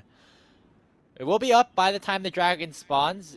Maybe if Ohio Northern are able to stall out for a little bit longer, they can maybe prevent that from being used in an important team fight. But right now, the onus is all on Ottawa to start to engage. They're the ones who have the potential to pick up this Mountain Soul if the Dragon ends up going over. So priority already has been given over to the Braves. Dragon spawning in about 10 seconds. We see aggression on a potential flank. All 5 members of Ohio Northern are here to party. The question is, are they going to be able to win this one out? Yeah, keep your eyes on Kuz. We need a big engage from the Unstoppable Onslaught, and then the follow-up should come from Kato. But you can see the zone that they're creating. Here we go. Blonde already getting attacked here by aggression a little bit, but the Dragon has been started up. Ohio Northern have to go now. Kato already taking down 9 lives, immediately popping the Chrono Shift. Ultimate's coming forward. Kuz is the first casualty as Kodo picks it up, but on the back side, that's already Young falling. Blonde is still alive on the other side. Double kill now for the Fiora. Brixton now fighting aggression in the 1v1 and will win it. And clean ace coming through for the Braves as they get the soul to boot. And this is exactly what we talked about, right? I mean, Kato is so strong. He literally just one-shot his initial target, but guess what? This is Zillion! So you pop the ulti, all of a sudden all the burst is gone from Kato, and your composition just essentially wins out on the fight. Aggression is completely occupied with Brixton on the back end, who actually wins the trade due to his heel cut, and everyone else on Ottawa Braves just cleans up the remaining weak underbelly of this team, of this split pushing composition for Ohio Northern. And I mean, I hate to say we predicted it, Grapes, but it's going exactly to the script that Ottawa would have wanted. 3 Drakes, 2 Rift Heralds, and 1 team fight. This map is completely theirs with the Soul now. Absolutely, and for a game that was very, very close for so much of it, it's been the objective control for Ottawa that has gotten them these games, gotten them these fights, and a lot of the time, that's kind of the difference between some of these higher level teams and teams that are a little bit more new to some of the space, their ability to play the macro properly and do well in that regard. And so it's been really cool to see the side of Ottawa being able to utilize a lot of these objective takes for the better. And they're the ones now in control of this game. We're receiving word from production. It's about a 2,000 gold lead here for OU. They'll look to try to push that on top of the Soul as they hover around the Baron. Yeah, the 2K, not a huge lead, of course, but I think a little bit deceptive in terms of the way this game is going, right? Because now, just threaten Baron. I mean, look where aggression is. It has to go for this 1v1. Can't even win it. Yeah, fight here in the bottom side between the top laners. Aggression has a showstopper issued onto him. Brixton actually still able to get some of the better hands here in the trade. The regeneration from this set is huge. And with the top laners both, worried about each other, Baron is being started up by Ottawa. Kato can't get into the fight just yet. Does land the E. Here comes the onslaught of shadows from Kuz. Kato already getting immediately taken down. That's Young picking up the kill. Blonde has a chrono shift on him, but it won't even be able to use it as Brixton has joined the fight as well. Gonna try to flash forward. Aggression now stuck between 4 members of the Braves, and he will fall in addition. A double kill going over to Coda, and Baron is all for the taking for the Ottawa Braves. It's just so well played by Ottawa there, Grapes. Everything done to perfection, right? Aggression knows he has to go for that 1v1 in the bottom lane. If you don't get that kill into Brixton and you both TP into the fight, Brixton is just so much more useful than you. He doesn't get the solo kill. Ottawa knows, all right, we can just do this for free. They play the engage from Coda perfectly, exhaust him, blow him up. All the damage is gone, and when the TP comes in, what is Aggression even going to do? They just grind them down. They take the Baron, and they are looking to wrap up this game number 1. Absolutely. Baron buff now in the hands of the Ottawa Braves. They have now surely have a solid grasp over this game. They have the Soul, the Baron, and of course that gold lead. Eyes have to continue to just be on Kato. If you can get an assassination before a Zillion chrono shift or something, that is going to be the key for staying alive in this game for ONU. Otherwise, definitely in a whole lot of trouble. Brixton just running forward with the extra speed that 9 Lives is able to provide, as the mid turret will be the first target of conversation. Mid turret already under threat. Really hard to defend this as the Ezreal against Baroned up minions, and that will just go right down. I mean, you can see how hard it is to approach, right? It's a split pushing composition versus a team fighting composition. Ohio Northern just does not even really have a way to approach this death ball coming out from the Ottawa Braves, and we're going to see more of that as they move their attention up to the top lane. Very textbook League of Legends we've been seeing out of Ottawa University so far. Just doing everything the right way, it seems. Controlling the objectives, and then now that you have this Baron, go one lane after the other, just continue to pressure these lanes as much as possible. And they're still 5 strong going into this inner turret. Reaper and Kato are both here to try and defend, but I don't think they'll be able to do so, especially with this disadvantage that they have in numbers. You see Aggression down towards the bottom side. Turret already going down. Curtain call already issued. Motor almost fell right there to that single rocket. Popped that rocket a little bit late as the inhibitor tower now under fire. We see Blonde going for the reset and potentially looking to go and finish the game off with the teleport. Inhibitor is now under fire. We still see Aggression towards the bottom side. He's going to have to come and try to save the game unless he wants the game to end. Nexus tower is now under fire here. So much poke coming out from Blonde. Still has the package, still has the opportunity to go forward. Kuz has to use the ultimate defensively. It's just a firing range. Are going to continue to go in. It's just a firing range. I mean, they're just taking shot after shot. They can't do anything about it. First Nexus turret has gone down. Aggression has to just make some sort of play. Package going forward onto 4 from Blonde as they automatically take down Motors. Blonde still has that stopwatch that he'll be able to use. The minions are going to continue to crush down. Double kill for Coda. Nexus exposed, and is just a firm chokehold over this game. Ottawa University cleanly finish off Ohio Northern in 27 minutes. Easy as you like, Grapes. Easy as you like. An opening win for Ottawa. And I mean, some great play from Coda in particular in the early game of this composition for Ohio Northern. They go for the unpopular comp. They go for the 1-3-1, and it's looking like they have opportunities. But I mean, you just look at the performance from Coda and the understanding of this Ottawa squad as to how they need to play out their game, as to how their composition needs to function. And at every critical juncture, They're the ones making the play. They're the ones that are set up. They're the ones getting the pick. Every objective goes over to them. And by the time you're looking up at 22 minutes, you're Ohio Northern, you're looking over like, oh, they have 3 Drakes. Oh, okay, there goes our game plan. I mean, like, what are we going to do? We have to go to every Drake now, and they go to every Drake, and they lose every single fight. And that's just how the compositions ended up setting up for themselves here. If you are the side of Ohio Northern, you need to make sure that you're not in a position where you're forced into these 5v5s, and that's exactly what Ottawa did, setting up for those Drakes, getting the souls, and eventually just closing out the game very, very cleanly. And that's just how game 1 will end. Excited to see how Ohio Northern will try to bounce back potentially for this game 2, but we'll see what happens there. But before we take it to a short break, I want to thank some of our sponsors that we have here at the Midwest Esports Conference. Thank you to Atlantic, to Potley, Gangster, and of course, Skulls. Are you looking to upgrade your gamer gear? Look no further. Start your 2022 off right with official Unified Esports merchandise brought to you by Skulls. We got hoodies, joggers, jerseys, armbands, and a whole lot more coming soon. You'll have your skill. Now get the swag. Skulls.com/collections/unified has everything that you need. Gear up. Game on. Skulls. We'll see you in a bit.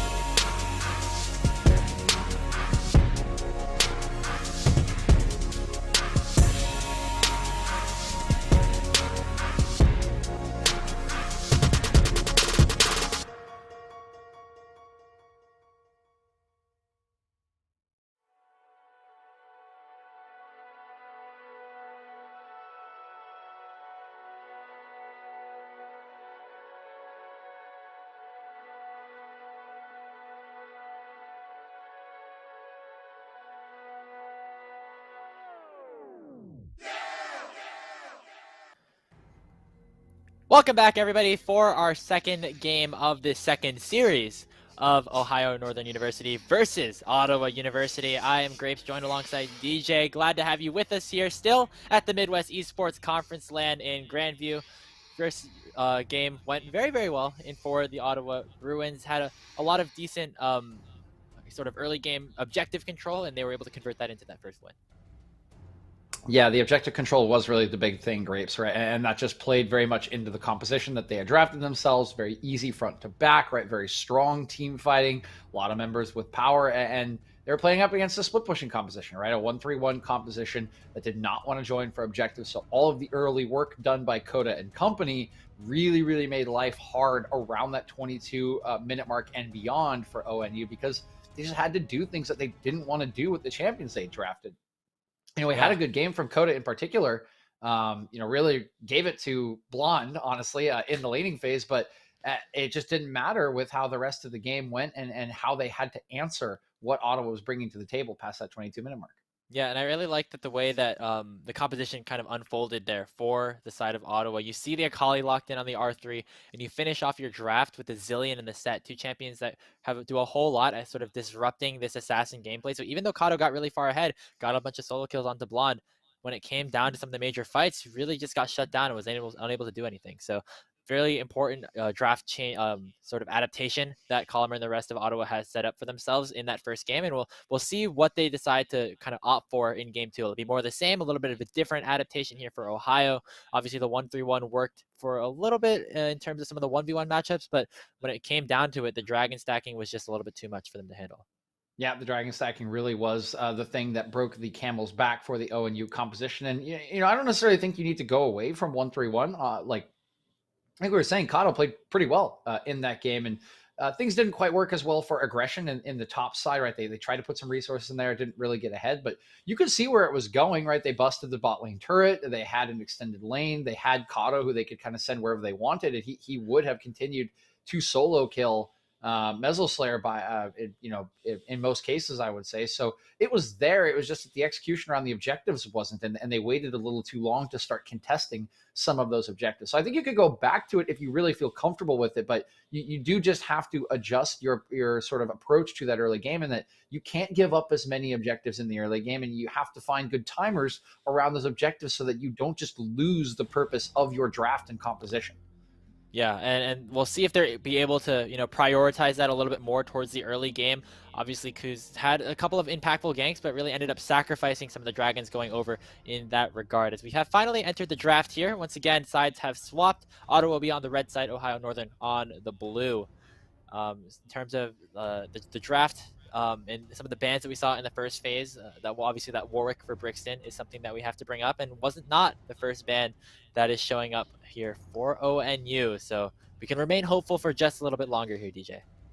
Yeah, we could. I maybe on red side you don't want to take it, but we'll see. It still feels like something you don't want to let Brixton have. But we got a couple of bans remaining. The Karma early on, this was banned away last game as well. I believe from the opposite side of things, just to make sure it didn't go into the hands with that powerful Ezreal Karma lane that can really just poke you out and push. But it will be taken off the table again. And we do have a mistake on graphic, by the way. The sides have actually not swapped. Okay. So we'll be correcting that now. You see it changing on your screen. So OU's still going to be on blue side, so they are actually still banning this away. Yeah, right now. It will. We'll get it. Man, Ottawa's just so omnipresent, right? Yeah. Who wins between Meslo Slayer and Meslo Slayer? Wait, you mean Meslo Slayer and Blonde? Yeah, I guess that's the real matchup that we're looking for here. There we go. We're all fixed up here in the draft. The Akali taken away here by Ottawa, making sure that they don't want to get that in the hands of Kato again, as it really was the shining light in that losing effort there for ONU. We'll see what the rest of the bans really start to unfold here, as maybe it makes a little bit more sense that the Karma was taken away on the other side. Yep, does make a little more sense. They don't want Motor to have that one, of course. Can still pair well with the Ezreal, but maybe just a comfort pick for him as well. That Akali will be taken off the board. Caitlyn's still the only ban we see from ONU. Waiting for that second. They're taking a... Okay, we're missing it on screen. It is a Jinx, so another bottom lane ban targeted at that... man, I can't... I wanted to say every time. The young. It's killing me, man. I walked right into that one. I deserve shame. I'm sorry. So we're just continuing to crack down the bot lane tier list here, as it doesn't look like Young will get his hands on any of the champions that he really wants so far. The Jinx, the Ezreal, and of course the Caitlyn rounding out the bans. There's finally the Warwick. Maybe ONU is trying to bait them a little bit, like maybe get their hopes up a little bit at the start of it, but doesn't look like that's going to be the case. It will be that Warwick banned away. Jarvan selected early here for Ottawa. So Coda was on a more farming heavy playstyle on the Graves in game 1. We'll have to be a little bit more proactive here on this new champion. Yep, we'll have to be a lot more proactive on the Jarvan, but there's already a lot of options in the AD carry pool that have been taken away that could get out. The Ezreal, for example, already gone, so they will go aggressive, but there's a decent answer to it as well, right? The Xayah can immune the damage from it. Can't quite get out of the Cataclysm. You'll have to flash for that still, but it does present a bit of a difficulty going into the Xayah when she can just blade color her feathers back. So interesting early answer, and they'll just match the junglers by picking up that Diana. Zeri still on the table. Didn't get banned away in that early phase here, DJ. We saw how well it did in game 2 of the previous series, but instead, just going to be more priority here around the meta. Jhin was a very solid pickup here for Young in that last game, and so we're going to see that one locked in again, going up against Reaper's Xayah. We'll see what happens here. I wonder if the Xayah Rakan lane might end up popping out here for the side of ONU, but on the other side here for Ottawa, might see a bit more return to comfort here with that set. Cyricon would be an option. You might then be having your top lane or kind of pool pinched in terms of the counter. We'll see what they go for. I mean, Rakan would be good combination with Diana because Diana likes to be secondary engaged typically. Will come in second and slam, which doesn't really like to be first. It's easy to exhaust her and kind of get rid of the damage. Hovering instead this Tryndamere to try to match up, and they're gonna lock it in. This could be mid or top, of course. Depends on who wants it between Kato or aggression, but I like the look, right? It's something that doesn't get played a lot against it. It's very, very aggressive and can really ruin a couple of these champions' days. So I kind of am a big fan of this pickup from ONU, and let's see how they can wrap up the draft. Yeah, look at that, DJ. More focus on split pushing here, potentially, for one of the solo laners of ONU. Having the Diana in there and the Xayah, a bit of a turn, I would say, but still definitely going to be strong in the side lane is whoever ends up picking up this Tryndamere. But they do still have a decent amount of team fighting, so we'll see how the rest of the composition sort of evens out here as we're headed into the second phase of bans. Corki taken off the table against Meslo Slayer, who didn't have the strongest early game on that pick, but looks like with that Akali off the table, they don't want that any sort of matchup with Blonde on that Corki. In response, Vex potentially being hovered, as well as we're just seeing the solo lanes being targeted here.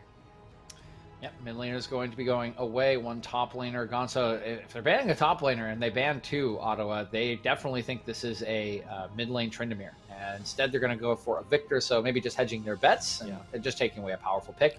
I'll get that R4. We'll see if we get the information we're looking for here on the position of the Tryndamere. We still do need a support. We also will need one solo laner, and Thresh, still available through picks and bans, is the hover. It's not exactly a normal partner for Xayah, but they will lock it in nonetheless. They see a lot of defensive abilities here for this bot lane to kind of just play safe, eventually scale up towards some of these later stages. A lot of what we saw in that last game.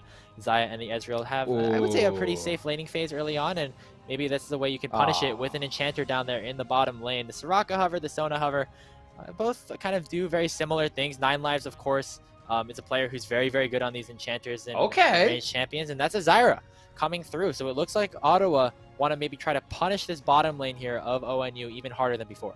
Yeah, this is actually a pretty fascinating pickup, and I kind of like it, right? Thresh is going to root himself whenever he needs to throw out the hook. It can't just be punished by Zyra plants, and this is going to be a full pushing lane against the Xayah, particularly early on. They'll wrap up the draft with this Cassiopeia to deny some of the mobility from Diana and Tryndamere, and that's a pretty fascinating counter pick too. I gotta say I like it. So this bottom half of the draft, a very interesting and I think a very fruitful one for OU. I think a lot of people remember Xayah kind of memes about her just like popping in bottom lane, but she's quietly very, very strong, both in high and low elo. You just need to play around it right and really pressure the lane. You do get a final lock-in of Camille to try to deal with this set is for ONU, and they have quite an interesting composition. The Xayah, very defensive, the Thresh, very defensive, and then 3 champions that just want to go all balls to the wall in. Yeah, it's a bit of a deviation, to say the least. And once again, we see 2 split pushers here for ONU. Obviously, Camille and Tryndamere can still make their impacts known in the team fights, but I think in the side lane is where they especially sort of thrive. But it's interesting that the way that the rest of the team composition has, kind of panned out here, DJ. We see a lot of focus on team fighting, a team fighting marksman in Xayah, a team fighting jungler in the Diana. Will be interesting to see what kind of style ONU decides to pivot to if they end up getting to a sort of late game stage. But before we go any further on ONU, I want to talk about Ottawa because that Cassiopeia locked in for Blonde is very, very crucial. One of his most played champions in the mid lane in solo queue, and what he's really known for, reaching very high rank with that champion. So very excited to see him pull that one out. As you said, DJ has a lot of really good interactions with a lot of the dashing champions that are on the top side of ONU. So always have to watch out for that snake in the mid lane. Yeah, so they're really going to give Blonde a chance to shine here, right? After game 1 was a little rough. Love the confidence from the player, from the coach, from the team, right? To give him this comfort pick into Kato and really try to run at him, right? If he gets going here against a Diana and a Tryndamere who can easily be nullified by the immunity on the pool, I mean, he could just absolutely run riot against this composition. They don't have that many ways to lock him down. They all have to kind of fly right into him, where the petrifying gaze can be so effective. So he's very well set up to carry this game if he plays it out well. And it didn't quite go to script last time, but maybe this is the turnaround point in the way that Ottawa can boost themselves to a 2-0 win and a great start to the season. When you look at the rest of the Ottawa's lineup, you see so much damage threats from everywhere on the map. You have, of course, the solo lane presence in the Cassiopeia and Young down on the Jhin. But then you also have Brixton, who proved to be a very, very important team fighter come the later stages of Game 1. And now even 9 lives on this Zyra, champion that can also deal out a whole ton of magic damage. So it's a lot of threats from a lot of different angles here for Ottawa. They just want to come at you from all different angles to try to secure this sweep for themselves. Yep, there's going to be a lot of options for them. I do really like what they've done with their draft. They have playmaking from Coda in the jungle position. They'll have a good mid 2v2.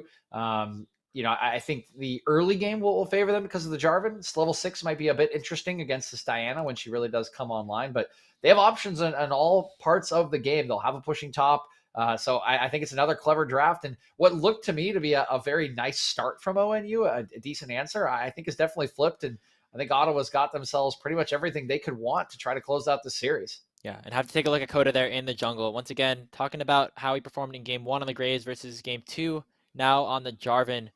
Gonna have to take on a whole new play style, so to speak. These champions are very, very different in the way that they want to go through the early game. We saw Coda, forfeit some skirmishes around crabs and things like that to just focus on getting these objectives and getting these full clears in.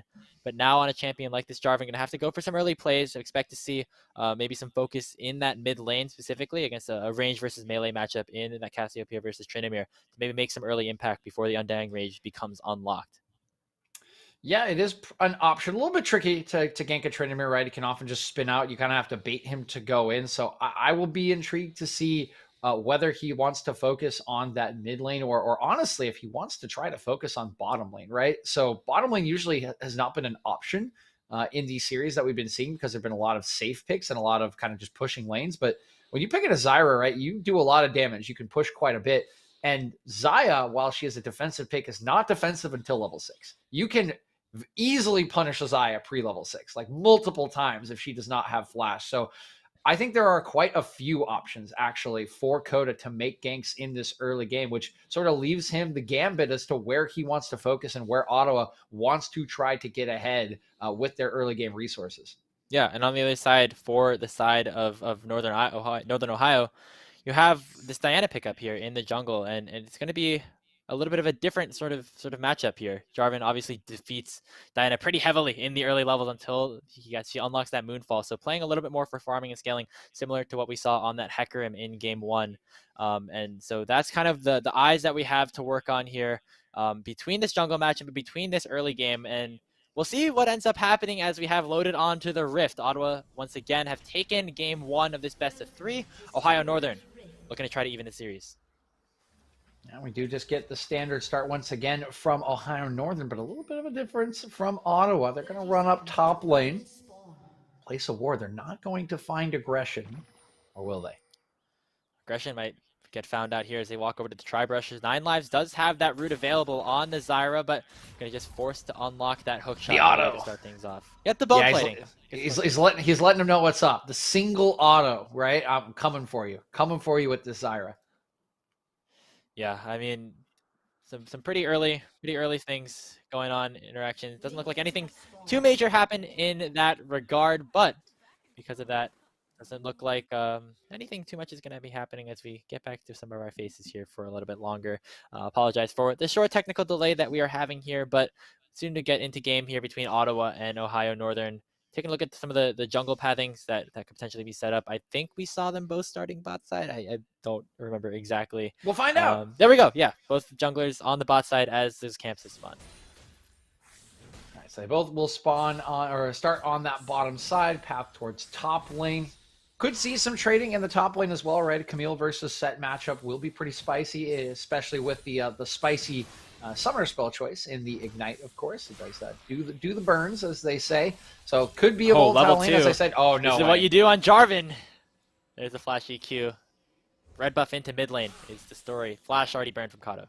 Yeah, and this is kind of what I talked about, right? Where really Coda just has the gambit. All 3 lanes are gankable depending on the situation, especially pre-6. So he's already got 1 flash. We could see him revisit that one while it's down because Kato not going to be that safe without it, but still does have options pretty much everywhere. That was a really good trade there. Level 2 hit first for Brixton is able to punish Aggression pretty heavily. Aggression is running that TP Ignite, so won't have any sort of escape. It could make him a bit of a juicy target for Coda to try and approach for on this Jarvan, who actually went red to red, I think, and stole away that red buff from the side of Cuz. So it's going to be a 3 buff, sorry, for Coda to start things off. Cuz, of course, has a bit of an early advantage in terms of the farm department, but with 3 quadrants in control for the Ottawa Braves, definitely going to turn around rather quickly. Yeah, that's pretty big time for Coda, right? One of the problems with Diana is she is not very strong until that level 6 comes out. It's actually talked about a lot in the Xin Zhao matchup where you kind of have to cross map and hope that when they invade, they don't find you because they could just kill you. Yeah. A little bit similar with Jarvan. And so you can see Cuz, he's trying to make the most of it. It's a push bottom lane. Here we go. Young and 9 Lives are very, very far forward. Flash Flay coming out from Motors. 9 Lives will be the sacrificial Zyra hook come through. First blood going over to Reaper. So punishing the overextension from the Ottawa bot lane. When you split the map in that direction, you have to make sure that you're in a safe spot and not look like the Braves heard that rule.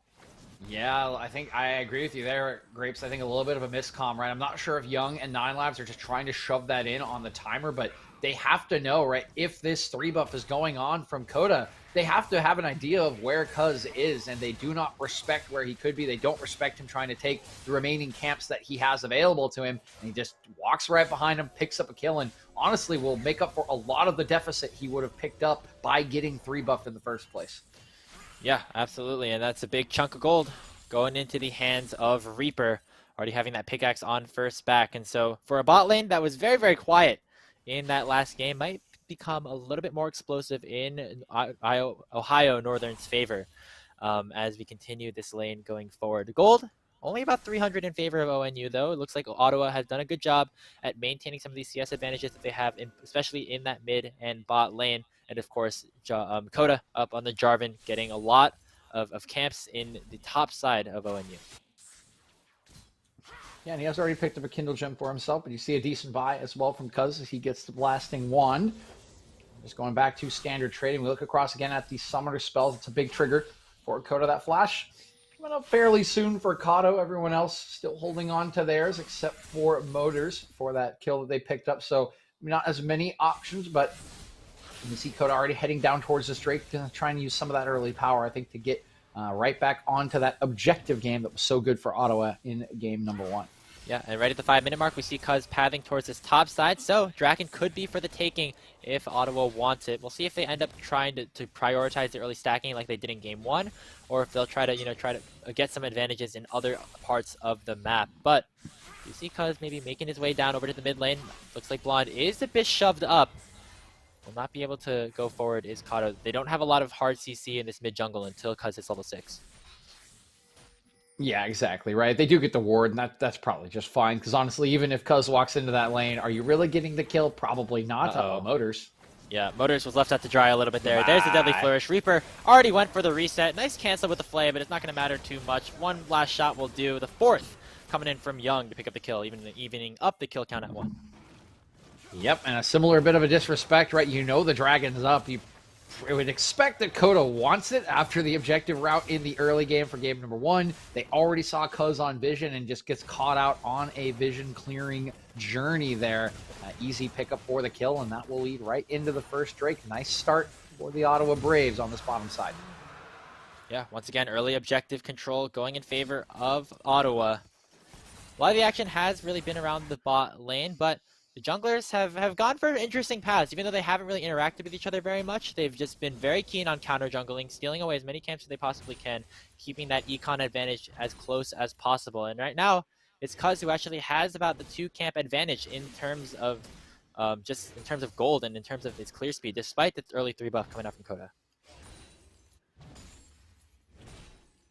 Cuz just doing what you need to do on Dan. Power farm up. He is nearing that level 6 mark. Not exactly sure how much experience he has just yet, but we're getting there. We're getting there, Grapes, right? The playmaking just a lot less on him than it is on Coda, which is largely why we've seen so much action, proactively coming from Ottawa. That can definitely turn once that level 6 is hit. Just becomes so much easier. And as we say that, there it is.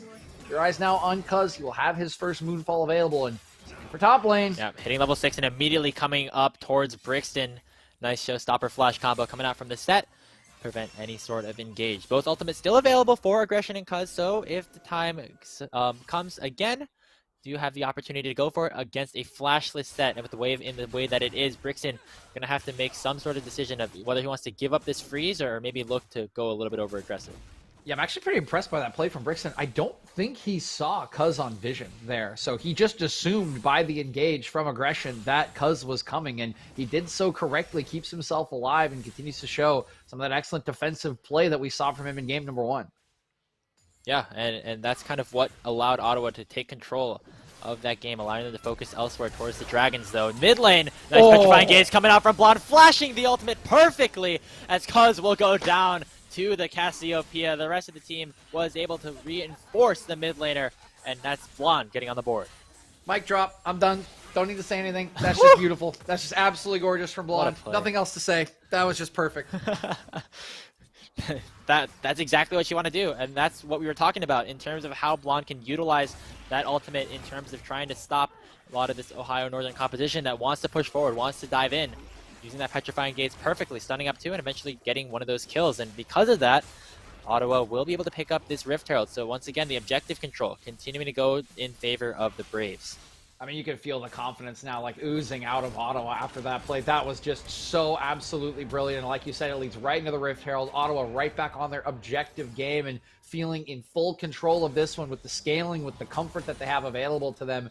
And this time around, right, Blonde having a rough game. They give him the keys to the kingdom, and he is already delivering. That's not even with an item completed yet. Yeah. I am very much looking forward to more of those kind of plays as this game goes on. And I'm sure we will be able to see them because Blonde going to be a very crucial part of this Ottawa composition come the later stages of the game. He wants that date with Meslo tomorrow, and he wants to make sure he's warmed up and ready to go for that. And getting maybe some of his chops here against Ohio Northern and against Kato. And so Kato, on another one of these melee assassin-y sort of mid lane champions, has not had as much success so far. But still, he's going to be able to farm up, has those boots completed, and it looks like Ohio Northern are going to continue to focus around him. I mean, he doesn't have a flash anymore, so it's a lot harder for him to get out of this. He will see him. Yep, on the ward. He's just going to stand back, get towards the bottom side of the map, and actually might try to stall a bit before Coda has come up here. They're going to try to just collapse onto him. There comes the Moonfall. Petrifying Gaze this time only lands onto one. Cataclysm forward, but Coda is trapping Blonde into the pit with him. Kato finally picks up the kill, and now it's a 2v1 onto the Jarvan. Not a whole lot that Coda can do, but here comes 9 Lives, going to flag and drag back forward, and 9 Lives is here. Going to try to do some damage here with the plants, Cuz ticking at about 300 HP, not able to fall. Nice job on the Zyra to keep his jungler alive. Yeah, and the play finally works out. It was definitely a bait, but maybe just a little disrespectful, right? I think Blonde, thinking he'd do a little bit more damage, would land another 2-man Petrifying Gaze, but he hasn't completed his Mythic, right? So the damage maybe not fully there, and with the Flag and Drag not connecting, they're able to get enough damage down to turn it around as Blonde the first one to fall. Yeah, another kill. A kill going to Kato, always a good sign, especially just given how volatile this mid lane matchup really can be. Brixton shoved up pretty far forward. He's trying to get the crash, but it's going to be a little bit too late. Here comes Cuz, who does not have the ultimate, but definitely has a whole lot of damage. There's the showstopper Haymaker, and that's Brixton picking up the kill. Can he get the 1v2? The autos are coming through. Barely is able to almost get that kill on the Cuz. The 2v1 was almost successful, just going to be a trade. Brixton played that very, very nicely, and on the bottom side, Coda is going to punish them with a Rift Herald take. Yeah, the healing almost enough, but man, Brixton has just been putting on a clinic on the weak side in these 2 games. I mean, so well done defensively in game number 1. All the aggression that Cuz brought to him this time gets a 1v1 on the gank. You can see the result of it playing out on your screen, right? It just allows the play to happen bottom lane. They're going to get a full turret out of this. They're going to get the second Drake, and it's just looking like a clinic once again from the Ottawa Braves. I mean, imagine if he turns that all the way around, right? That might as well just be like emotional GG. You lose your turret, you lose the Drake, you lose both your players top lane and probably multiple plates. Like almost a game-breaking play for Brixton, but as it is, still a very positive one, and Ottawa continues to push forward. Well, despite some of the emotional damage that Ohio Northern might have ensued in some of these recent plays, they're still up in gold. A lot of the advantage maybe towards that jungle matchup where Coda has really sacrificed a lot of his farm to make some of these plays, because now 2 levels up on this Diana, and as a very powerful team fighting jungler comes from the later stages, having the gold in the jungler is definitely still pretty useful here. Cuz going to be able to do a whole lot of damage, is going to be a primary focus for this ONU team as we get later on into this game, and continuing to snowball him ahead going to be valuable. Yeah, Cuz, I mean, has all the resources at this point, but I think if you're Coda, you're very fine with the sacrifice, right? You're a Jarvan, you're going to be an engaged bot for the entirety of this game, so hold on here, Brixton going to have to survive a dive. Round 2, this time with a different helper here for Cuz. They're dying. Yeah, they're out. Lane. Yeah, the wave was just not fat enough, it seems, but looks like they might try for a redive here. It doesn't look like Ottawa want to try and match this. Instead, going to go for a play on the opposite side with 9 Lives and Coda headed up onto aggression. Curtain call issued to start things off. 1 shot, 2 shot, 3 shots, 4. Hook shot does not really get a whole lot of distance as aggression gets rooted up and dunked onto. The plants will finally finish it. There's the 4th shot coming in from Young.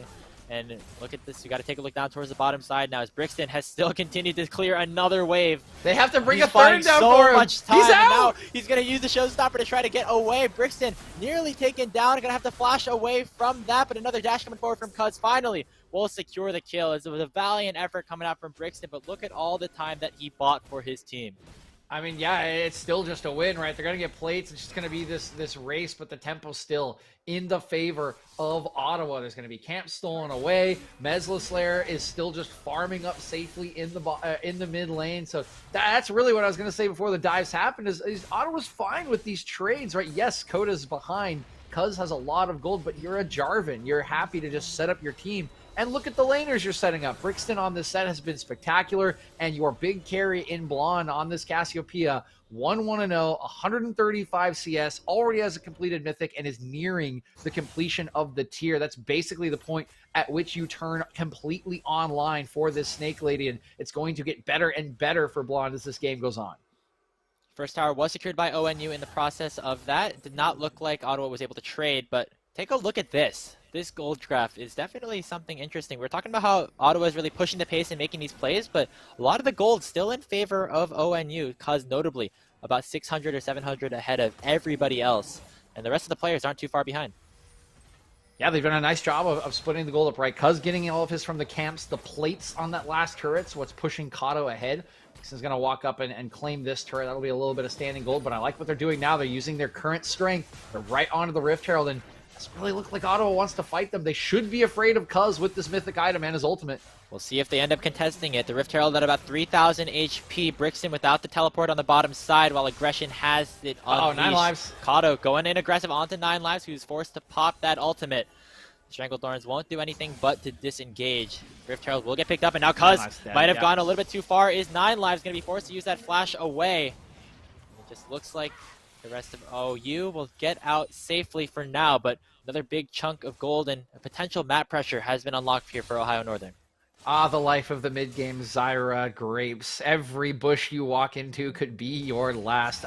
You are just a little, and everyone and everything can kill you. It's a little bit scary for 9 lives, right? He wants to roam around. We know he likes that play style, but you can see how dangerous it is for him to walk in enemy territory. Cuz will just one-shot him. I mean, just straight up. So it is a little tricky for them to establish vision, and like how much Ohio Northern is pushing back, right? I'm still a little worried about the scaling that is on the side of Ottawa, but they are pushing their gold advantage. They're getting it into the pockets of the members that they need, and they're trying to utilize their current strength to the best of its ability.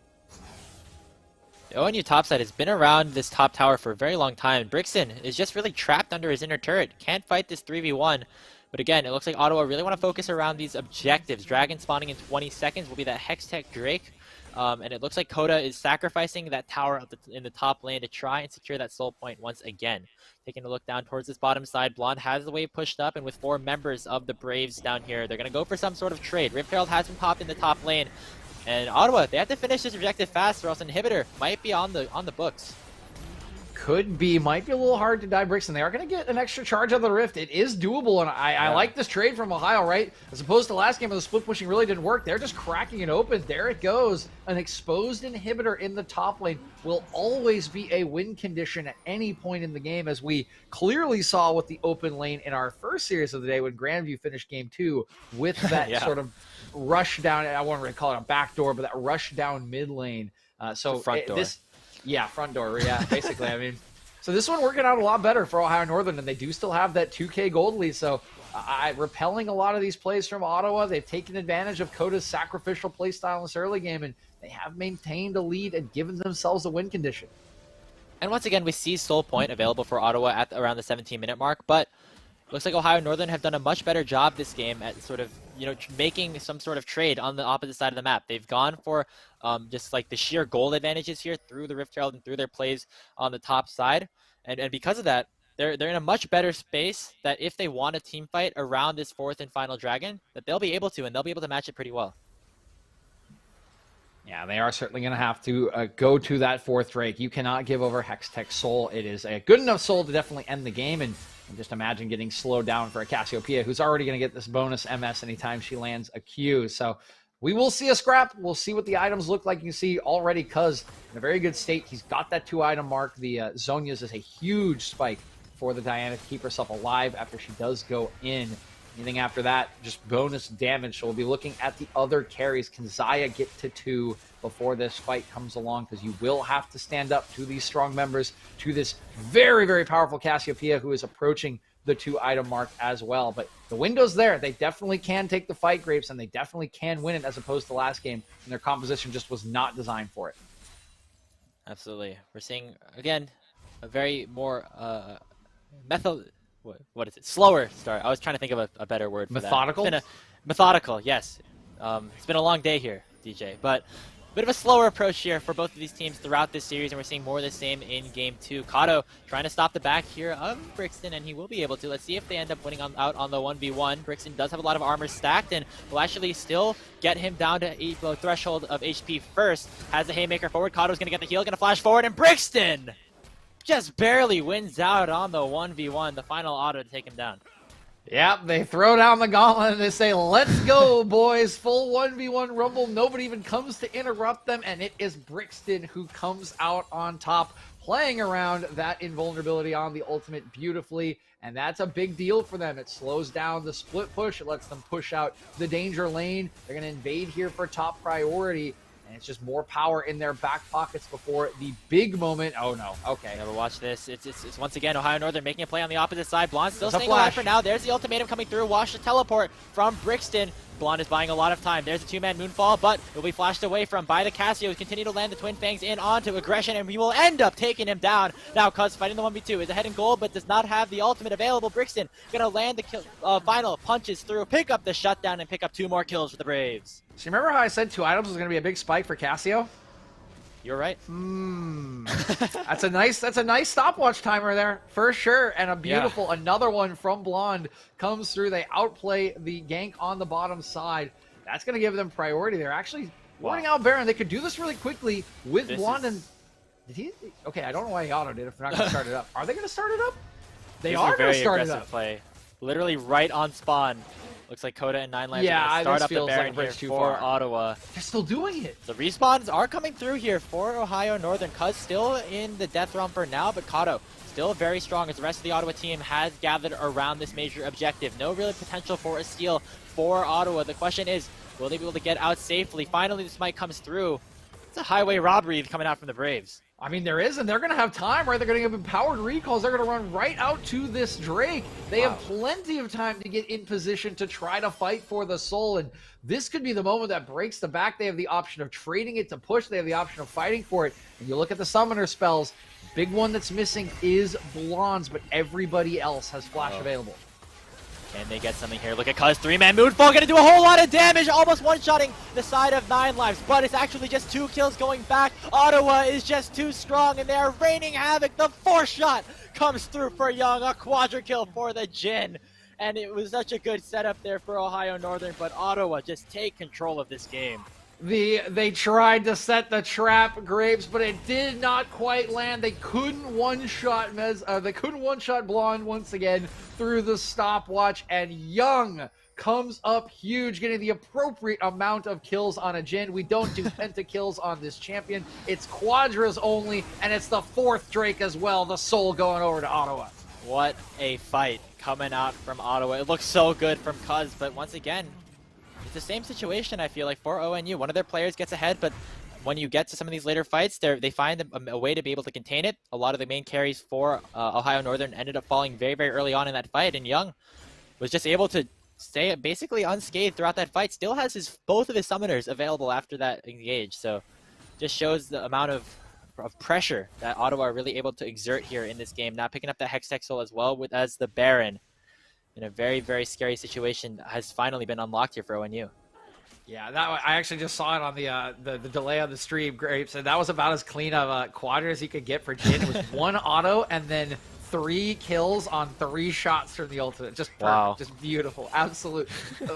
a work of art, as Jin might say. But as you mentioned, with the Baron now in their possession and this Hextech Drake, they are just doing their due diligence, pushing out this line of vision as they march up the top lane. You can see the counter push in the bottom lane to try to save at least one part of the map from Ohio Northern, because they know repelling this kind of siege with Hextech Soul is going to be a very, very tall task, and already outer turret going down, inhibitor turret next to fall. 5 strong once again for the Braves. They're going to look to push in onto the top lane inhibitor turret. Curtain call being opened up by Young, doing so much damage. I think if all 4 of those shots ended up onto Motors, he might be very, very dead, but instead, looks like ONU were able to get out safely, just going to make that inhibitor fall on the backside, Cuz trying to get something in return, not able to find much other than a pushed wave.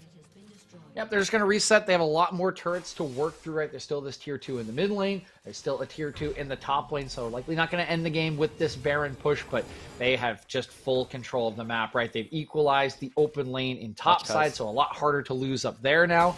And they will just open up this mid lane a little bit more. Kato will get caught out on the flank. Because coming out on the backside, there's the Moonfall. Young has the flash and the Gale Force to get away. Cuz forced to pop that stopwatch already, but Kato is looking to finish off the kill onto 9 Lives. Will certainly be able to do so with the Gale Force and the Undying Rage. 1 pick for their troubles, but ONU wish they got a lot more than that.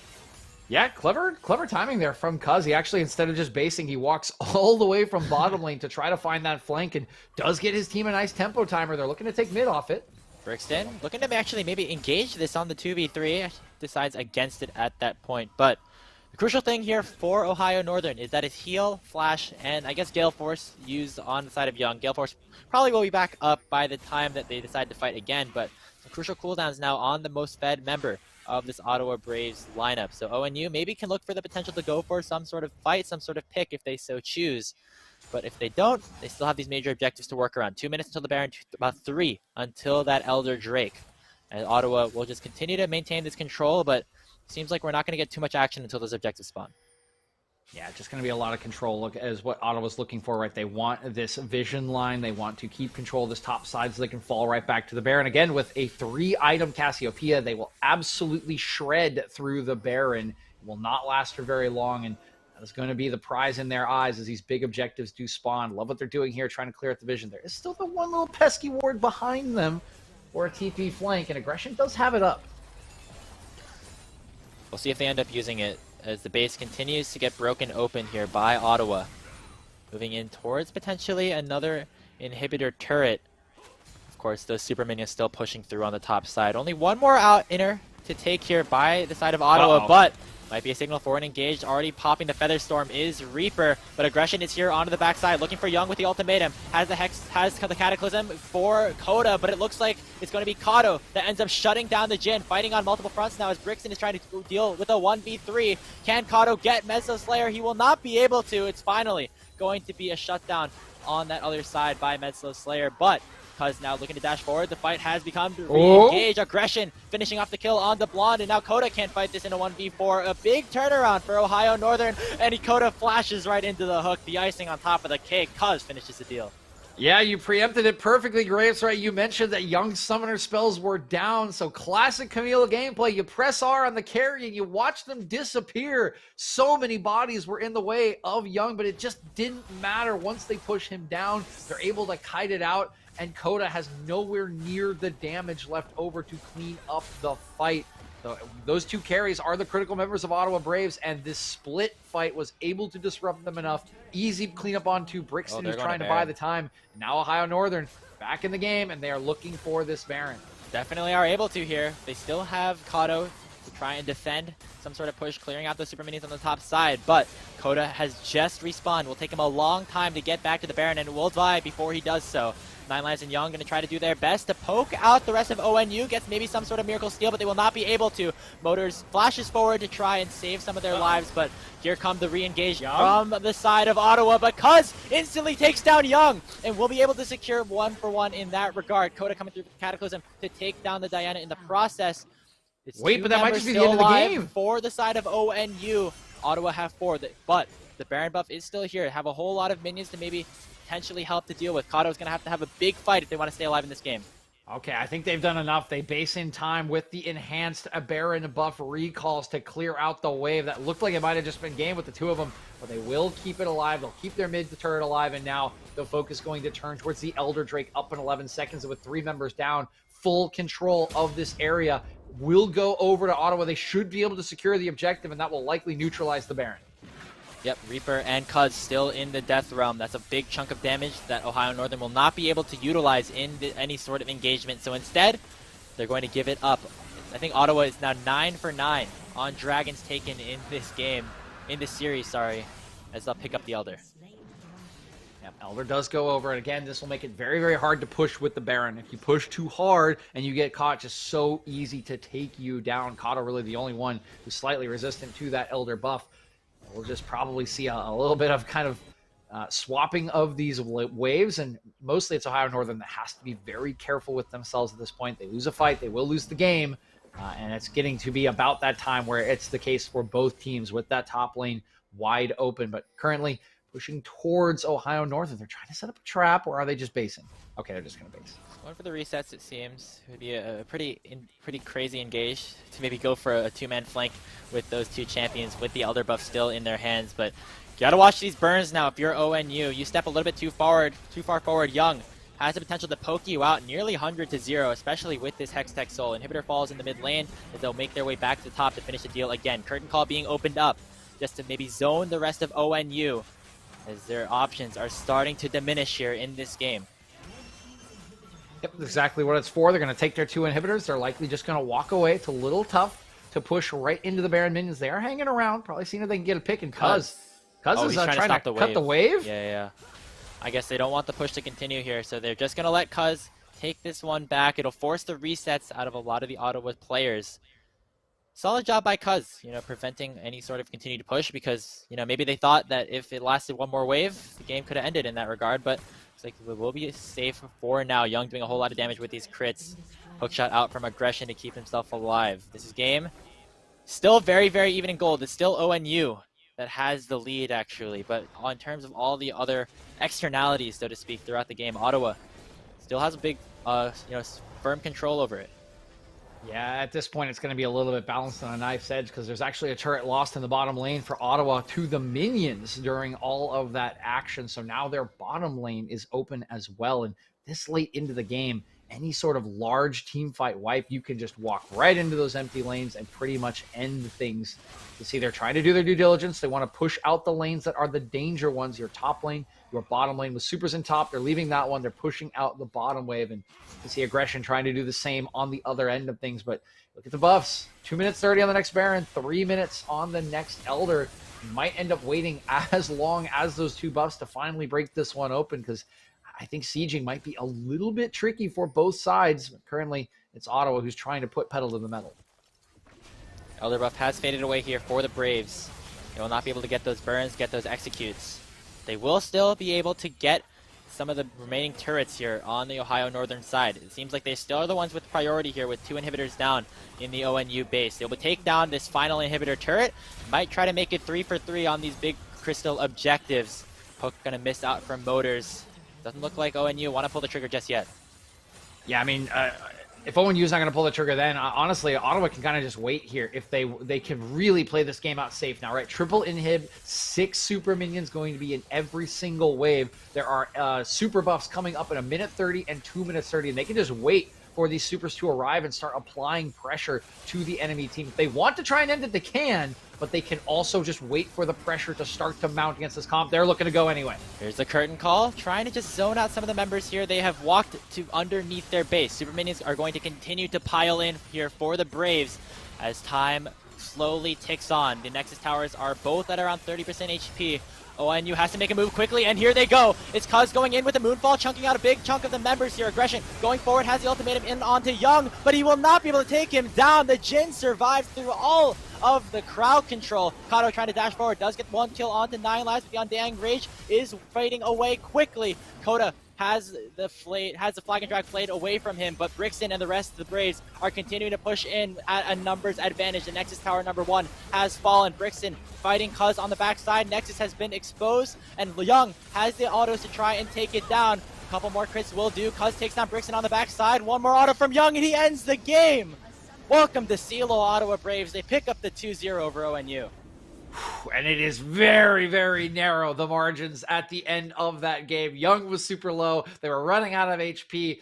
Even if they got wiped, there was still a lot of work to do, I think, for Ohio Northern to come back. But what a fight in game number 2. Nothing like game number 1 where we saw Ottawa in full control of that one. This one, much more of a scrap, and a lot of that credit going over to Cuz with these engages. He was given the power due to the pathing and the decision-making from Coda in the early game, and he made quite the use of it for most of that game. But at the end, it's just not quite enough to hold back the onslaught of this new squad in Ottawa University. What a crazy game that was. It was so close throughout all of it. I mean, I wouldn't be surprised if the gold was literally still dead even by the time the game ended, just given how much, Ohio North was in the lead by the time they went for that final push. So it was very, very close game throughout. And at the end of the day, it looks like just the superior team fighting maybe of Ottawa. And of course, Young on that Jin, staying alive through all of those dives, all of his attempts at taking his life was really just what did it for Ottawa to end up taking the series.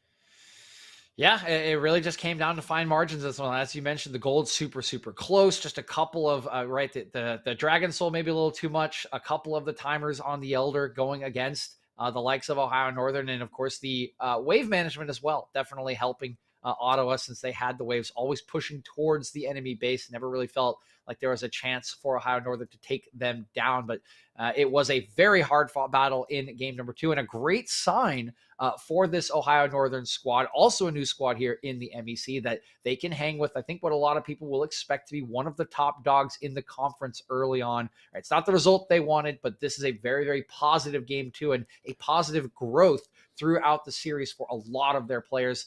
Will be encouraging overall, I think. Absolutely. And then again, this is just a start for ONU and the rest of the teams here in the Midwest Esports Conference series. Your season doesn't end on just one loss, and Ohio Northern have a lot that they can look at in this series as things that they did good and some other things that they can maybe improve on. But for Ottawa, it is their first win of the collegiate season, and very, very interesting one to watch at that. We're going to take a short break as that is our second best of 3 concluded. We'll be back in a couple of minutes with Illinois College up against Arkansas.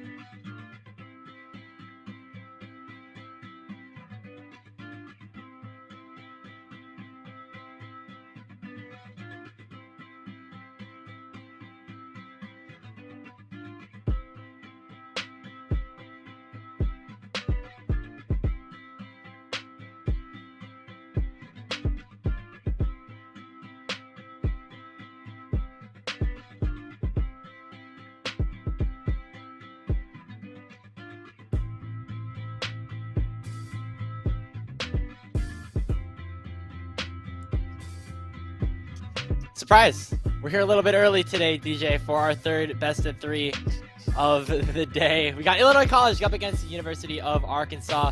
Start off our day here at the Midwest Esports Conference. DJ, in our third series of the game of the day, I'm expecting this one to actually be pretty close. Both these teams look like they're pretty hungry to try and take their first win of the collegiate season. I'm excited to see how that ends up going out.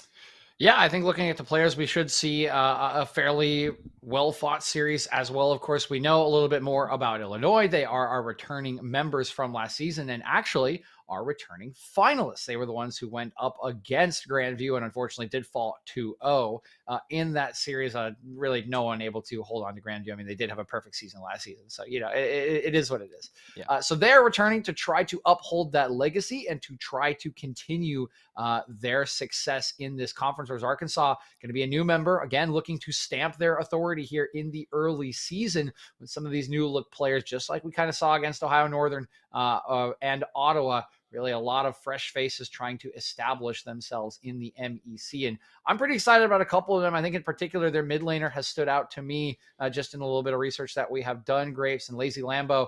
He's got a very interesting champion pool highlighted by Vigar, most notably. And we'll see if he gets his hands on it. But I'm pretty excited about the talent of this player. And I think a lot of the plays in game will come through this man along with his jungler XOHD. Yeah, that's the big focus here for Arkansas. But on the other side, Illinois College, while they were the former runner-ups here in the conference, did undergo a decent amount of roster changes, including Prankuru, their former top laner, actually moving over to Grandview for this season. But to the hopes of many Illinois College fans, their top laner replacement for themselves, Holmgeier, is definitely somebody that we want to watch out for here in this series. Yeah, I think Holmgeier are going to be very, very excited, right? We actually talked to the coaching staff, Diddy, earlier for the likes of Illinois, and he had very nice things to say about his top laner, most notably prodigy carry freshman. So very young is going to be Holmgeier, right? We might see some overextensions. We might see a lot of aggression, most likely is what we see out of younger players. But the talent will be undeniable. And I think coming into this season will be a huge chance for him to express himself. And I think he should have a good chance to express himself in the matchup in this series against Arkansas. Not sure if he's going up against Knight of Dark. I think he will be, but I think this could be a very fascinating matchup in the top lane and one in which Holmgeier can really kind of try to go wild and run over this game. We've gotten some confirmations for some of the rosters, obviously, with some of the subs coming through and everything. Not always entirely certain of which players will be making their way onto the Rift to start the series, but for the side of Arkansas, it will be Silver Dream up in the top lane, XOHD in the jungle, Lazy Lambo in the mid lane, I Like Trees in the AD carry role, and support will be Sir Tuttle. So once again, that mid jungle duo of XOHD and Lazy Lambo are the players that we want to watch out for this team. Maybe some focus in the draft towards some of the specialty champions that they end up playing, champions like the Vigar here, as well as, on the side of XOHD, that Evelyn that comes through very often here. Yeah, Evelyn would be an interesting one to see. He does play a lot of Evelyn. I mean, I haven't seen Evelyn in, 8 months, 9 months. Great. So I'm not sure how well it will fit. And of course, both the mid and the jungle want to play AP carries. That might be a little bit problematic itemization-wise, but I'm sure they've already discussed this over on the side of Arkansas coming into the season. Again, they will want to make a mark. They will want to arrive in style. And so I imagine they will have to have a plan as to who is going to try to carry the game between the two of them in that relationship. I would expect a little more XOHD. I would expect him to be going for things maybe like Xinjiao and Jarvan, which are a lot more meta right now, and just enable a lot of these AP picks in the mid lane for Lazy Lambo. But who knows? It could be the entirely opposite strategy.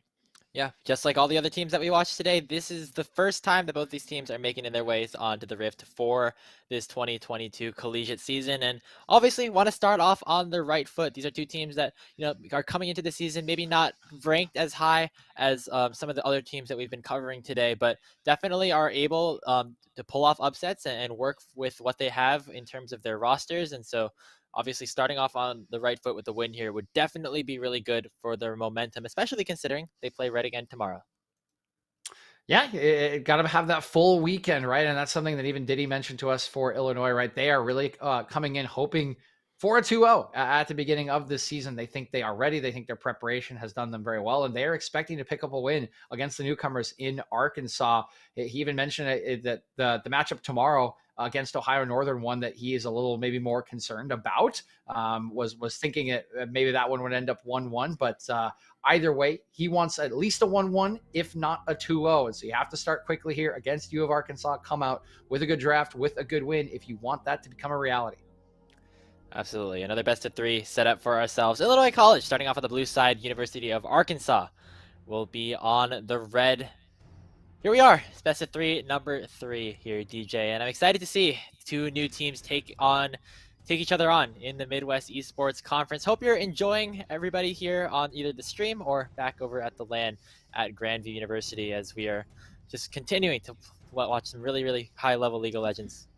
It's been a fun day so far. We have had 2 2-0 series, but some of those games have been extremely close. I mean, both game 2s have been pretty nail-biting back and forth affairs. So maybe we're just about to tip over to the best of 3 territory, Grapes. Maybe not, but we have certainly had a lot of excitement thus far, and I expect it to continue. You can see the bands coming out here from Illinois College. We've got Jinx and Caitlin taken away from Arkansas, which I think makes sense. I look at Trees was a Jinx specialist, really love the pick. Caitlin's been his second most played, so trying to pinch that pool, and of course both very strong. The Hecarim taken away from XOHD, that was his second most played. I wouldn't ban the Evelyn either. I don't think we're seeing it, but maybe I'm wrong. So like those bans, and then the Corki, the Diana, and the Lulu actually going to be taken away from the side of IC. And oh boy, here we go, Grapes. Game number 2 is there. It's left on the table, and guess who wants to play it? It's Subsidized. This is very, very exciting. Subsidized on another Zeri pick. We saw how well it was able to be utilized in our first series of the day for Purdue Northwest, but Zeri didn't end up getting the win in that one, but was a major factor in terms of keeping their team in the game. Provides so much ability to move around the map, do a lot of damage in terms of these later game team fights. So very excited to see that one here. Will be matched up against a Senna here for I look at Trees. And this might be a Senna Wukong lane, or maybe could go up to the top lane. Not entirely sure there just yet, but obviously with the buffs that Senna got in these recent patches, always something to watch out for. I like that you've shown it early here, because it does leave the flexible option available to you, Grape. So I do like the initial pickup, and if it's something they're working on, this is actually an interesting approach to countering Zeri, right? She's got that movement speed that we all know and hate. She's so unbelievably mobile, and if there's someone that can lock her up, it is going to be someone like Wukong, right? You get that knock up, you can try to keep her away from the wall with the second one, so an interesting counter option into her if that ends up being the lane. But you can see the quick response. We got the Xin Zhao coming in from Holmgeier. Pretty standard affair there, and a Janna is going to be the selection from Lone Force. Okay, before we, this won't be the top Janna, right? There's no way. For my sanity and the like, I hope not. Lorlo, is that you? Lorlo, are you out there? Some sort of game. Lorlo is now part of Illinois College. College. Lorlo, did you indoctrinate Usopp? Please tell me you didn't. What I will say though is I do like Zeri paired alongside some of these enchanters. The way that her Q ends up working with things like Janna with the additional AD, or even champions like Nami with the E slows, are proven to be pretty good. So I do like the pairing with Zeri alongside the Janna. We were talking about how the Illinois College top laner was this sort of big carry potential player, but I don't think the Janna Smite top is really the answer to that. And it would be very, very crazy to see it in a matchup like here in CeeLo. So we'll see what ends up happening here as we go through the rest of the draft. Always something to kind of shout out in terms of what's been going on in the competitive sphere. But in the second phase of bans, we're going to be targeting those solo lanes. Looks like the Vex and the Veigar already taken off the table, and with the Camille ban, it's signaling that U of Arkansas are pretty sure that this Janna is going bot lane. Yeah, and you know, I think it does make more sense, right? You're picking the Janna to try to dissuade the Wukong in the bottom lane, give Zeri the freedom that she needs to pop off, to go skating around the rift. Still had to be mentioned. It would be quite the departure from Usopp's playstyle as well, Grapes, but you know, it has to be mentioned, because the fear of God is in the community right now with regards to Smite top, the Smite top supports. Meanwhile, we've got a Lux Hover for the likes of U Arkansas. They still do need a mid laner, so this could end up there, but they're going to lock in Janna or Karma. And now this kind of shifts double Smite top lane. Okay, actually, this shifts. I was going to say this shifts of nothing, because this Karma could go top. She doesn't even have to take Smite, actually. She's just a normal top laner in a lot of metas. She could take Smite. We could see still a lot of variety in U Arkansas really keeping this one close to the chest for their final pick. Yeah, definitely so. We see that Victor locked in on the other side for Illinois College. Pretty sure that's going towards temporary. Don't want to jinx anything just yet, but we'll see what they decide to round out their final composition with. Looking towards a solo lane. I was going to say top lane, but that's an Nivea hover. Don't want to, hawk on that too much, but we'll see what they end up picking here for Usopp here up in the top lane. On the other side, though, as you said, Arkansas have a whole lot of flexibility that they have in their composition. Not talking about the hover, not talking about the hover. Finally, Mundo coming through. You did it, Grapes. You beat them out. They were trying to bait you. They couldn't do it. You had the patience. Oh, whoa. Wow, okay. That's why they're hovering it. Oh, my God.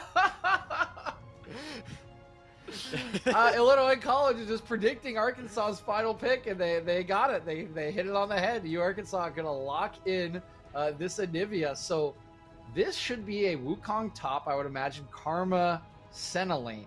Or not. I guess it could be Karma top.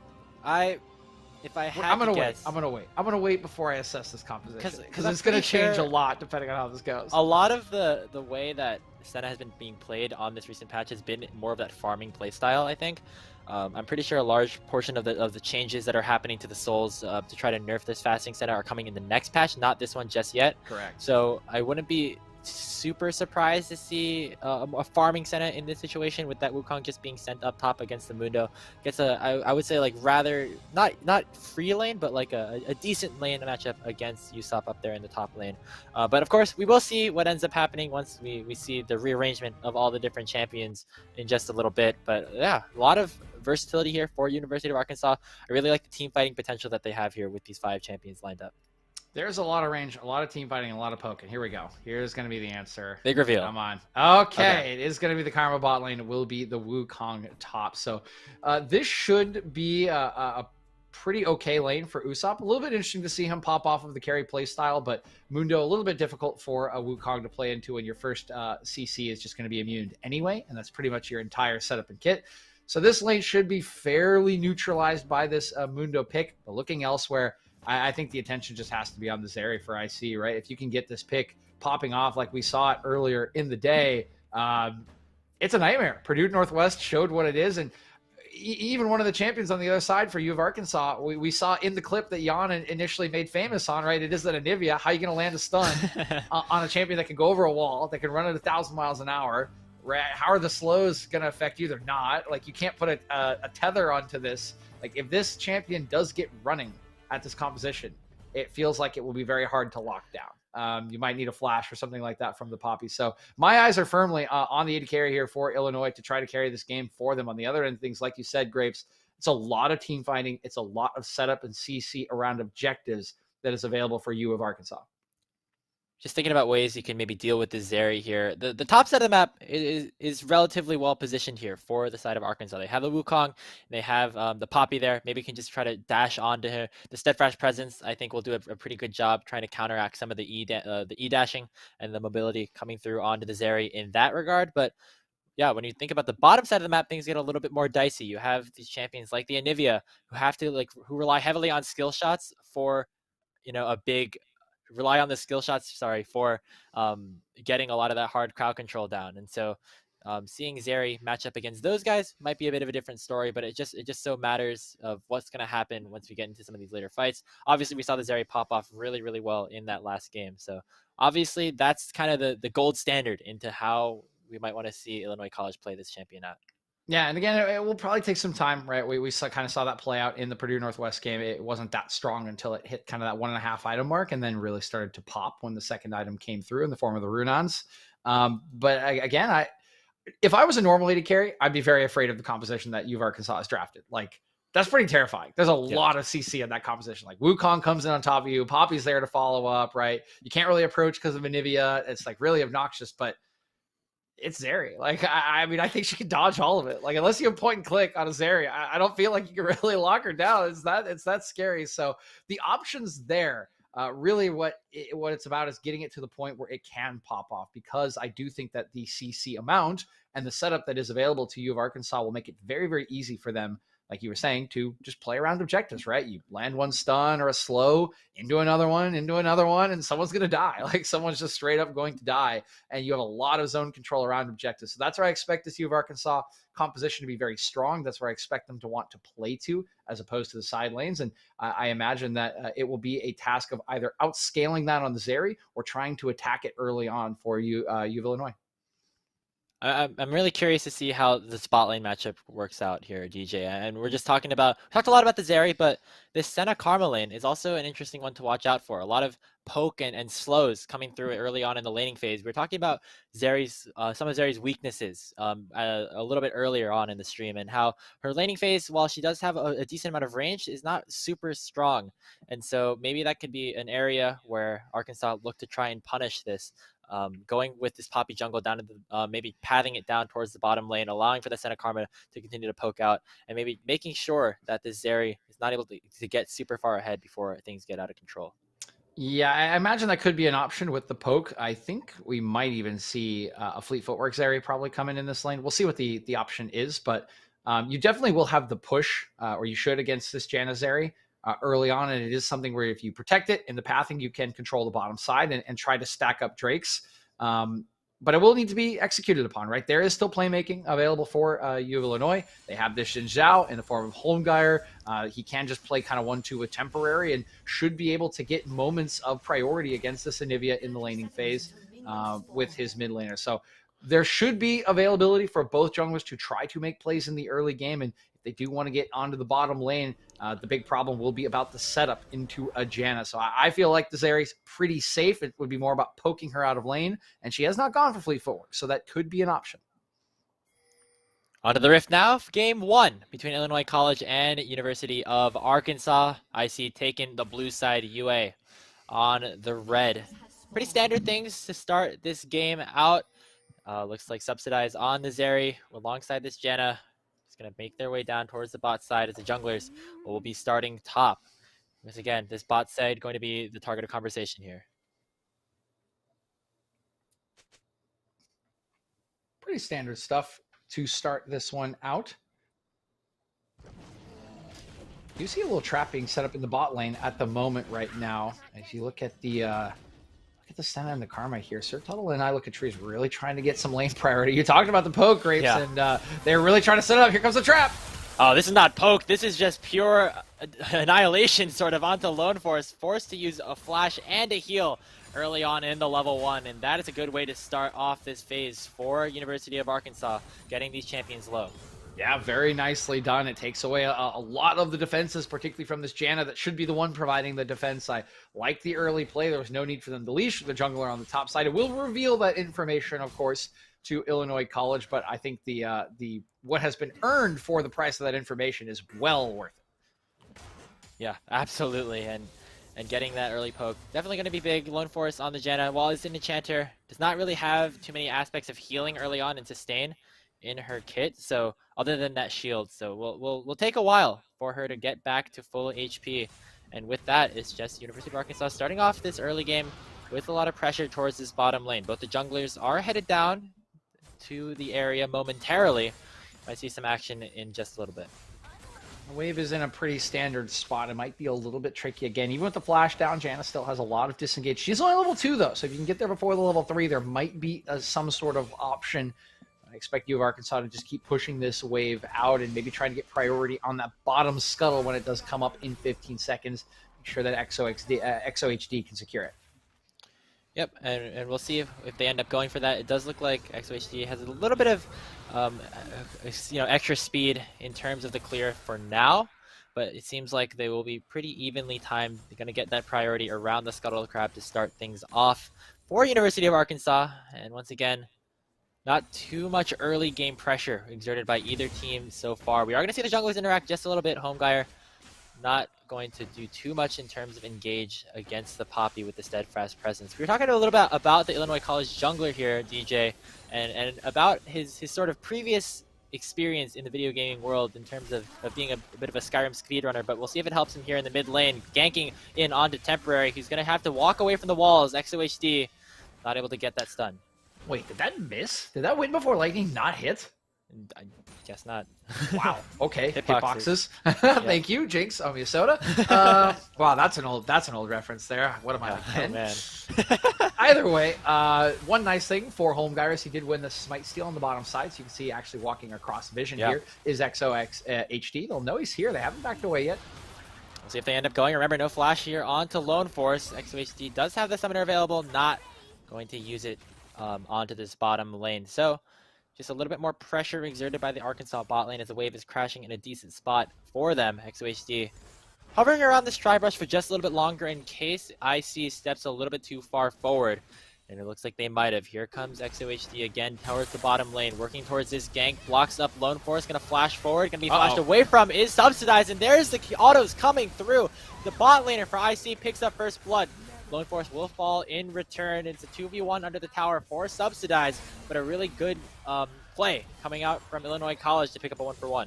Yeah, there's still a lot of work to be done by Subside. He's got a wave pushing in. He needs to stay alive as this does crash. That's the one thing to watch out for. If he can and he picks up the wave, this will be well worth it for him. He's the one that picked up the kill in the attempt, in the gank attempt, which will get Homegeyer ahead. Very nice stuff on the turnaround. It looks like he should be just fine to farm this up. Yeah, absolutely well played coming out from Subsidize, and this is the start. This is the start of the Zeri snowball potentially here, DJ. We saw in the previous series with Purdue Northwest, Zeri got pretty far behind early on, but was still able to carry a lot of the fights come the later stages of the game. And so accelerating this champion even further towards that late game state with a kill, always going to be welcome here. Yeah, the kill big time, and this Poppy's going to be very far behind it.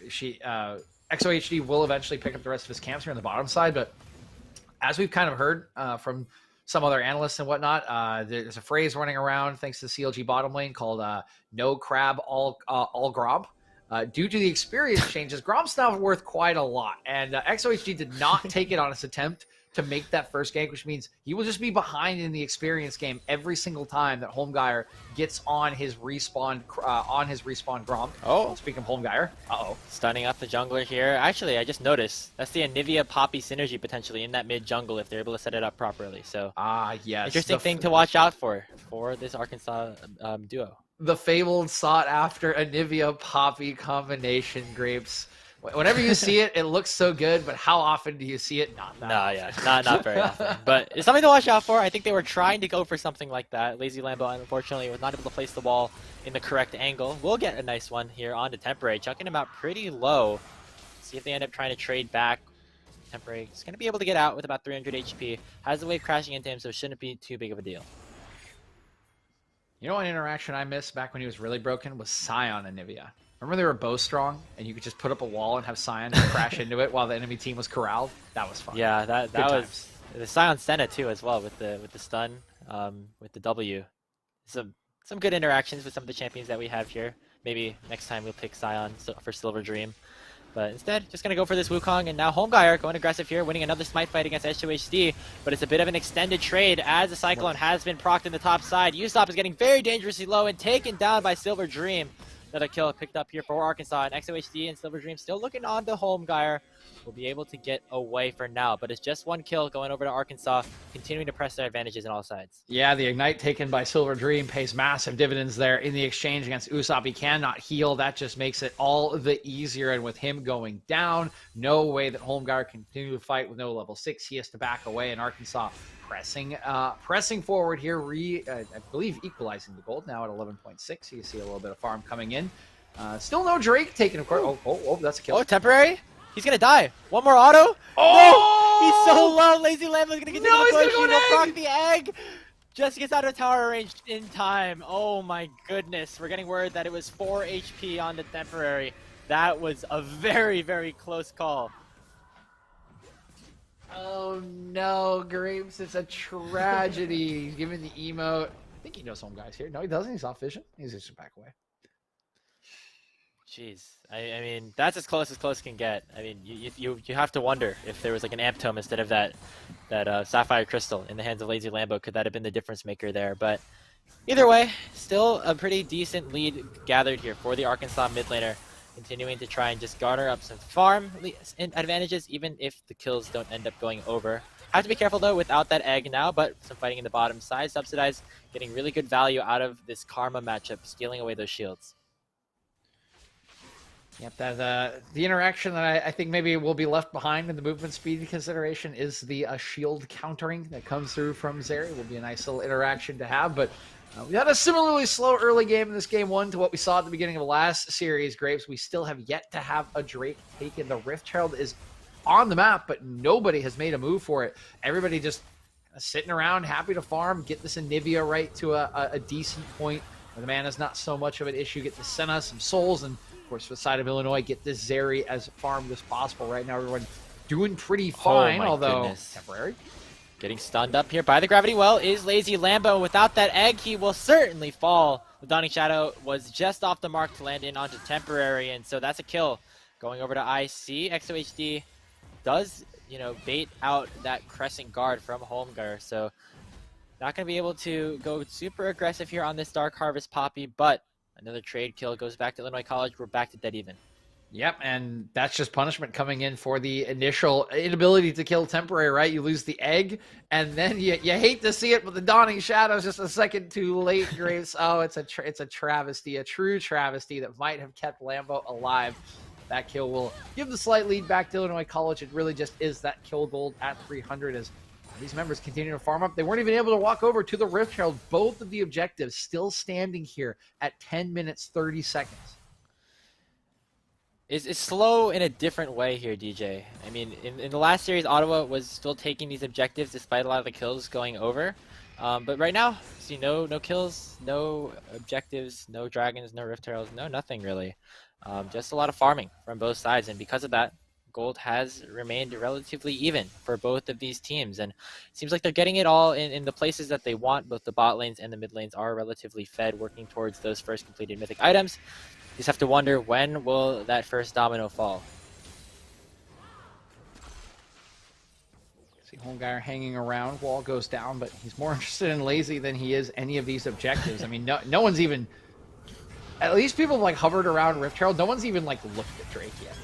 Yeah, definitely not. And more trading here. Ignite popped onto Usopp. Silver Dream used the first part of the Cyclone. Now going to try to dash forward again to try to finish the job. Conqueror procced. A couple more autos. Usopp is very low. Will he be able to survive? Silver Dream has to dash forward. The Cleaver's doing a whole lot of work. It's a very close 1v1. Who's going to take it? Will he be able to get it? He does with the Cleaver. Usopp winning out on the dodgeball matchup. Nicely done by Usopp. He flashes away early, knowing he's in trouble, and Silver Dreams, I think, gets a little too big for his britches. Without the Ignite ticking, you're always dealing with the healing from the Cleavers. Even if the ultimate's not up, doesn't really matter. And he does just get walked down by the Doctor. Is he going to try and clean him up? He has to CC me anyway, not even going to matter. And now, onto the bot side. Oh, Lazy Lambo does pick up the kill onto Usopp, but Holmgar is stunned up a little bit. We'll use the Crescent Guard again defensively. And just like that, DJ, it's another 1-for-1. Both the top laners fall. Kills even. I mean, same story. Good change, though. Here's an engage. Nice flash over the tornado by XOHD to take down Lone Force. There we go. There's a little bit of fire. There's a little bit of action. XOHD says, no more peeling for you. I know what's going to happen. It's a great flash over, and this could net them the first Drake if they want it. They have the lane push, but XOHD is just going to base. Nothing's going to go down. They could walk up to Rift Herald as the TP was just used by Usopp, but there's no interest in the objectives in this game, Graves. Is everyone just having a personal bloodbath or something? Yeah, I guess they just care about killing the main players on the team. That's how League of Legends should be played here, DJ. Only champions on the Rift, Battle Royale style. I wish I was there, because I feel like every time they get a kill, someone's standing up and looking across at the other team, just us next. We gonna fight next? Because the objectives are just they're the afterthought at the party. Nobody cares about the objectives. Oh, the ultimate's traded here in the mid lane. Chaos Storm ticking in onto Lazy Lambo. Has to flash away from it. The laser will pop the egg. Does Temporary have enough damage to take down the Anivia? Not just yet, but he will get stunned up upon respawning. Second proc of the laser comes through, and now Temporary has to be a bit careful. Stopped under the Glacial Storm, and he will go down. Oh man, in the land right now, Lazy Lambo standing up and staring Temporary down. Yep, he comes out of the egg form, and that is enough. There's not enough damage yet on this Victor, only on the crown of the Shattered Queen. That's certainly not going to do it. in terms of the extended damage if the ultimate's not available. And Lazy Lambo get a little bit of measure of vengeance after not getting him under the turret earlier. Picks up another solo kill, and yes, probably stands up and taunts his opposition in the mid lane. I would hope. Do it for me, Lazy. Do it for me. We're not in person right now, but we can only imagine what's going through here in the land. It will be that objective started up here by the University of Arkansas. XOHD going to be able to take this by himself rather easily. It's going to be a trade, though, on the other side. Top tower will fall, giving that first brick gold over to Homeguyer and Usopp. So, still at a relatively even game state right now. Very close matchup as we enter the 15-minute mark. Both these teams still have a lot of potentials to make some of these plays. The carries still getting gold. Kind of take a look at Lazy Lambo here, who's now getting more and more fed with these 2 kills. Yeah, Lambo getting pretty strong, and this is a good state for Anivia, right? You've kind of gotten through the worst part of the game. You've got a ton of mana now. You're working towards that mythic item, getting very close to starting to do real lasting damage, and they are looking for a play on bot side. Dive potentially on the horizon here. I look at trees. Has to be a little bit careful, walking pretty far forward. But there's 4 members of Arkansas here. No minions even necessary to finish the job. Lazy Lambo picks up 1 and XOHD gets the other. Ah, yes, the slow creeping doom of the Anivia Q over the wall, Grapes. Nothing quite like it. Is Silver Dream going to do a nice job dancing away from the counterplay on top side? Yes, he loses his turret, but Arkansas really starting to make some moves now as they punish the vulnerable bottom lane for Illinois. Absolutely. Another trade here as Rift Herald was finally taken there by Homeguard and the side of Illinois College. They'll be able to get this turret with the Demolish proc coming out from Usopp, but might be a trade and kill. Silver Dream fighting this 1v2, eating up all of the Cyclone is Illinois 11. College, and He's they gonna might get 2. end up getting punished for it. Homeguard trying to land in on the autos onto Silver Dream, but is not going to be enough. One final Q will do it. Silver Dream picks up the double kill on the trade. So they use the Rift Herald. Yeah, I was going to say another solo kill. This time Temporary is going to be the one standing up taunting, and they use the Rift Herald to about the best of their ability, right? There are no turret plates left to take, so the best you can do is get a tier 2 out of it, really, Grapes, but they just go way too far, and they get hard punished by Silver Dream, and Arkansas going to extend the lead. The only reason it doesn't blow up is because a turret was just taken, but all that means is they're still standing gold on the Rift for this Arkansas team. They have only taken that 1 bot turret, so there is just more gold available for them. And I think this lead should continue to extend the way they are starting to make plays. And even with that first Drake in their back pocket at this point, it's way more worth it than the Rift Herald, I would imagine, considering the lack of gold plating available in the game. So now suddenly 9 kills in favor of University of Arkansas to the 4 of Illinois College. UA building up a slight gold advantage here. The tower's still in favor of Illinois. So it's not a close game here, but the kills are starting to rack up. Silver Dreams picking up that double kill at the trade for that top lane tower. Definitely going to feel very, very good with this Divine Sunder up against this Mundo. So always something to watch out for. Dragon spawning in about 2 minutes. So might be the next time we see a big major fight. And this is when the University of Arkansas's team fighting composition might start to unlock here, DJ. Team fighting will start to come online, Grapes. We take a look at those items with the next Drake coming up in 2 minutes. Everybody has a mythic for the side of Illinois College. Same can be said on the other side. Oh boy.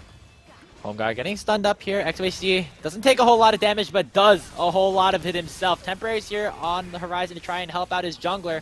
His Homeguard would be forced to flash away. XOHD will get out with his life after burning a flash out of his opposing jungler. So, good trading there. Not really time for the objective to spawn just yet, but we're seeing all the attention being given to this bottom side of the map. Yeah, a lot of resources there with that top lane already very extended by the turret takes, both them being down. There's really not a whole lot of reason for Illinois to be up there, but in the bottom lane, wow. Big chunk of damage, even onto the tank. I guess a lot of armor itemization going in onto Usopp. Takes a whole lot of chunks from those ice shards from Lazy Lambo. And so always something to watch out for. It is the ultimate popped onto the Mundo. Not much else, though. You see some more trading in the mid lane. The mid bot laners have rotated up to there. It's Temporary, and Silver Dream will duke it out up top. Dragon coming up in 45 seconds now, Grapes, but still a little bit of a stalemate in the mid game as both teams still just happy to farm up. And interesting question, or the interesting thing about them both farming up is who really is stronger with the gold, right? You're giving gold to a Zeri which will be very, very scary. Victor, of course, extremely strong, but Victor won't have the easiest time applying his power against this team comp. I mean, Senna will just continue to get free range in this game. We'll have the shielding of the Karma, and of course, always the potential that you walk right into a stun from the zone control of the Anivia. So we'll see how Illinois can use their power as the game goes on. Arkansas, of course, has some scaling options, a little bit more zone control, and a lot of CC, but I still think taking down that Zeri could be a big problem if Subsidized can pilot this champion in the way that we saw the Poner do it earlier. Definitely so. And this is around the stage where the Zeri started to become unlocked. So we'll see if we're able to do a lot of damage in some of these fights. In the top lane, though, Silver Dream in a whole lot of trouble. Going to try to make this a one-way trip. Going to tick down Temporary very low and getting the kill in the 1v2. Usopp will be able to chase down the Wukong and eventually possibly burn him down.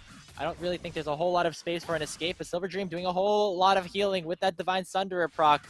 Usopp is on a bit of a wild goose chase here, but what an outplay in the 1v2. Yeah, I mean, he's just going to keep him on the ropes for a while. Oh my god, did he get out? How long is this going to go? Oh my Alcove Gaming is coming here. Silver Dream uses the W to try to get away. Wait. Wow. There's no flash, he's he out! Escapes. That's crazy. Oh my goodness. Silver Dream, you're a beast.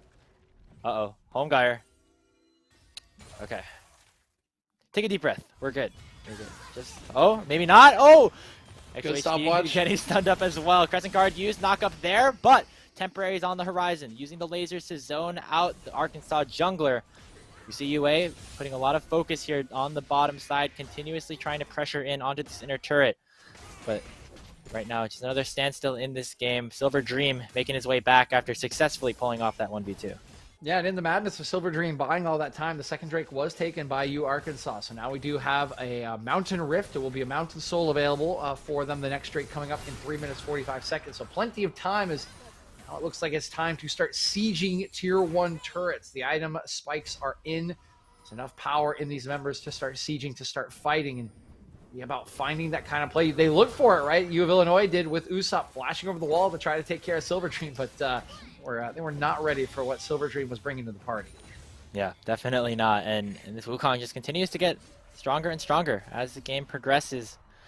Also has those two dragons as the Mountain Rift has been formed on the backside of that trade up in the top side. So right now, Arkansas is in a good spot. They have a 2,500 gold lead. They have those two Drakes. They have gold in the right places. Illinois College, though, there's still a lot of potential for the fights to turn around in their favor. They have a lot of the good team fighting. They have this Zeri, of course. So just have to find the right opportunity here. Are they going to try and dive this? No. Good zone Here control, though. Nicely Okay, done. we'll go down. Yeah, XOAC does such a good job at zoning away the rest of the players. They end up getting that tower as well. Taking a look at the gold here, it is mostly Arkansas up top. Of course, Silver Dream leading the charge, but Usopp actually not very far behind despite all the kills going over. So it'll be an interesting matchup to continue to watch out for in that side lane as it continues to progress. Might change a little bit soon. We see Arkansas making some plays up towards this top side. It's going to be hard to dive this Mundo here, DJ. Might be. They do have Ignite coming off cooldown. See if they do it. Cyclone coming through. Teleport to match from Temporary. Do they burn the Mundo fast enough? They do. Temporary gets here just a little bit too late and will not be able to capitalize. So a resounding yes to that question, Graves, as they absolutely obliterate. They didn't even use the Ignite. I mean, he just melted in the face of those two members, and that's a Senna Karma on one item. I mean, I hate to imagine what happens when Senna gets to two items, finishes his Mormana, and continues to scale. And we can get a soul check from production here. Next time I do get around to it, we'd love to see where that Senna is on the progress bar, because really that is the mark to let you know how strong this champion is getting. And based on that, the damage that came out there, I would imagine doing pretty well for himself as I look at trees. Yeah, has those two items as well. Okay. 50 stacks is the count here for I look at trees. Going for the farming build with the tier as well, so we're able to stack some gold. So, you know, if he was a fasting Senna, might have a little bit more souls in that regard, but instead, just going to prioritize getting some of those itemizations through, looking for that rapid fire cannon next. The Senna continue to scale up alongside this Zeri. Senna and Zeri will likely be two big focal points as this game progresses. I mean, the infinite scaling on Senna is always something that you have to talk about as games get into this later stage, Grapes. But of course, we sort of have an idea of how strong. Okay, Senna. Okay, missed. We sort of have an idea of how strong Zeri is in the late game. We've heard and seen that it's pretty busted, but that's if you can pilot it. It's a little more conditional than Senna, I would say, but nonetheless still a very, very potent late game option. Illinois College going really aggressive here. Dragon spawning in 30 seconds. Will be soul point for Arkansas if they're able to pick it up, and they know it. They want to fight. Teleport coming in from this Nivea and the Wukong on the opposite side. We'll see who decides to begin the fight, but Arkansas successfully winning priority around this pit. Yeah, normally you would want to see a Wukong coming in on the flank instead of TPing to mid there, but when you are playing with an Nivea, hold on, there's the engage. Here we go. Engage coming forward from XOHD. Stunned up is Holmgeier, and he will get taken down immediately. Silver Dream doing the work with the Cyclone. So much zoning power out of this Arkansas composition. They stun up Subsidize on the backside, and Lambo is doing the work with the Ice Shard. Subsidize has the movement speed. Will he be able to get out? Very, very, very low health bar, but HOHD will be the one to finish the job. 4 straight kills over to Arkansas, and Yusuf is the lone survivor. Yep, and so far the Senna scaling going to be the one that wins out. Everybody's just healed up, sped up, and it's a good initial engage. Once they burst out Holmgeier, there's no more peel remaining. That sort of pseudo peel with the Crescent Guard is completely gone. Temporary melts, and Subsidized never gets a chance to really get into the fight. Beautiful engage from U of Arkansas, and they will blow this game wide open. A third Drake, a Baron, and with their composition, the zone control and the range that they will have, sieging is going to be very, very potent for them. We're talking about this 5v5 composition for Arkansas here earlier while we were discussing the draft here, DJ. And it worked out really, really well. They just lay in all of their ultimates, all their abilities right down the middle of Illinois College, and poof, they're just gone like that. They pick up the Baron as well. About an 8,000 gold lead here for UA. They're going to look to continue to try and push in, break open the base of Illinois College, and take an early 1-0 series lead. Yeah, they do split it up. Of course, you want to keep a couple members at least around the Anivia. I would imagine it's more of a 4-1 than a 1-3-1. You could probably send Silver Dreams out to the side lane, 5-1-3 on this Wukong, nearing his third item, and has been given the runaround a little bit to Usopp and Holmgeier. Usopp, of course, has been able to farm up very nicely, but in terms of the actual fighting mechanics, Silver Dream has had their number on this Monkey King, and he's going to try to be the side lane presence for this hopefully final push for U of Arkansas, if you are a U of Arkansas fan. And he's just going to go right on in. I mean, Usopp's half HP. He has to flash. Nice usage of the ultimate there from Silver Dream, just trying to get Yusuf in a bit of a dangerous spot, knowing that the HP advantage is in his favor. He is Mundo, pretty tanky if he doesn't have that ultimate Cyclone for Silver Dream. So we'll see if he's able to match up in the side lane, as the rest of University of Arkansas will certainly be able to push this wave in.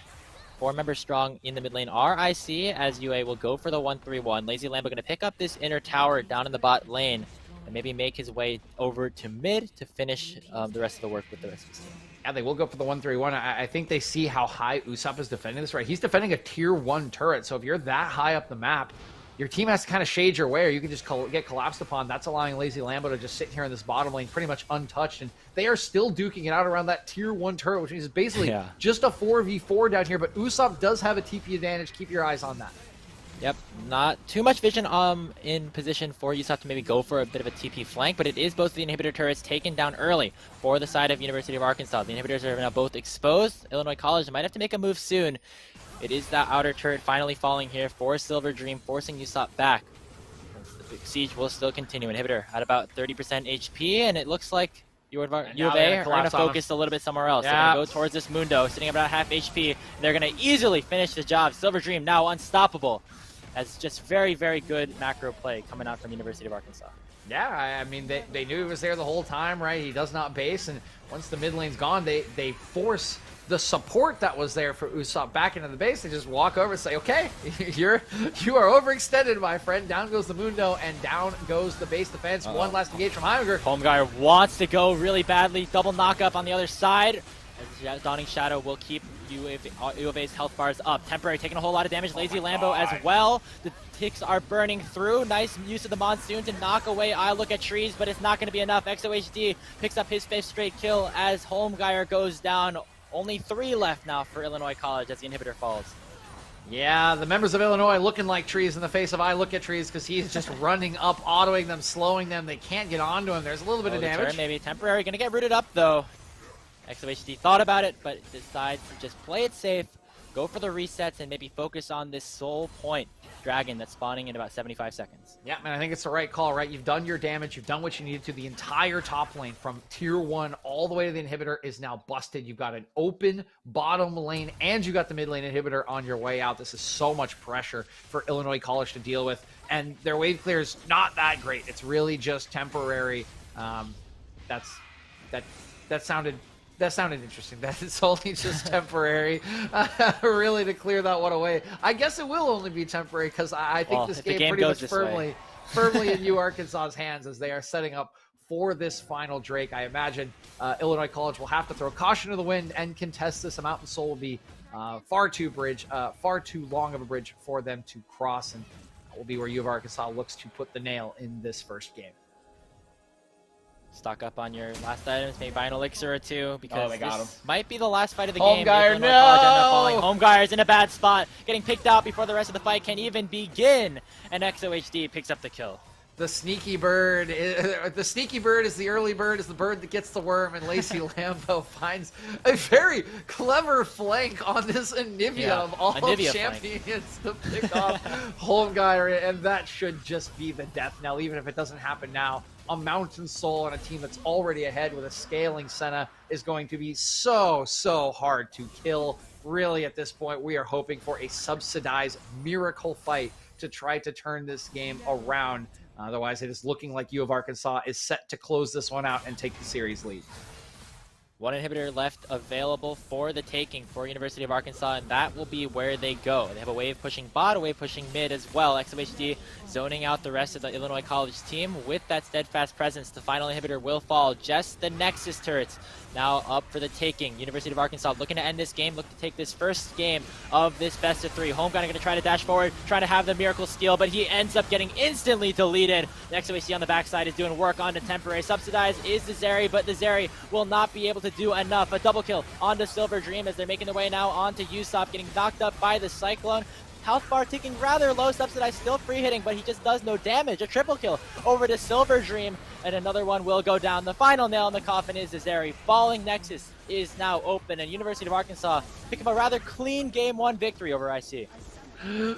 Graves, I'm surprised you didn't call out the final play of the game was the Poppy Anivia interaction that you were looking for as XOHD flashed into the fountain to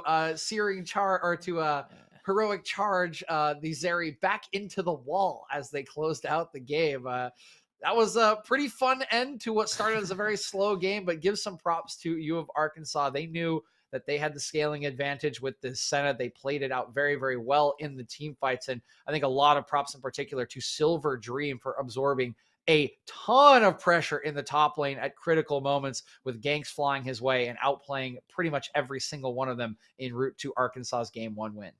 Yeah, there's weak side tops, and then there was what Silver Dreams did up there in the top lane. Played the weak side and was able to end up with like 4 straight kills out of laning phase. And really nice job by him, able to capitalize on the top side focus from Illinois College and allowing the rest of his team to kind of open up a little bit and scale up to that eventual victory. And looking forward, Illinois College, they did fine in the early game, but it just came down to some of those later game macro decisions that led to their downfall.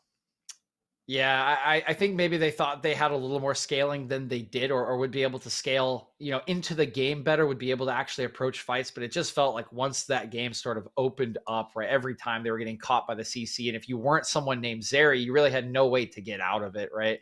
And once that started to happen, once U of Arkansas started to get the lead, it was so hard for them to walk into choke points, to walk to objectives. And as we predicted with that chain of CC, the team fighting was just too easy from U of Arkansas. They got the critical team fights, they got the critical objectives, and that was all they really needed to get the win. Yep, absolutely. And we'll see if they are able to close out the 2-0 or if Illinois College will be forcing that Game 3. Before we take a short break, I want to thank some of our sponsors here with Unified in the Midwest Esports Conference. Thank you to Atlantic, Topalti, Gangster, and of course, Skulls, where you can get a lot of cool gear. If you're looking to upgrade any of it, look no further. You can start your 2022 off right with some official Unified Esports merchandise brought to you by Skulls. Hoodies, joggers, jerseys, armbands, and a whole lot more are coming soon. You have the skill, now get the swag. Skulls.com/collections/unified has everything you need. Gear up, game on, Skulls. Game 2 between Illinois College and Arkansas coming up after this.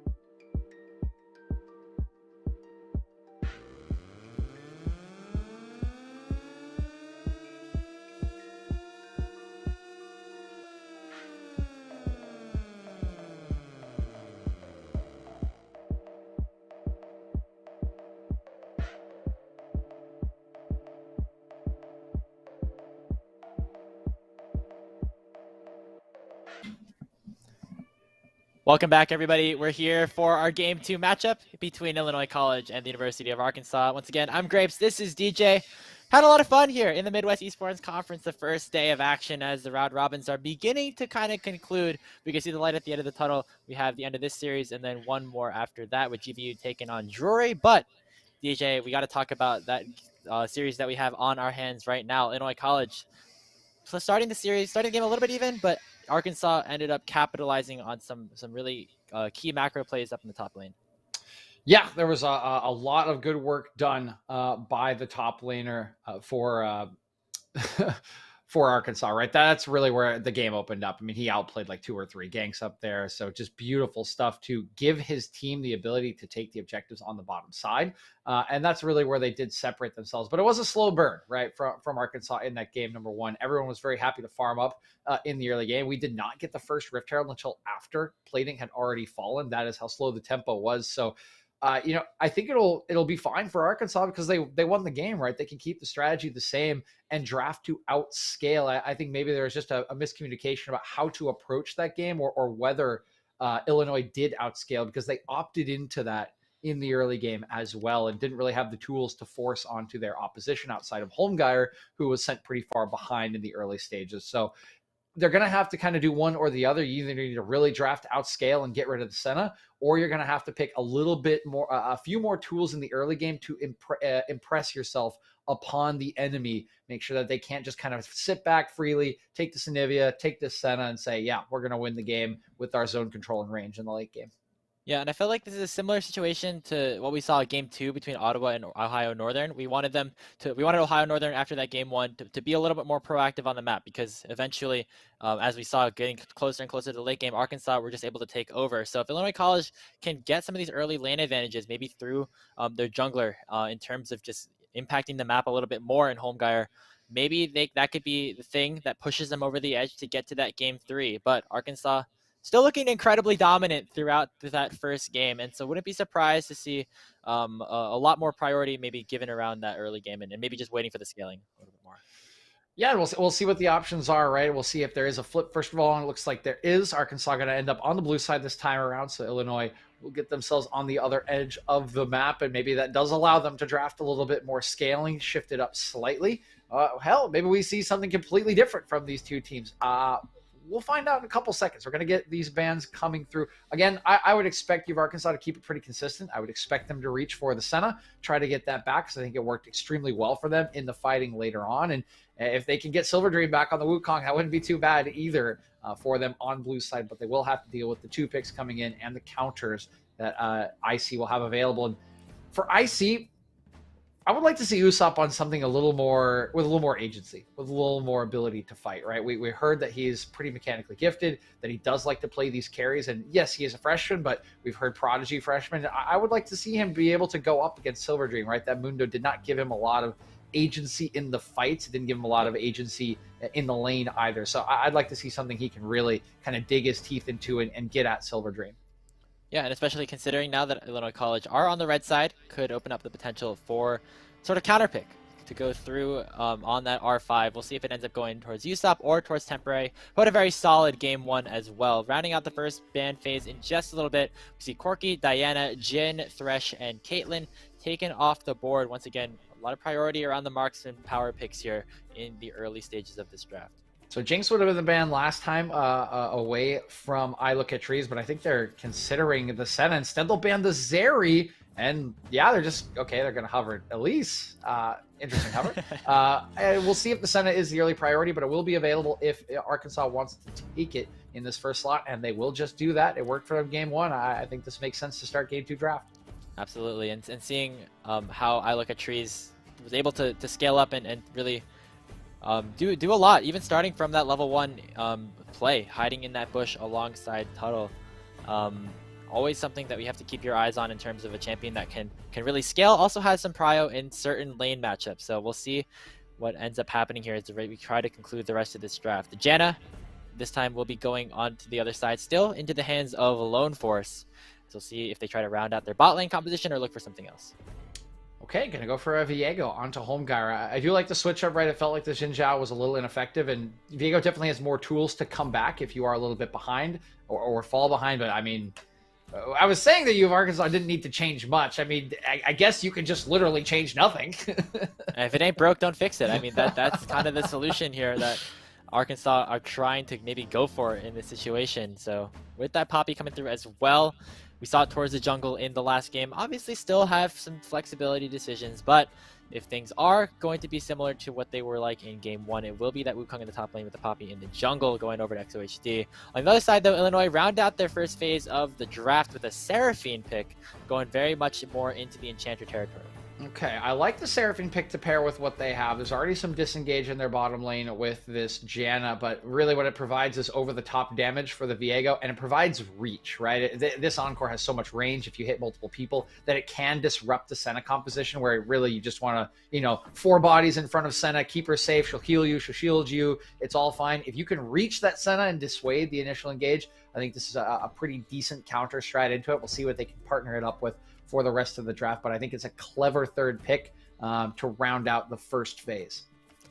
Yeah, and head into the second, we're seeing the Anivia and the Jinx both taken off the board. We're seeing a little bit of differences in terms of which champions are being locked in for their respective roles. Arkansas still have to pick up that mid and support. We're on the side of IC. I'm expecting the Seraphine to be going towards the mid lane, so top and 80 carrier where they're going to look at here. Yep, and there goes the Jinx away from subsidized, just a common 80 carry. At the moment, I see that we've banned the specialty picks away from Lambo after that Anivia was a very terrifying last game. Both that and the Vigar are off the table.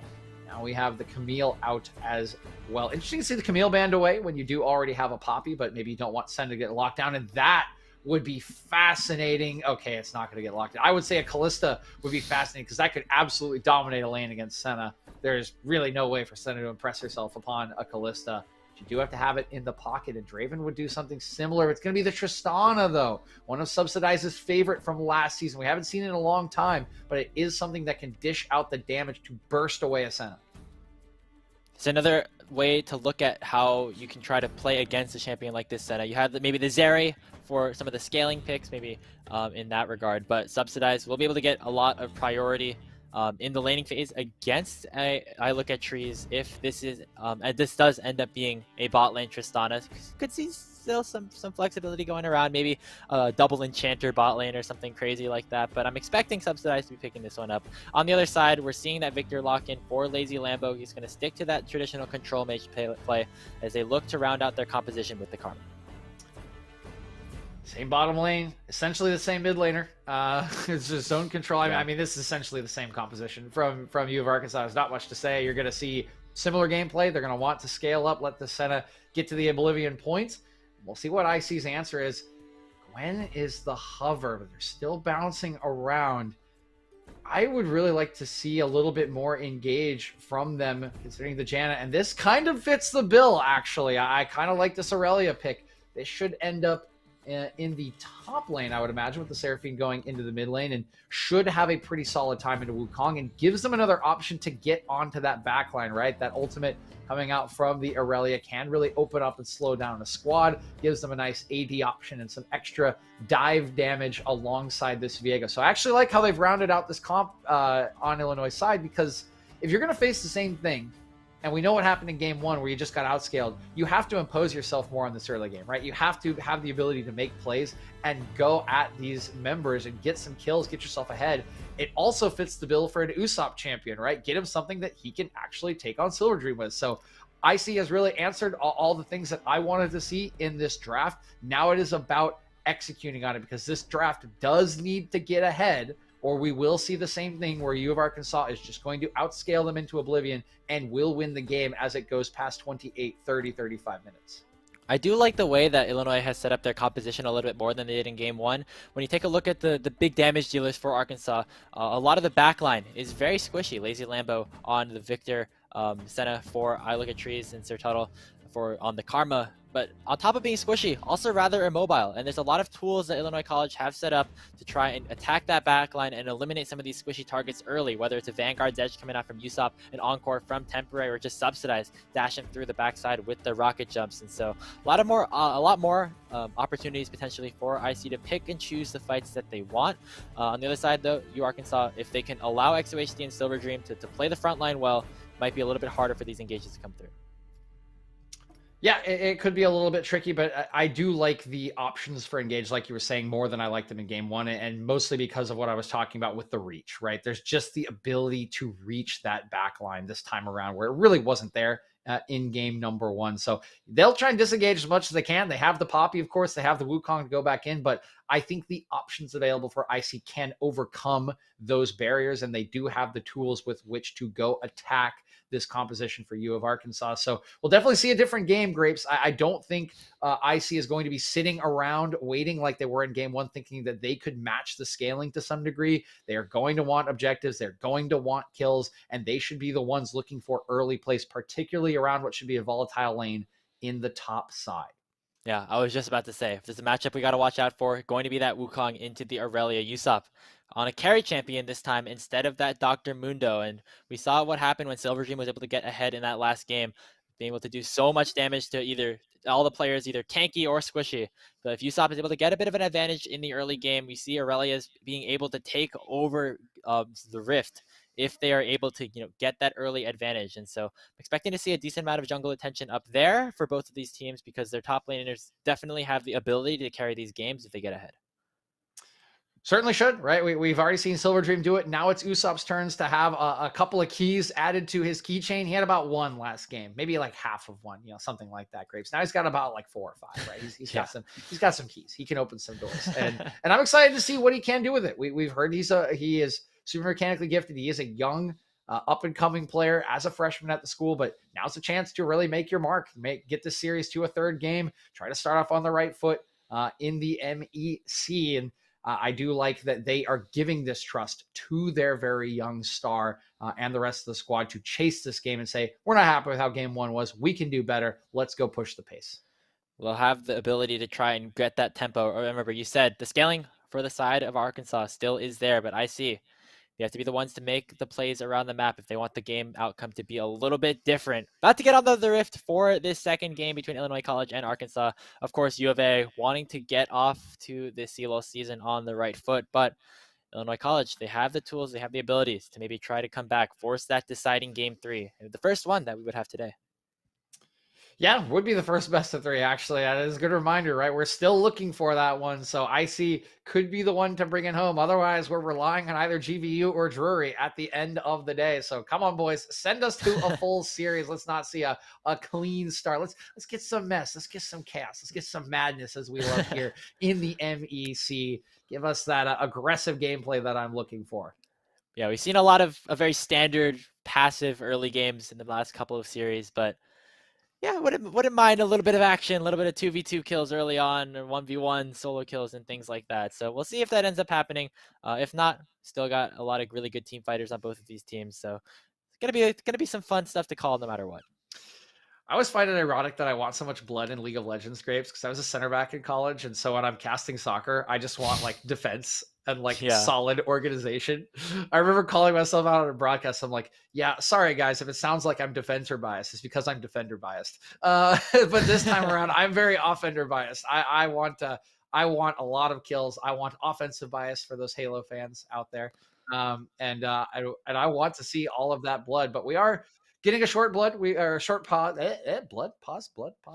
getting a short pause at the start of the game. So we will be starting shortly. Just shouldn't be too much. I think it's just a very small issue. Should be into the second game of our best of 3 series here fairly shortly.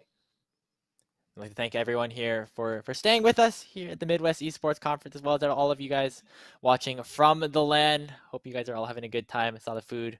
Yeah, thanks for sending us the picture of the pizza. Earlier. We appreciate it. Now I want to order pizza.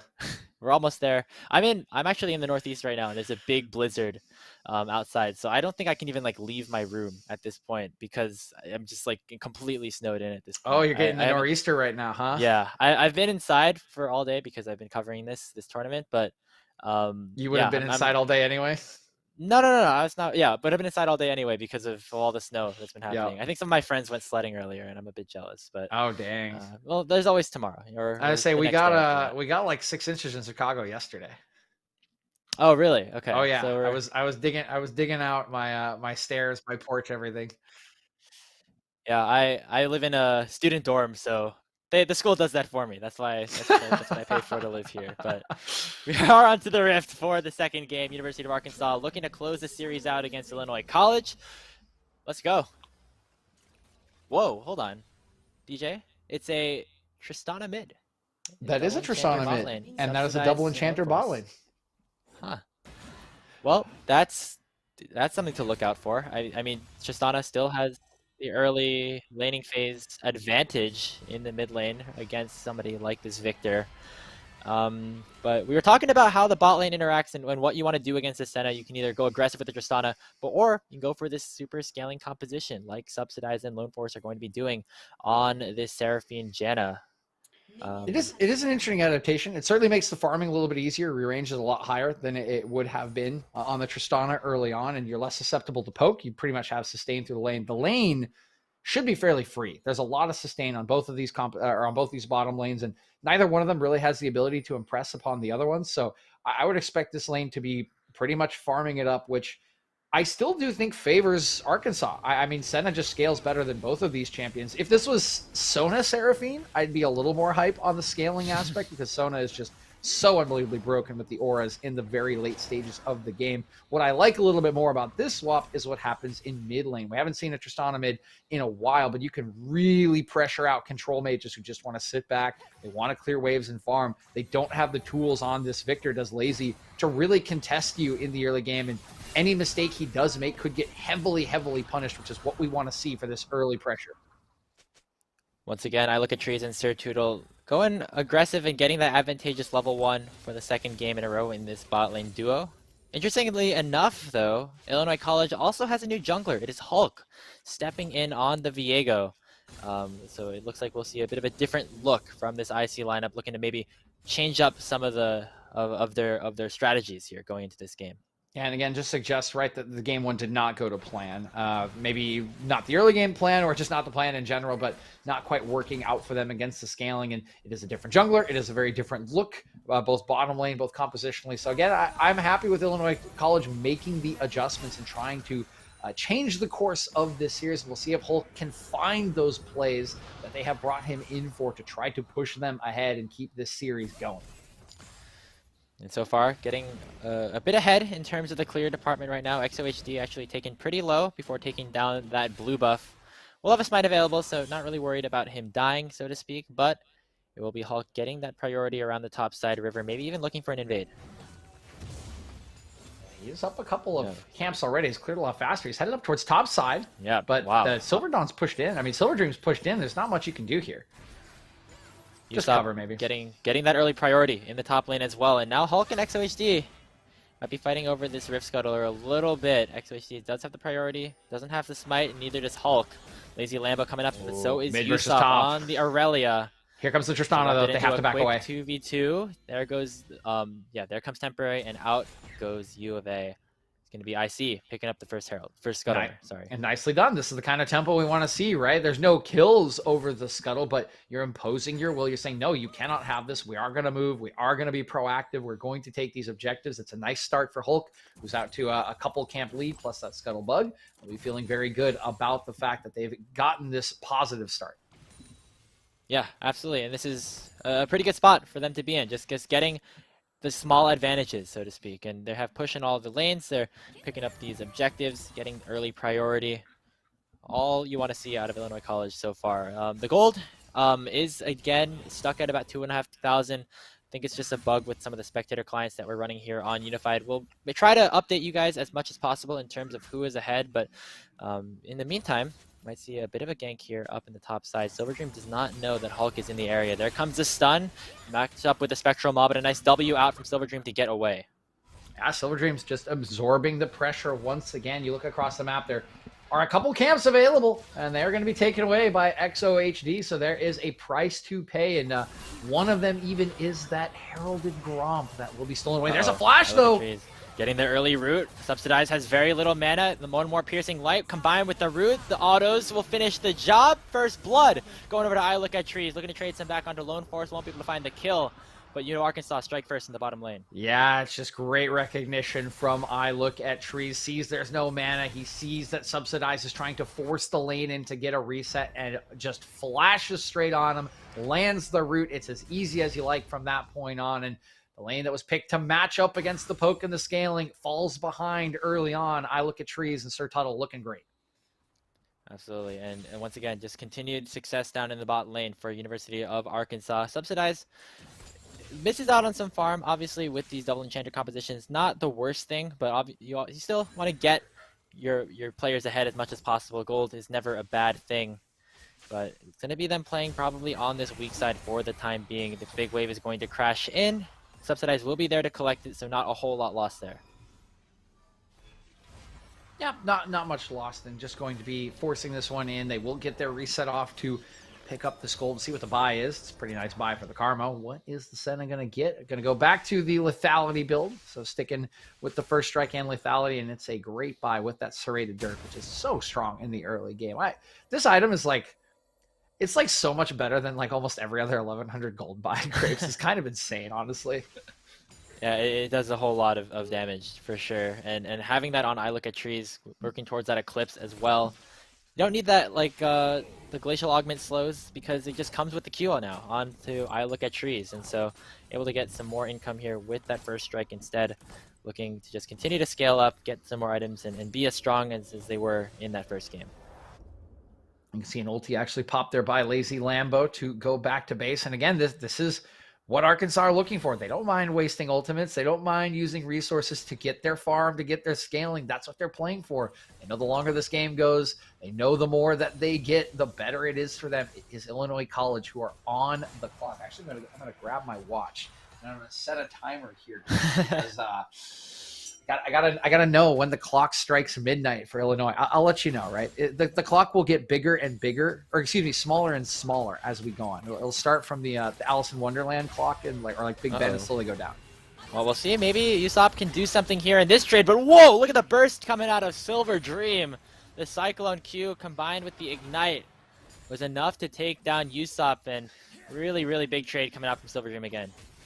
Hello, may I introduce you to the item known as Sheen, Grapes. So that was a whole heck of a lot of empowered Q damage coming through, and a meeting of the minds of two champions who rely on only one component to be fully online.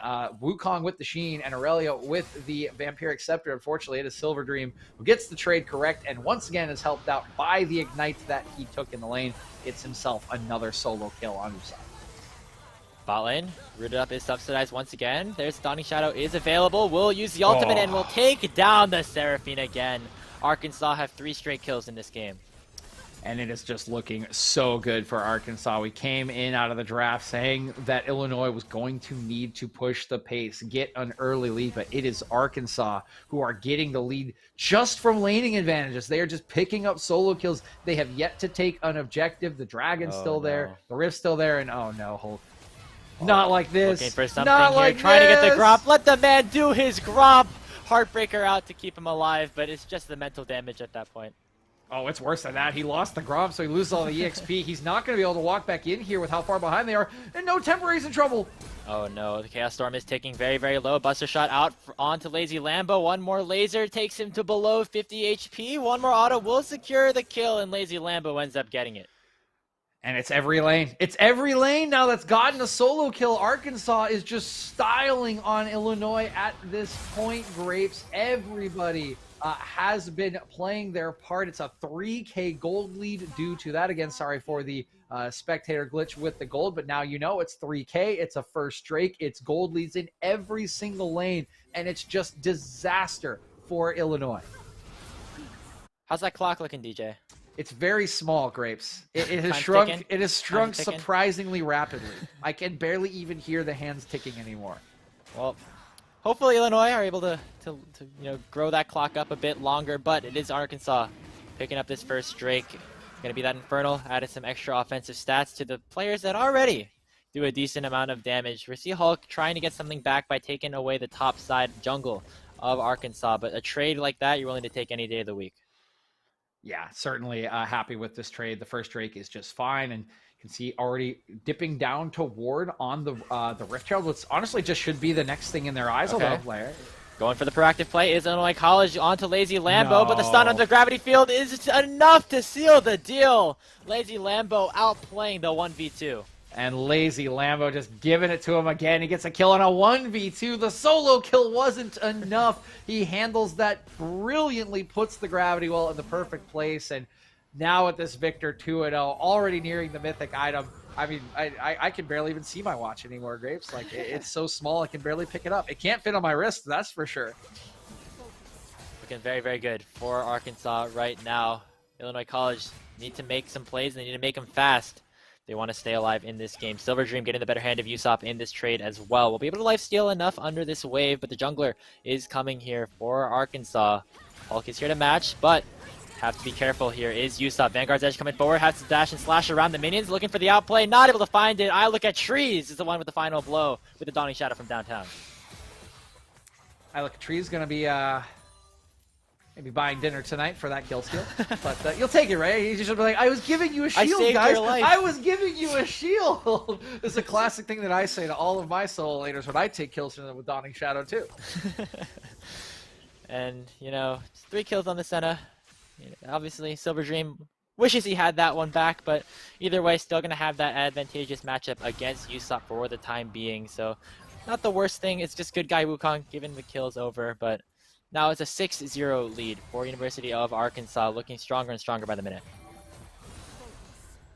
Yeah, 4K gold lead now at 11 minutes 45 seconds, and still waiting around to see when the Rift Herald will go down. It's on the table. It has been something that U of Arkansas has not been concerned with going for, and of course, really at this point, Graves, they don't really need it, right? I mean, Rift Herald is a buff that is used to accelerate the pace of the game by getting you the gold on the platings, and at this point, 4K up with a scaling composition, you don't even really need to accelerate. You can sit back here, you can collect your farm, you can continue to punish mistakes, and at some point, those mistakes are just going to be, they're going to show very, very quickly, and they're going to be punished very, very hard. They've already gotten punished pretty hard, and it will just get worse. Yeah, kill leads, CS leads across the map here for University of Arkansas.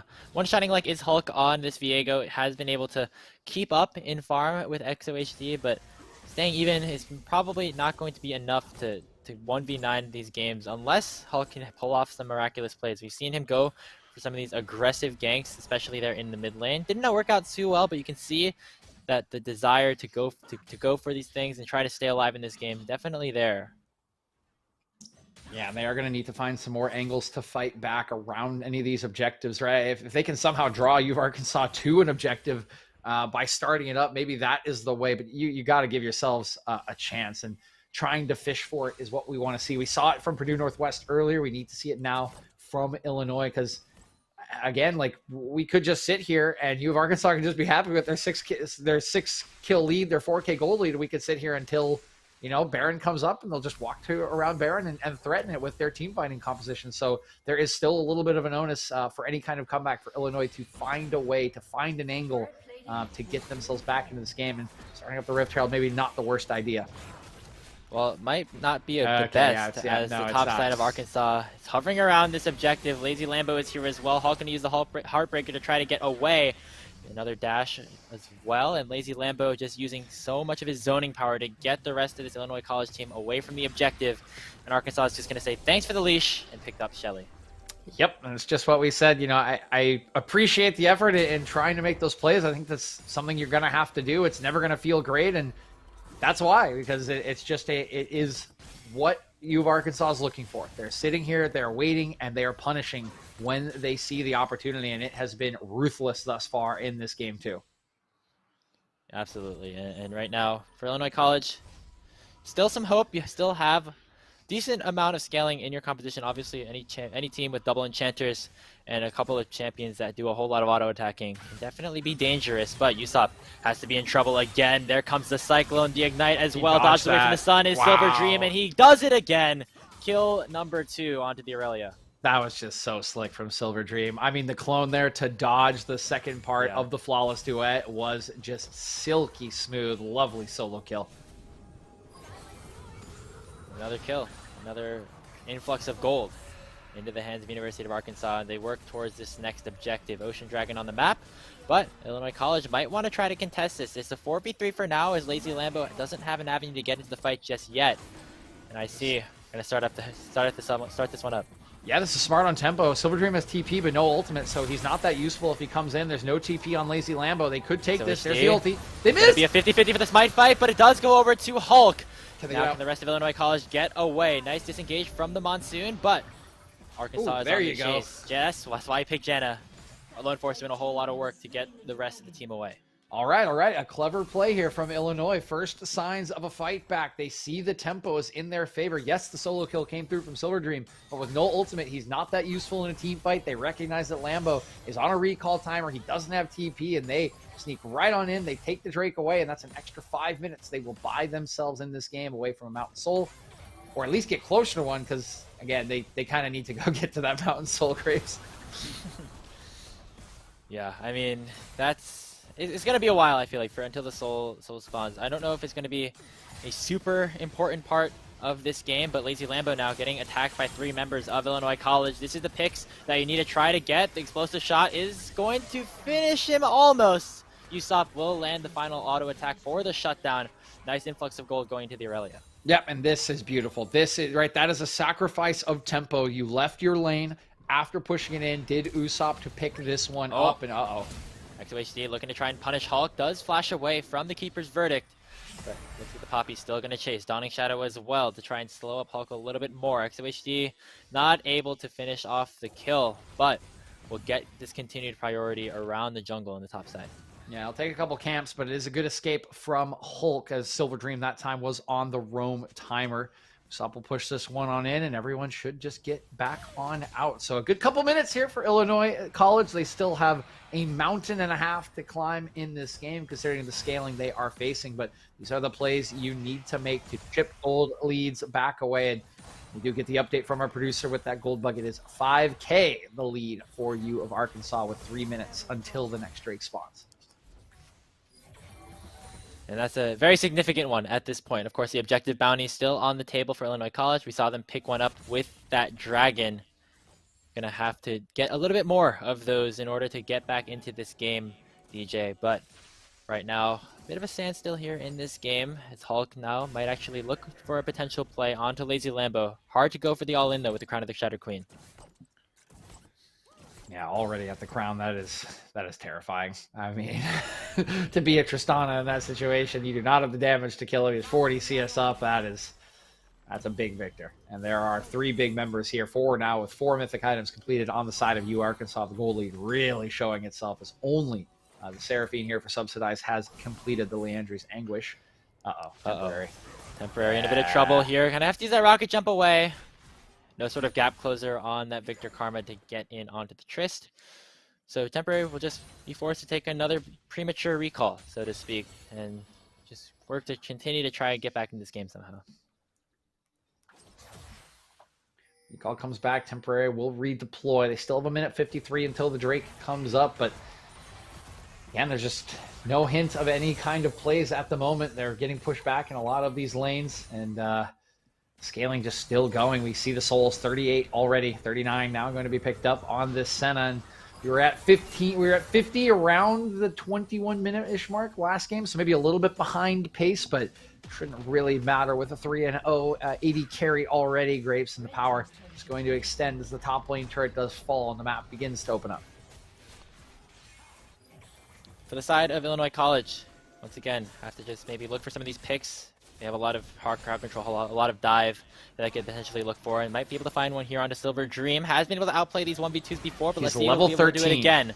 W's away from the Heartbreaker. We'll be able to dodge away from the stun as well. Not from the Flawless Duet, though. Silver Dream now stuck between a rock and a hard place and will get taken down. It's Hulk that picks the shutdown this time. Nicely done. They do manage to take him down. Belatedly, of course. I mean, 3 attempts is what it took to finally root him up, and now Usopp is overstayed.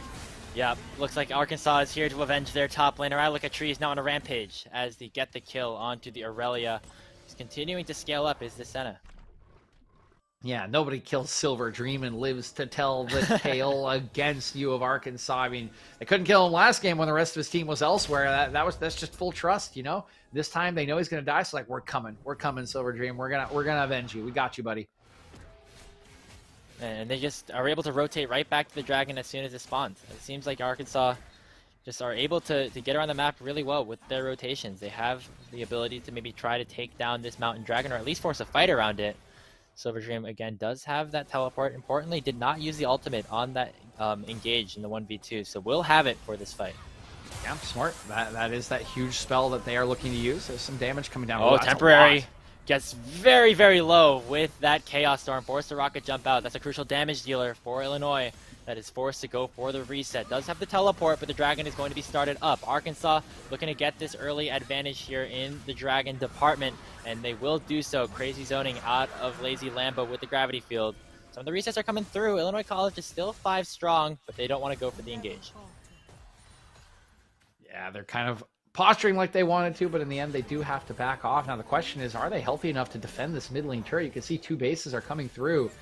Looks like the rest of U of Arkansas actually going to move back towards the bottom lane anyway, so they should be able to hold on to this final tier 1 turret for just a little bit longer. But once this one does go down, control over the map is going to be total and absolute from U of Arkansas. With the power they already have, an advanced vision line will be really, really difficult to move through for Illinois College.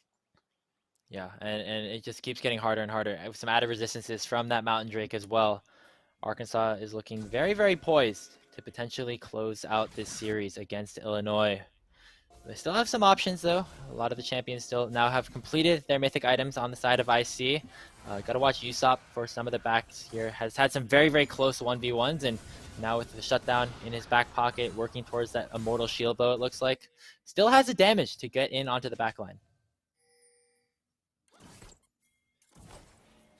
Have a good amount of damage to try to put onto U of Arkansas. The question is, will it stick? And oh my god, speaking of sticking, getting bursted out, there's Stunning Shadow, almost able to take down the Tristana. The Chaos Storm was not able to follow Temporary in that sense, so we'll get out by the skin of his teeth for what seems like the 3rd time in a row. Yeah, he's just getting absolutely brutalized by that spell, and now here's a TP.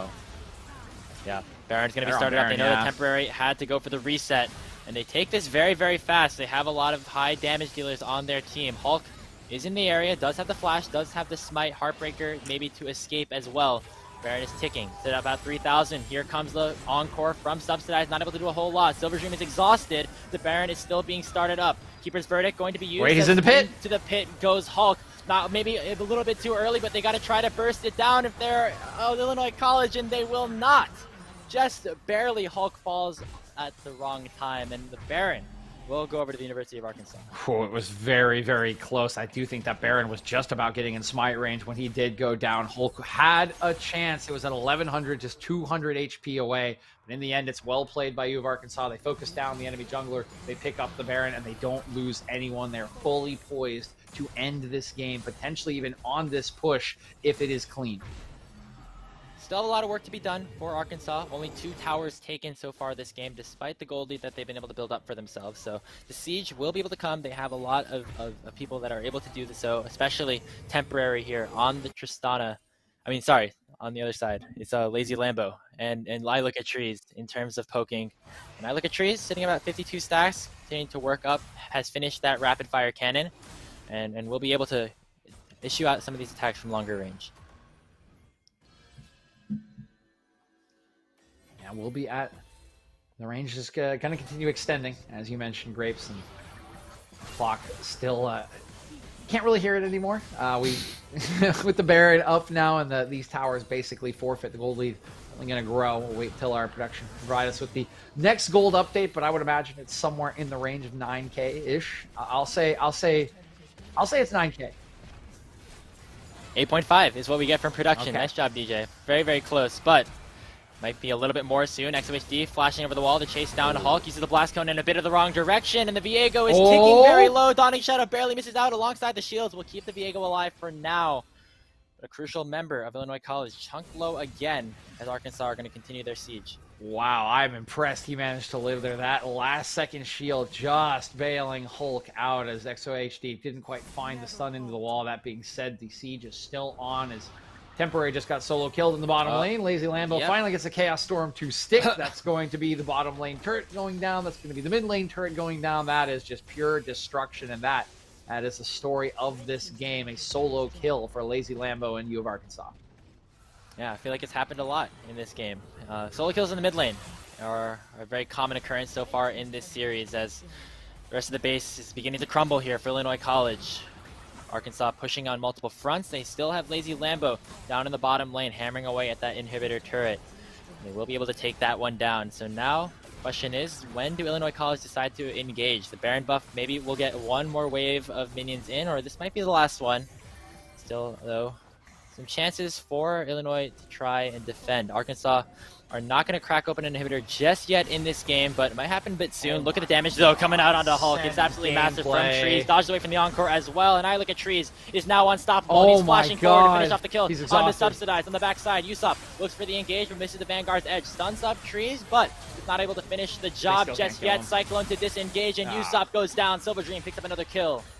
Senna gameplay, ladies and gentlemen. I look at Trees is so incredibly strong. He's so far ahead. He just basically waltzes into the heart of the enemy team. I mean, they're just pushing into the base as XOHD claims Soul Point. That is how far ahead Arkansas is. And Lambo looking to go forward, flash forward to take down Lone Force on the backside. Temporary trying to get a trade, but it will just be a suicide mission to pick up a 1-for-1 double over to Lambo as well. Only Hulk is alive for IC as the base is now getting cracked open. I mean, that should just do it. There are 20-second timers on multiple carries. There's not a very big wave for them to work with, but I don't know if they really need to be concerned. It might just go for the safe play, take this inhibitor. They will back out as the waves do push in, but we are one push away here, Grapes, and we've been expecting this for a while. We've definitely been waiting for the inevitable to happen, but we are finally about to arrive, and should be in the next couple of minutes that the final fight will be thrown at U of Arkansas, and they will push in and end this series against Illinois College. And I mean, leads do end up ballooning to certain margins, but you always still have to give Arkansas the credit for being able to close the game out cleanly with the lead that they had. Illinois College, their options are starting to become a bit more limited at this point. About a 13,000 gold lead, thank you, production, in favor of University of Arkansas. So definitely still have a whole lot more work to be done. Maybe have the potential to have some comeback as IC, but it's not looking so likely right now. Not really, Grapes. 13K is about as insurmountable as it gets, particularly when your comp is hard outscaled. So there's always hope of a miracle, but that hope is how many I mean, pi has infinite decimals, right? You're getting pretty close to that to find the percentage, I would say. Pi percent? That's still like 3%. Yeah, it's like still 3%. No, it's definitely lower than that. Well, we'll see. We'll see what happens here. Lazy Lambo gonna try to catch that Hulk. Definitely lower than that. Okay, it might have just dropped by about pi percent in that regard. As the last out inner turret will be attacked here by the side of University of Arkansas. Encore lands onto 3. Usopp trying to do his best onto the backside, take down any member of the backline of Arkansas, but will not be able to do so. 4 straight kills for UA, as only Temporary is alive, trying to clear some of the minions in the base. But here comes the victory march for U of A. Yeah, I will say, too, before the series, we highlighted Lazy Lambo, and boy, has he delivered today, Grapes. I mean, absolutely masterful on both games. Multiple solo kills, dominating in the side lanes, and he's level 17 to end this game and this series in a very convincing opening win for the likes of newcomers, University of Arkansas. Picking up their first win of the collegiate season. Congratulations, University of Arkansas, for that 2-0. For Illinois, still a lot to work on. Of course, this is a team that has a lot of experience here in the Midwest Esports Conference. Would not be surprised to see them able to turn it around in the coming weeks. Actually, still have another match to play tomorrow. But still, very good, clean play coming out of Arkansas as they're just making their mark known here as a newcomer in the MEC. Yeah, it's a huge mark to lay down. It's a very nice start, and they will take that and try to roll it into tomorrow. If they can start with a 2-0 weekend, that would be a truly fantastic start to their inaugural season here in the Midwest Esports Conference. So welcome aboard, University of Arkansas, looking like an early potential contender with those performances. For Illinois, they'll look to bounce back just like Coach Diddy told us. They can look for that 1-1 weekend still and try to come away with a lot of positives as the season does progress. Unfortunately, still going to be a rough start after they were the last team to play in the last split, falling in the finals to GVU. Speaking of GVU, though, I'll be here to close out our day in the next series as they take on Drury. Yep, 3 down, 1 to go. We'll be back in a couple of minutes for our final series of the game. We'll see if Grandview can end the day 2-0 as they take on Drury.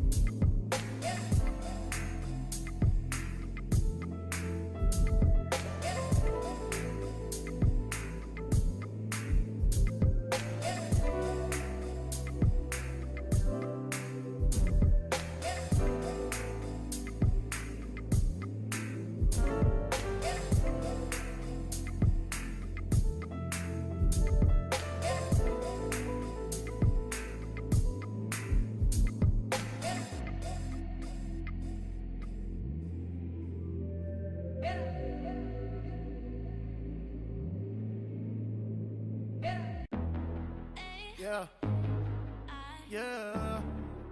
Ooh, ooh, she gon' bust it. She gon' rustle. Yeah. What's up, baby? Tell me how you get the one up on me.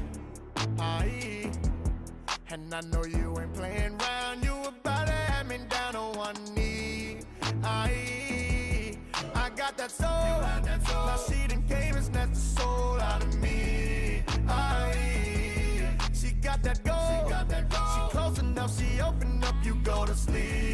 Aye. Now if you ever get to meet her, better keep a shot about to make a supersonic man out of you. She go below the belt, you better go for help. Shot about to make a supersonic man out of you. I wanna be her man. Now I'm a believer.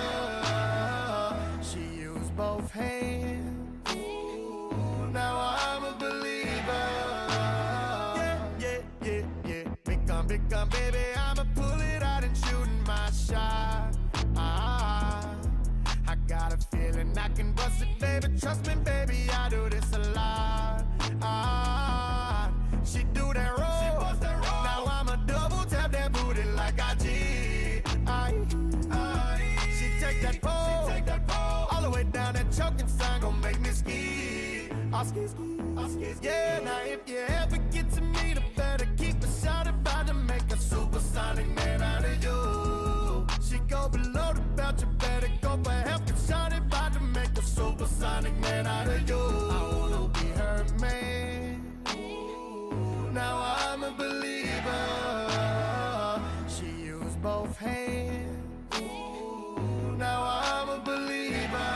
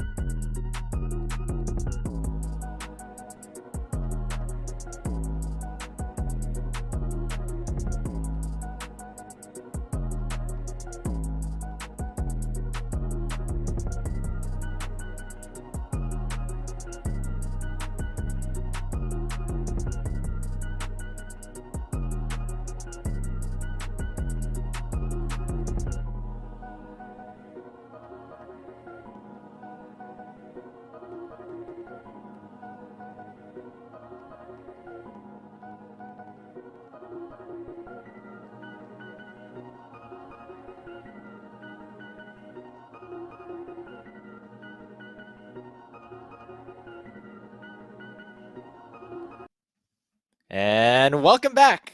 We are here for our final series of the game, the Midwest Esports Conference. Thank you very much for sticking with us. Hope you're having a good time over at the LAN. We changed our outfits for one last time because we got another great series on our hands. Grandview University making their return to the Rift, the hosts of this tournament. Going to be taking on Drury in our final match of the day.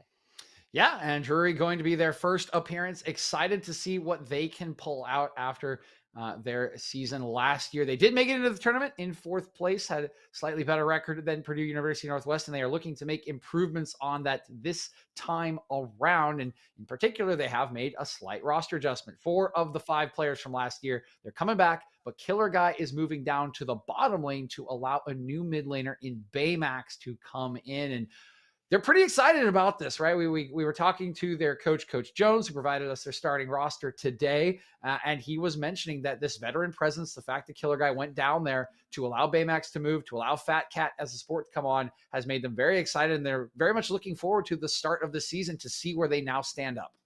Absolutely. And for a team that was in this conference before, always knows that Grandview is the team to beat, so to speak. And so going into this matchup, definitely have some expectations, to say the least. Definitely maybe a bit of a litmus test for this team to kind of judge where they're standing here with their new roster, as they have brought in 2 new freshmen onto their team. Both Fat Cat, their support, and their top laner Yoda are both entering this school for the first time, and so entering their first little foray into collegiate play. Definitely always interesting to see. I want to talk about Killer Guy for a little bit more, though, DJ, because it's always interesting when you see a player kind of role swap to a different position. Killer Guy played ADC competitively in the past, but now going back here paired with this freshman support in Fat Cat, going to be a tough matchup for them against the likes of Aaron and Pluto.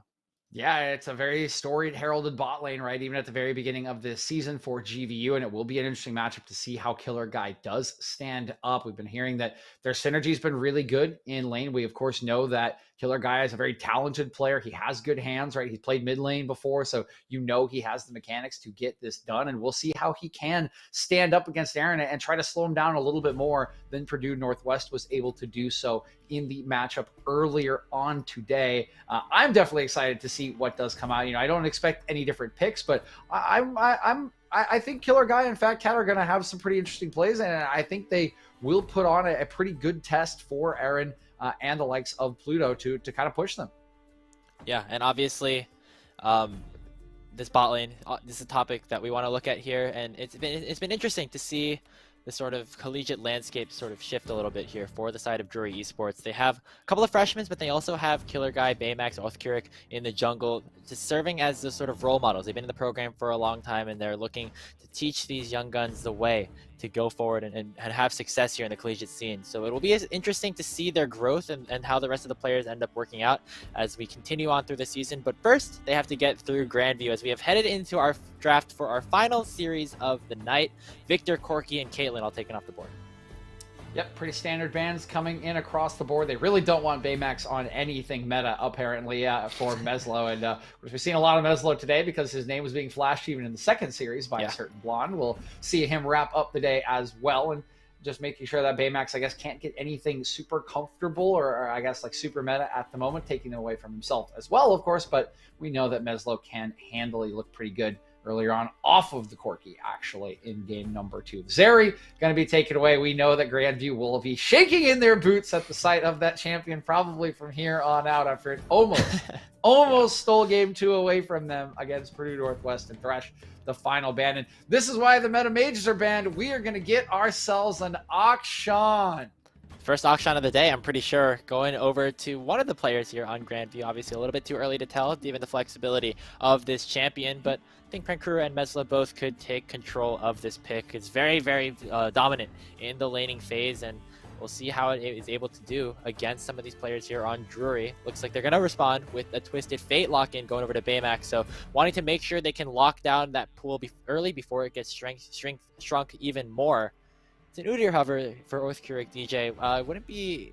Oh, that's going to get locked in. So that's another powerful stun. It looks like Drury are going to go for just some of the hard crowd control, point and click, maybe have a bit more of a formulaic approach to this early game. Yeah, Kemtech changes have made it a little bit more viable. Udyr, of course, does still clear fairly quickly, not as fast as it used to be, of course. We all remember, and we probably wish we could forget, but remember how long he was in the meta. And there are a lot of stuns now on the side of Drury, which can be very good against all of these dynamic champions that are being drafted for GVU. You know, you're an Akshan, you want to do a heroic swing? Well, too bad, son, I've got a gold card. You want to dash into me as Yone? Well, too bad, son, I've got a gold card. Instead of Yone, it's going to be his brother, Yasuo. That's going to be locked in. So I like the early options, but GVU is really kind of pulling out a show-me composition here, right? Akshan looks like it's going to be in the top lane. You're going to get that Yasuo-Diana combination. One thing I got to say about this Akshan, this will be Prankuru's Akshan, and this is going to be into Yoda, who is the youngest member on this squad for Drury, right? He just came in with Fat Cat as a freshman. And this is going to be a real test for him because Prankuru is throwing down the gauntlet with this hyper-aggressive pick into his much younger, much less experienced counterpart in that top lane. Yeah, and we've heard good things about Yoda in the time that we had to talk to the coaching staff of Drury, of him being able to match up against some of these top laners in the past. But obviously, a Prankuru Akshan, definitely a scary sight to see for anybody, regardless of what year you are here in collegiate. So that's the first phase of the draft already completed. The Jhin will round out this composition here for Drury, going over to the killer guy. Have another bit of differentiation in terms of where some of these picks are going. Grandview still have to select their AD carry, while it looks like Drury still have that top lane open. Yeah, top lane's still going to be available. Nautilus going to be taken off the board to pair up with the Jhin. Maybe one more pinch will go in as Lulu comes off the table, something that can push back into that Jingus. I know I don't like playing that much against Lulu. You can't also really deny me with the shields. It's kind of annoying. Last support looks to be pinched. It's going to be Leona, really getting rid of the stuns that can pair up with that W from Jhin, and they don't want Killer Guy to have any really solid lane matchups remaining. Now this R4 will be a big decider for Drury. You still have to pick that top laner into the auction. Who is Yoda going to take? We won't find out just yet if this is the selection. This would be fascinating. A Zillion into a very hard diving composition. But no, it'll be Tom Kench, which is a similar concept, just doesn't scale necessarily as well. Tom Kench likely to head down to the support role, I believe, after some of the recent changes that happened to him on this last patch. Definitely makes him a little bit weaker up towards in one of the solo lanes. So still have that flexibility there, but I think this last pick will be reserved for Yoda. And Grandview is laying down the gauntlet. They're going full damage. Going on? They want to win lane, win game very quickly. Aaron on the Lucian. Oh, good God. Aaron's Lucian going to come out. They're hovering a Soraka, which would be a very interesting pairing with a Lucian.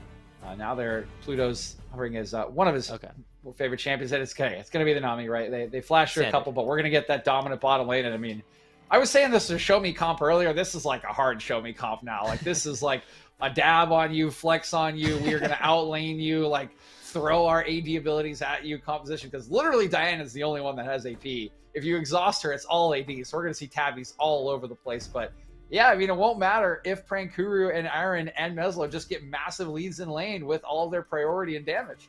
That is a Zillion lock-in. That here is a for Zillion. Fat Cat. So presumably we're seeing the Tom Kench go up to the top lane for Yoda, who did have a lot of its laning stats significantly hit on patch 12.2. So it'll be an interesting matchup, especially going up against Prankuru's Akshan, but perhaps perhaps Drury is thinking, okay, we have a really oppressive matchup here in the top lane. We're just going to get Yoda something supportive. He can maybe tank up, eat as much XP as he possibly can, and become a little bit more valuable come later game. Yeah, a little harder to punish Tom Kench than some other top laners on this auction. That being said, definitely going to have push, definitely going to have pressure on Yoda, and he will have to do his best to absorb that pressure. And really the same can be said pretty much almost anywhere. There, the mid lane will be the one place Drury will or should have the push with this Twisted Fate. When you take the E at the start, I mean, Yasuo, you know how it is. He's melee. Can't really do a lot into ranged matchups early on. Once the stun card comes in, you can't really go forward unless you perfectly time the wind wall, and Baymax can just try to play around that. So that will be a place of power for Drury in the early game, and that's something that Othkirk could use with this faster clearing jungler to try to give Colthrow some problems. That being said, bot lane and top lane are scary. I mean, you fall behind these lanes, it is disaster. Like, they will absolutely run you over, and that is what Grandview is trying to do, because if they don't run this Drury composition over, this Drury comp should pretty hard outscale them. I mean, you have a Zillion, right? You have a Jane who just is really, really hard to deal with the later this game goes. You have setup and stuns. I like the composition later on, but they are going to need to survive the onslaught that Grandview has thrown down against them. And not only that, like, obviously getting through lane is going to be a trouble on its own, but when you take a look at how Drury might be able to win some of these fights later, they don't have a whole lot of damage here, DJ. They have two tanks up in the top side with Yoda and Othkirk. You have Baymax on the Twisted Fate, a champion that doesn't do a whole lot of consistent DPS, and neither does Killer Guy on the Jhin, as when you compare them to some of the other meta marksmen like this Caitlyn or the Jinx that was still available. So in terms of being able to take down some of the members of Grandview, you're going to be looking for picks for Drury, looking for the gold card, hard crowd control combinations that can come through with some of these global ultimates, and looking for them to make plays that way. It's going to be hard, though, against a higher level team like GVU. Yeah, I mean, this is just going to be a fascinating game, because I'll say one thing, right? We are not going to get the scaling kind of game that we got in the last series. We get some we are exciting not going to be sitting phases around waiting for a Rift Herald at 15, the first Rift Herald at 15 minutes. No, there is going to be blood in the water. There's going to be fighting absolutely everywhere. Grandview is going to want to take every single objective they possibly can, like on spawn. They're going to want to outlane. So we are in for an exciting game, if nothing else, Grapes, to start off this final series of the day as Grandview looks to deliver a show against their rivals here from the MEC in Drury. Yeah, certainly looking to build on that momentum and get that sort of extra win and sort of extra comfort before their matchup against Ottawa tomorrow, which will definitely be a very, very tough one, as these two teams both won their respective matchups earlier today. It's been such a long day, but just going into that matchup, having that extra confidence boost always will be important. But for the side of Drury, they want to shock the world. They want to take a game, or maybe even two, off of what was considered to be the best in the conference from last year. And if they are able to do it, that would definitely change a lot of the narratives that have been building around this conference. Yeah, they're coming in today, mentioned that they want to see where they're stacking up at the start of the season. They like their change of the roster. They think they are in for a good season. And this is a benchmark right at the beginning of the MEC to see where they are, to see where they need to improve. That being said, best way to stack up to someone in the conference like the reigning champions of Grandview is to beat them. So let's see what we get from this new look squad, from the new members coming in from Drury. I'm pretty excited about this early game. I'm thrilled to see if they can hold their own in lane, because that will be the most important part of the game. And again, even with the lack of damage, I'm still like their composition later on, because if you just weather this storm, even with a lighter damage, I don't know if it really matters. I think you can just kind of turn the game on its head, but that'll all play out for us on the Rift. Again, don't blink, anybody, because if you blink, you could miss a couple of kills with the way this early game might play out. There's an ignite on Aaron. Oh my god. Well, okay, the heal's on Nami at least. Okay, I'm sure that's for like solo laning later in the game. This kind of makes sense. That just screams aggression if I've ever heard it. But we are on to the Rift for our final series of the day. I'd like to thank you for sticking with us here in the Midwest Esports Conference presented by Unified. Grandview going to be on your blue side, as Drury will be on the red. Udyr for Othkirk is a very interesting pickup here. Obviously, we're talking about some of the clear speeds, but in terms of how these junglers want to interact early on, the answer is no, they don't want to interact.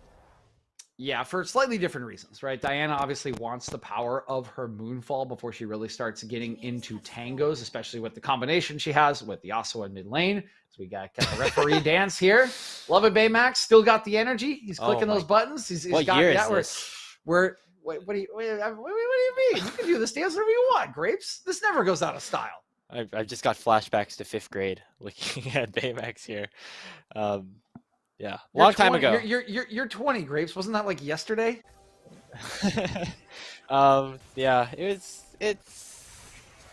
okay. This champion has been around for a while. I think that's all we can say, as we have started off the game here with both junglers starting on opposite sides of the map. Kolthro, with that Raptor start, will be working his way down towards the bottom side, while Othkirk going for the more traditional standard full clear approach.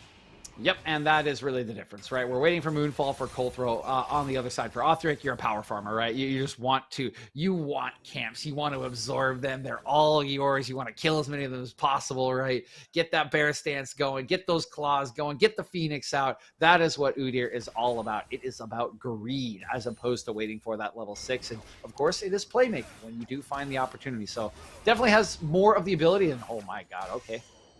Early trading to start off, to say the least. Meslo is getting whatever he wants here in this early laning matchup against Baymax, and this is just what we're going to see in the top lane here, DJ. Sprankuru letting Yoda know that this lane belongs to him. Yep, and that is just the matchup. Of course, Akshan is really oppressive in the early game, really no matter who you play into. I mean, this is why he gets banned in mid lane a lot. Like, you don't want to deal with this champion's early game. It gets a lot harder the later on it goes, because if you don't manage that heroic swing very well, you will just get absolutely destroyed in a team fight. But that early game, yeah, it is scary. 15-3 the CS lead here, as Kolthro also pathing towards the top side to add insult to injury to this Tom Kench. Okay, the dash sounded really weird. I thought he flashed there, but that's why I kind of paused a little bit. But we're good. It's fine. Full clears for both the junglers about to be completed. Looks like they will just be headed over to their respective risk. Scuttlers going to be finishing that one off as well. And yeah, junglers don't want too much interaction here, but we're seeing already lane domination on the side of Grandview. Yeah. You know, one thing I thought when I saw this draft, Grapes, was that maybe they took Dreyer and they threw him in a closet or sent him back to the hotel and they just drafted on their own. And now when I'm looking at chat, Dreyer's actually in chat saying GV who Omega Lol. So that's coach of GVU. That's GVU Dreyer right there. So someone's salty. I think they kicked him off draft. GV who. That's really funny. Shout out to Dreyer. Really great coach here in the collegiate space, allowing Grandview to get continued success here in the Midwest Esports Conference. And maybe it didn't have the most balanced draft, to say the least, but definitely will be able to put a lot of pressure early on. And I'm especially looking forward to that Yasuo Diana combo come level 6 DJ. Kolthro and Meslo definitely have the potential to do a whole lot of work. I'm not excited for it. Do you know that every single season for the last 4 seasons, and I think this is more of a state of NA solo queue than it is anything else, but every single season for the last 4 seasons as an AD carry, the champion that has killed me the most in my year-end review has been Yasuo, and it hasn't been close. Like, it hasn't been close. Like, it's not even close. Like, the next AD carry that's killed me the most times is, like, 30 kills below it. Look at this, though. Drury has to be a little bit careful. Fat Cat forced to flash away, as well as that heal coming through from Killer Guy.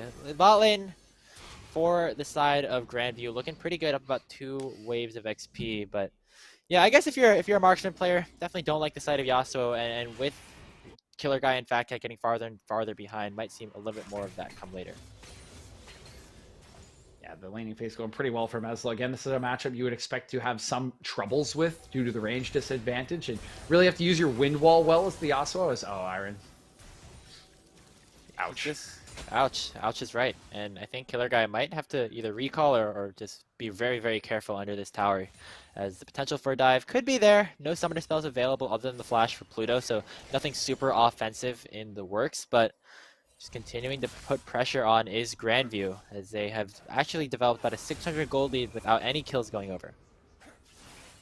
Yeah, it's just farming. We talked about the lane blitz, right? And they are doing just that. Even Meslo, like we were talking about, ahead in a matchup he probably should not be. If you really use your wind wall well, you can get away with it. He's level 6.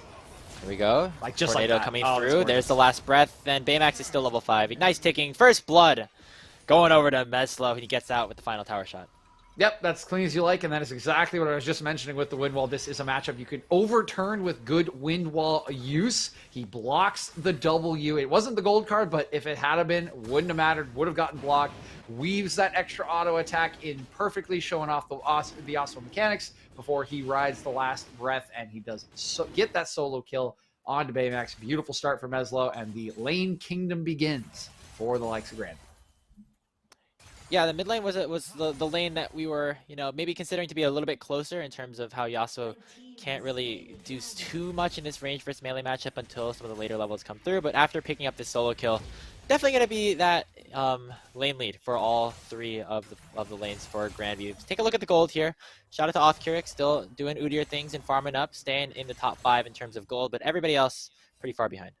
I mean, that's so scary, dude. Like, we got Udyr just playing like Farming Simulator over here, and the rest of his team is just dying. Like, everyone's crying inside in their lanes, and Udyr's just like, more kills, more. They're all mine. It could be impactful later. See Udyr's before become very, very tanky and very, very hard to kill, especially against 3 marksman-esque champions here. If we want to include Meslo into that conversation, a lot of opportunity to stack some armor.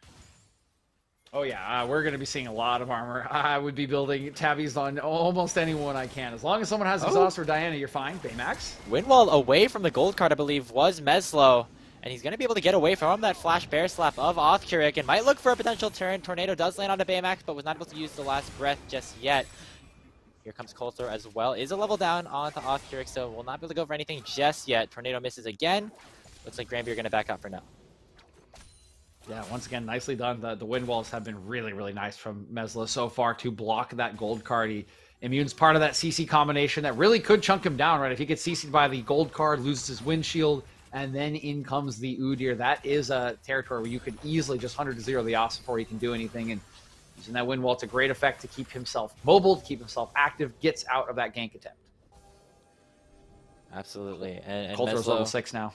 Yep. Now Coulter's level 6. That's when the combo comes in. But we got to take a look at the bot lane because they've hit level 6 first. Aaron picking up the kill on to Fat Cat. Issues the culling as well. Is rather low. Killer Guy going to finish off the kill with that flash. But it's a double kill as the Ignite coming out from Aaron. It does what it wanted to do. Now Othcuric on the chase on to Pluto, who doesn't have very much mana but has both summoner spells. Might be able to get away. There's the flash.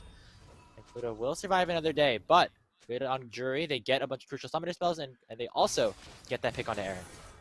Yeah, I love it from the Killer Guy, recognizing the trade's going bad, right? This is a tough lane to play in, but he sees the opportunity, just decides, you know what, we're going 1-for-1. He steps forward, gets that 4th auto, and will take some extra gold off of Aaron despite only being level 5, trying to get whatever they can in a very tough lane. Yoda might be in a bit of trouble here as Meslo and Coulter have made their way up towards this top side. There's the combo, just the Moonfall. Don't even need the last breath to take down Yoda. Tahm Kench goes down for the first time this game, and it looks like this tower will be under attack while Coulter has the Rift Herald. Yeah, unfortunately, Tahm Kench not as small or mobile as the Jedi counterpart to Yoda, and no amount of force power was saving you from that dive. So Yoda will fall for the first time with the Rift Herald already in the back pocket. This will be the first turret of the game. That is brutal. Prankuru has used his lead to its most effective possible. Already have first turret blood at 9 minutes 30 seconds. And like we were saying, we were not going to be sitting around in this game, Grapes. Like the last series, there was going to be action, there was going to be blood, and so far we have gotten everything we were promised from this Grandview draft. I'm not a Star Wars connoisseur, to say the least, but is it blasphemous to say that Tahm Kench just looks like a big Yoda? Sort of. No, that's kind of what I was going for. Like they're both kind of like they're both kind of like swampish creatures. Yeah, green looking things. Yeah, I'm just looking at it, and it's Yoda with like a green little like frog thing, sort of. Yeah, thank you for backing me up. This is the reference I was making. I'm glad you're on board here, Grace. It's close, sort of, kind of. I don't know. Our producer is just yelling no over and over again. But either way, Yoda still doing a decent amount of a decent job staying even in at least experience for his team here in the laning phase, but looks like the rest Prankuru decides to take his talents elsewhere as he's headed towards the bot lane as the culling was issued here onto Killer Guy. Wave crashing in onto the bot lane, but Othcuric is here as well. Destiny going to be issued onto the Akshan, but the 2-man Moonfall will save the life of Prankuru. Pluto picking up the kill onto the Udyr, and Meslo is here as well. Comeuppance going to be the work through the finish off the TF. 2 more kills going over to Grandview. Yeah, that was always going to be difficult when your bottom lane was shoved under turret. When I saw that Destiny Gate Grapes, I immediately thought to myself, this looks like a disaster. And it turns out I was right. Coulthrow shows up at the perfect time. They get the Wombo combo. They get all the kills, and they're going to get a bunch more on the plating of this bot lane turret. Man, this feels so bad. Killer Guy can't even walk up to CS for himself because he knows Colthrow is in that tri-brush. It's allowing these plays to go down more and more and more. Oh, could find a potential pick onto Aaron there with a deadly flourish. Curtain call is going to come out, but Aaron might just try to fight this single-handedly. The bombs will land onto the Lucian. Will he dodge away from that 4-shot? He does, but now Octaric is on the chase. Pluto does not have those summoner spells, and Octaric is here to try and take down the Nami. It's Fish on the menu for the Killer Guy. He finishes it off with an auto attack, but here comes Meslo as well. No Moonfall available, but Yasuo could still do a whole lot. Yoda also on the horizon, going to use that Abyssal Dive to knock up the Yas as well, who's now stuck between 4 members of Drury. Going to try to land the last breath to get one back onto Killer Guy, but the Devour is there from Yoda to save the life of the Jhin. This is why I like Tom Kench. I was having flashbacks. I was just telling you that I die the most times the Yasuo every year, and I'm a Jhin man. Like that's literally the scenario right there, Graves. I'm just like, no. And speaking of which, Killer Guy got to go down as he overstays just a little bit. That's a slight shame. I think Killer Guy has been doing pretty well for himself in what is really difficult lane, as they will also use the tempo to take first Drake. You know, he's down 20 CS, but it's almost expected in a lane with Jhin Zillion, and he's been about as patient as he could possibly be trying to farm up, and unfortunately the greed finally gets the better of him as he just wants any sort of farm in this lane, and Colthrow's right there to take it away from him. Yeah, and you have to respect the sort of proactive plays that Drury are making around the map. They know that they are down pretty heavily in the gold department, and getting a couple of picks like that are obviously very crucial. Having some kills into the back pockets of Killer Guy is never going to be something that you're too upset with for the rest of the game. Have to take a look at this front line. They have to do the amount of work in terms of soaking up damage from this Grandview composition, because if they don't, the DPS just really isn't there in terms of consistency on the side of Drury. Yeah, the DPS definitely not going to be there. You see the gold once again. I mean, every solo laner and the jungler just ahead. It is only Pluto, the support, who is amidst the bodies of Drury. And the thing that was not mentioned in that play was that's just a Destiny back to lane. With Yoda walking down to help get those couple of picks, Prankura just took the entirety of the tier 2 turret, which has the bonus gold since the late stages of season 10, so that is just a lot of extra gold in his pocket. He's got a mythic item. So too do the two Melo and Iron. They are just they're stacked. It's a lot of power. It's a 6k gold lead. It's scary. I think I saw it was like a 3,000 gold lead for Prankura up in the top side, which is insane for this stage of the game, and that's where I think a lot of the advantage is held. Obviously for Tom Kench, for Yoda, being down in gold isn't necessarily the worst thing, especially considering all the utility that you have in your kit. But as we said before, just getting Prankura ahead on this auction has to be really crucial because of the amount of laning priority that he has. Getting this champion ahead, always a must. Yep, that certainly is the case. We mentioned it gets harder for him if he's not ahead as the game goes on. Well, doesn't need to worry about that. He is not going to be behind for the rest of the game, almost certainly. At this point, Graves, he is so accelerated. I mean, it's 50 CS. He's 1-0-2. He's got like full turret, first tier turret and second tier in his back pocket as working away at this mid lane turret. Going to land a Q, but I don't think there's a deadly flourish to follow up. And that's just another structure that goes over to the side of Grandview. Methodical approach here for Grandview University. Just trying to crack open the base one tower at a time, one layer at a time, so to speak. Colthrow picking up this Rift Herald as well will certainly be used to a very high value to try and take down more of these structures for the side of Drury. And looking a bit tough for Drury right now. I think right now you have to look for some picks, try to find some engages like we see right here as Yoda goes in onto Prankura. Killer Guy trying to do his best to deal the damage. Curtain Calls comes out. There's not enough shots to do the finishing job here just yet, but Yoda gonna come forward here with the Abyssal Dive again. Octaric as well, looking to land the Bear Slap, and Prankuru finally falls. Shut down over to Octaric.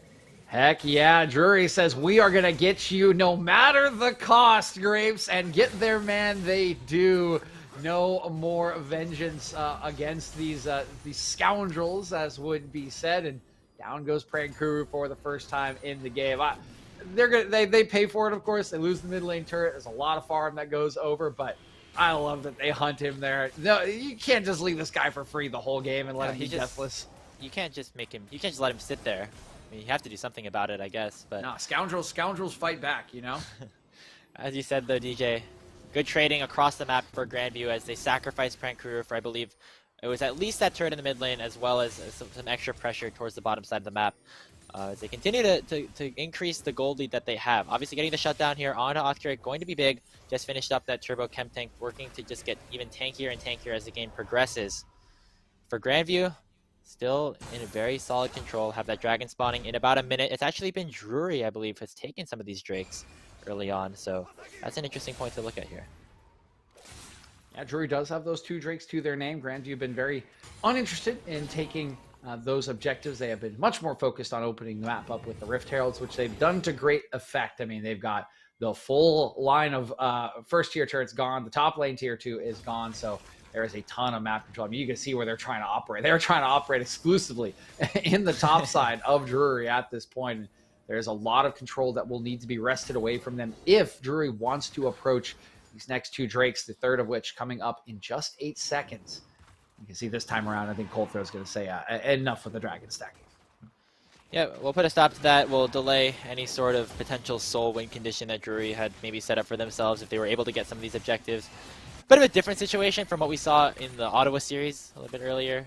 The goal deficit definitely a lot larger in this case, but it won't matter much anymore either way, as it is another dragon going over to Grandview to delay the soul for now.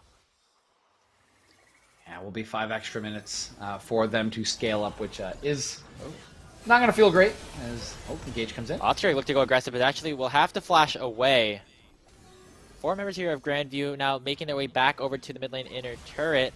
Be careful though, Yoda going to jump forward to try and get some damage in onto Aaron. Will not be able to do so, and now the re-engage is here, chunking Othkirk to about half HP. Big tidal wave will knock up nobody actually, but decent amount of zone control that it was able to do. Rift Herald popped in the mid lane, inner turret under fire, nearly taken down off of the proc alone. And with the wave crashing in, it looks like Grandview are going to try to continue the push. Yeah, wave going to be coming in. They should get this mid lane turret. They got Prankuru in the bottom lane. That turret should fall as the next wave is rolling on up. They can just walk on over to ensure it. And now full tier 2 line of turrets will be gone, Grapes. That means all your jungle belongs to us. This poor Udyr, who just wanted all of his camps, they're now no longer his.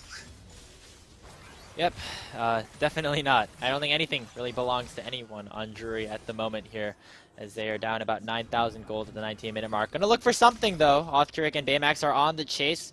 Target could be Aaron, who doesn't have a whole lot of mana. No Turbo Chemtech available for Othkirk just yet, and they're just continuing to chase. You have to wonder, when can Grandview begin to turn? The answer might be now. Aaron's going to flash forward straight to the enemy team and take down Baymax instantaneously. Othkirk now trying to go forward as well. The Moonfall doing a whole lot of damage. Othkirk gets revitalized a little bit here with that Chrono Shift, but Prankuru is fighting a 1v3 and will fall. So a decent trade there for this side of Drury. They go 1-for-1 in the engage. The only problem is you still have Meslo pushing up on the top side, and Colthrow looking for more. Might have gone a little bit too far though. Will dodge away from the Deadly Flourish. Nice tidal wave to disengage as well, but here comes the curtain call. 1 shot onto Pluto, 2 shots onto Colthrow, 3 onto Pluto again. The 4th will not land, but it might have slowed up Grandview enough for Othkirk to push forward, but instead will just be them backing out and allowing for Meslo to get that push in on the top side and take that inhibitor. Yeah, it is a 1-for-1 at the end of the day. That disengage nicely handled by Pluto on this Nami. Gets the tidal wave, gets the bubble correct, gets really everything right to get himself and Colthrow out of trouble. And yes, they fight back in this bottom jungle, but as mentioned, it is for a great price. His base is now wide open. There are 6 turrets to nil down for Grandview. And I mean, the ability to come back with so little map control is incredibly difficult. You are constantly going to be walking through vision as these important buffs spawn. The Baron is already up. Next Drake going to be up in 2 minutes and 17 seconds. And you can see Grandview doing their due diligence, taking away the wards and getting ready to spring whatever trap they need to try to close out this game. Baron has just spawned here. We were talking about how much damage this Grandview team composition has with basically 4.5 damage dealers. Nami does a decent amount as well. And they could have enough to take a Baron this early on in the game. Of course, the health bars are pretty squishy, so if Drury do end up trying to capitalize, could be a bit dangerous, but we continue to see them hover around it nonetheless, letting Prankuru do his whatever he kind of wants in this bottom side jungle. Now headed back over to the mid lane. Killer guy has to back away. Inhibitor tower might be a new target here for Grandview to go for. Just trying to work their way up here are Grandview. I think it's a little, even for them, maybe a little early to try the Baron. Ultimate forward, Baymax looking for the stun, but cleansed away from is Aaron with the McHales, and Octrix now stuck in the middle of the enemy team. There's the Diana Yasuo combo we were talking about. 4 straight kills go over to Grandview, and Yoda is the last survivor, and he says, "Run away, I shall," headed back to his base. I like that. That was a good. That was a good one. I was well done, Graves. That was well done for someone who's not a Star Wars aficionado. But unfortunately, it's not going to save Yoda, and that is not going to save Drury, as this is the end of Game 1. Nexus Tower is surely to fall. The death timers are just too long, and in a very convincing 22-minute victory, Grandview will take the first strike against Drury in this best of 3. Yeah, you ever heard of the phrase win lane, win game? Well, this is the dictionary definition right here coming through from Grandview. They pick 3 aggressive damage-based lanes. They win all 3 of them, and they absolutely run over Drury for a very convincing start to the second series. And yeah, that was a blitz. That's all there really is to say, I feel like, DJ. It was just Grandview taking control of the laning phase from all angles, and that's just really where it got out of hand. Shout out to Drury. They were able to get a couple of decent picks in certain situations where they knew that they could capitalize on an overextending player on the side of Grandview, but at the end of the day, it was not enough. We'll have to readjust and try and recalibrate a little bit heading into Game 2 if they want to have a chance of keeping this series alive. Yeah, we'll need a bit of recalibration. We'll see what comes out here from GVU in Game 2, because they could just go for a similar draft if they really want to. I mean, worked pretty well. We're done here in 22 minutes, so I don't know if one of the players has a date. Maybe Dreyer has a date, something like that. But Drury's going to need to deny that in Game 2. So maybe a little bit more. Maybe a little bit more aggressive lanes for them would be a good counter in the second game, so they can try to fight back and try to punish some of these lanes that they know will really go aggressive on them if that is going to be the kind of run back from GVU. Well, we'll see if that's the game plan for the side of Drury University, as they will look to change their losing ways here in Game 2. We're going to take a short break, but before we do so, want to thank some of our sponsors once again here in the Midwest Esports Conference and Unified. Thank you to Atlantic, to Palti, Gangster, and of course, Skulls, your one-stop shop for all the gamer gear that you want. If you want to upgrade, look no further. You can start your year off right with official Unified Esports merchandise brought to you by Skulls. Hoodies, joggers, jerseys, armbands, and a lot more is coming soon as well. You'll have the skill. Now you want to get the swag. Skulls.com/collections/unified has everything you need. If you want to gear up, you got a game on. Skulls. Thank you very much, everybody. We'll see you in just a few short minutes for game number 2.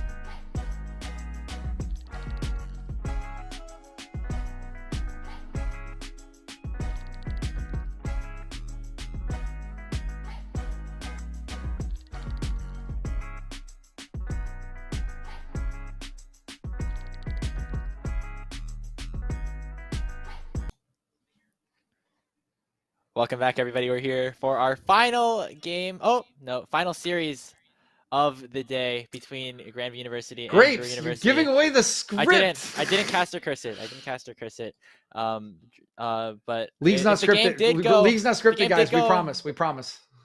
If game 2 goes the way game 1 did, it might be the last game of the series. But Drury, having fallen in a pretty quick defeat against Grandview, are going to look to try and even up the score a little bit. I'm expecting to see a lot of adaptations come the draft phase for them, maybe focusing on some of the laning phase where they fell really hard behind in that first game. Yeah, I think the big thing here is just pick more winning lanes, right? You had one that could have been a winning lane in that mid lane with the TF into Meslo's Yasuo. Of course, Meslo did outplay that lane and looked very, very good on the Yasuo. So I think one more winning lane, right? You have Jin and Zillion, like kind of hard scaling, like tough to wave clear into Lucian Nami.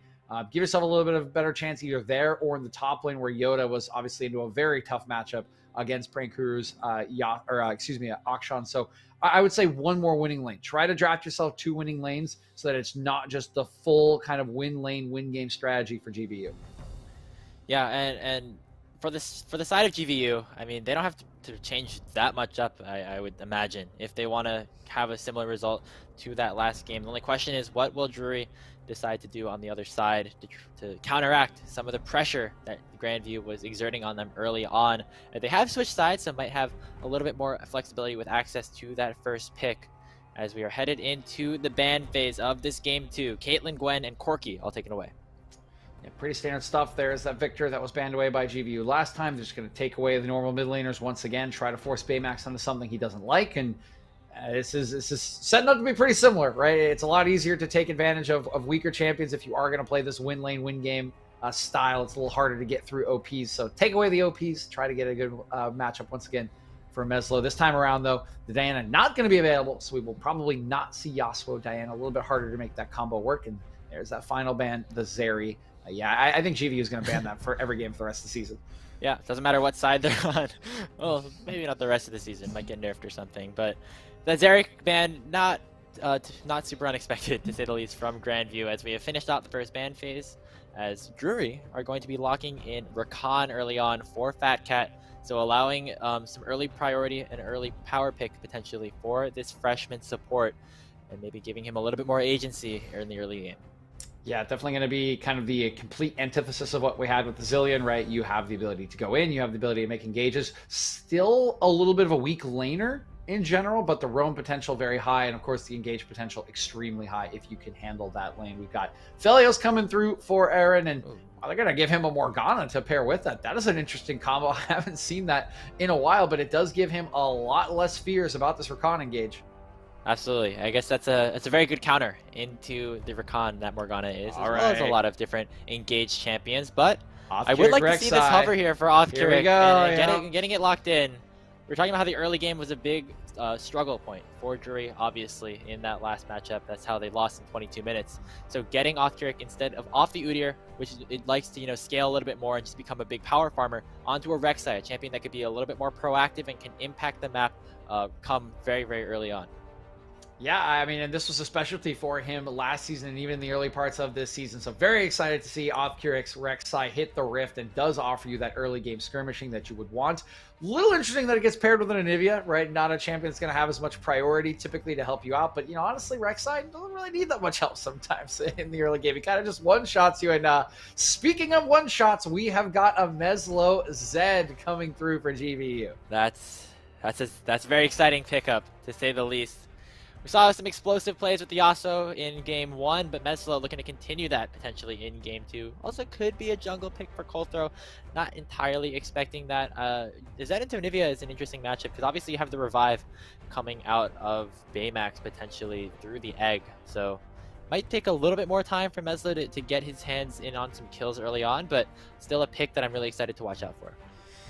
And we do have the Jinx as we get into ban phase 2, taking away Kennen actually off the table for the likes of GVU to pick. That's an interesting one from Drury, trying to take it away from Prankuru. There is not a lot of AP damage from the likes of GVU's comp, so might be kind of preempting what they think GVU would be pulling out. And then Jin will be taken away, as there are still an AD carry to select on the other end of things for the killer guy, who, again, it was a rough lane. I think he played honestly about as well as he could have on that Jhin up against the onslaught of that Lucian Nami. So pretty smart to take it away. Here's the R4 for GVU.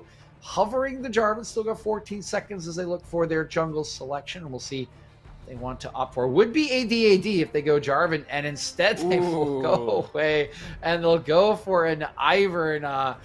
Grapes, we're setting up for a let Aphelios carry the game composition here. I look at Trees is shaking in his boots right now. Yes. As we speak. Wow.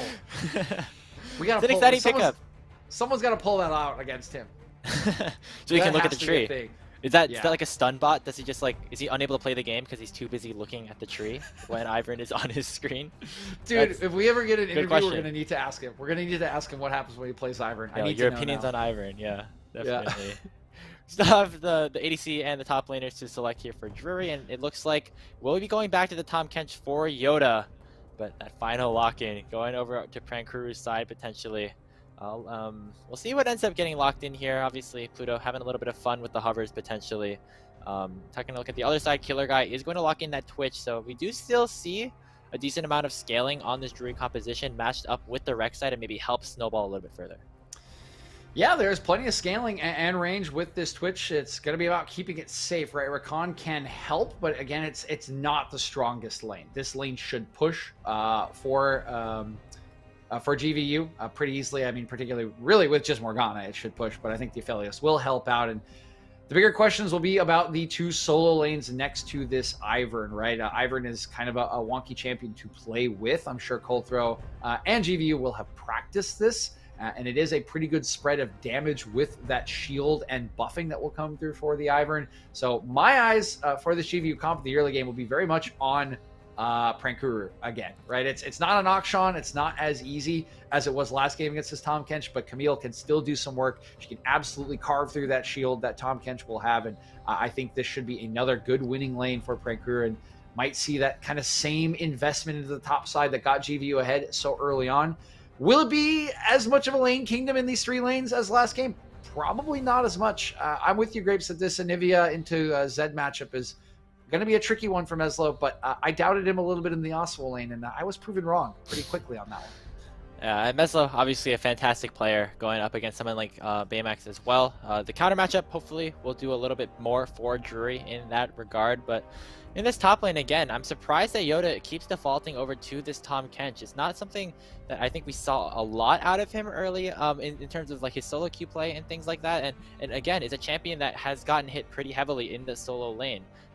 So seeing it up in the top lane again for the second time against somebody like Prankuru, going to be a little bit scary, especially considering what we saw Prankuru do to Yoda in that first game. Yeah, it is interesting, mate. Right, again, a young player might just be defaulting to some comfort, right? Compositionally, it's good to try to keep the Twitch alive, which looks to be the main carry threat in the later stages of the game. So might be a little bit of both, right? A little bit of self-sacrifice for the team and a little bit of comfort on a weaker side champion. And that's something that maybe you got to learn a little bit the hard way, right? You learned it against the Akshan. You might learn it here against the Camille because it is, again, a tricky lane. But we'll see if he's taken some steps even between games here with the help of the coaching staff to kind of stand up to the onslaught that may be coming his way on this champion. Yeah, absolutely. As we're about to get into this game too between Grandview and Drury, I would say, DJ, it would be a crazy sort of upset. And it would be really fun to watch Drury take a hold over Grandview early on and maybe have the potential to close this game out. And I would be really excited to see it. And I think this time their composition has a whole lot more damage in it, has a lot more potential to maybe burn down some of the members of this Grandview composition if they end up getting the leads that they need to get.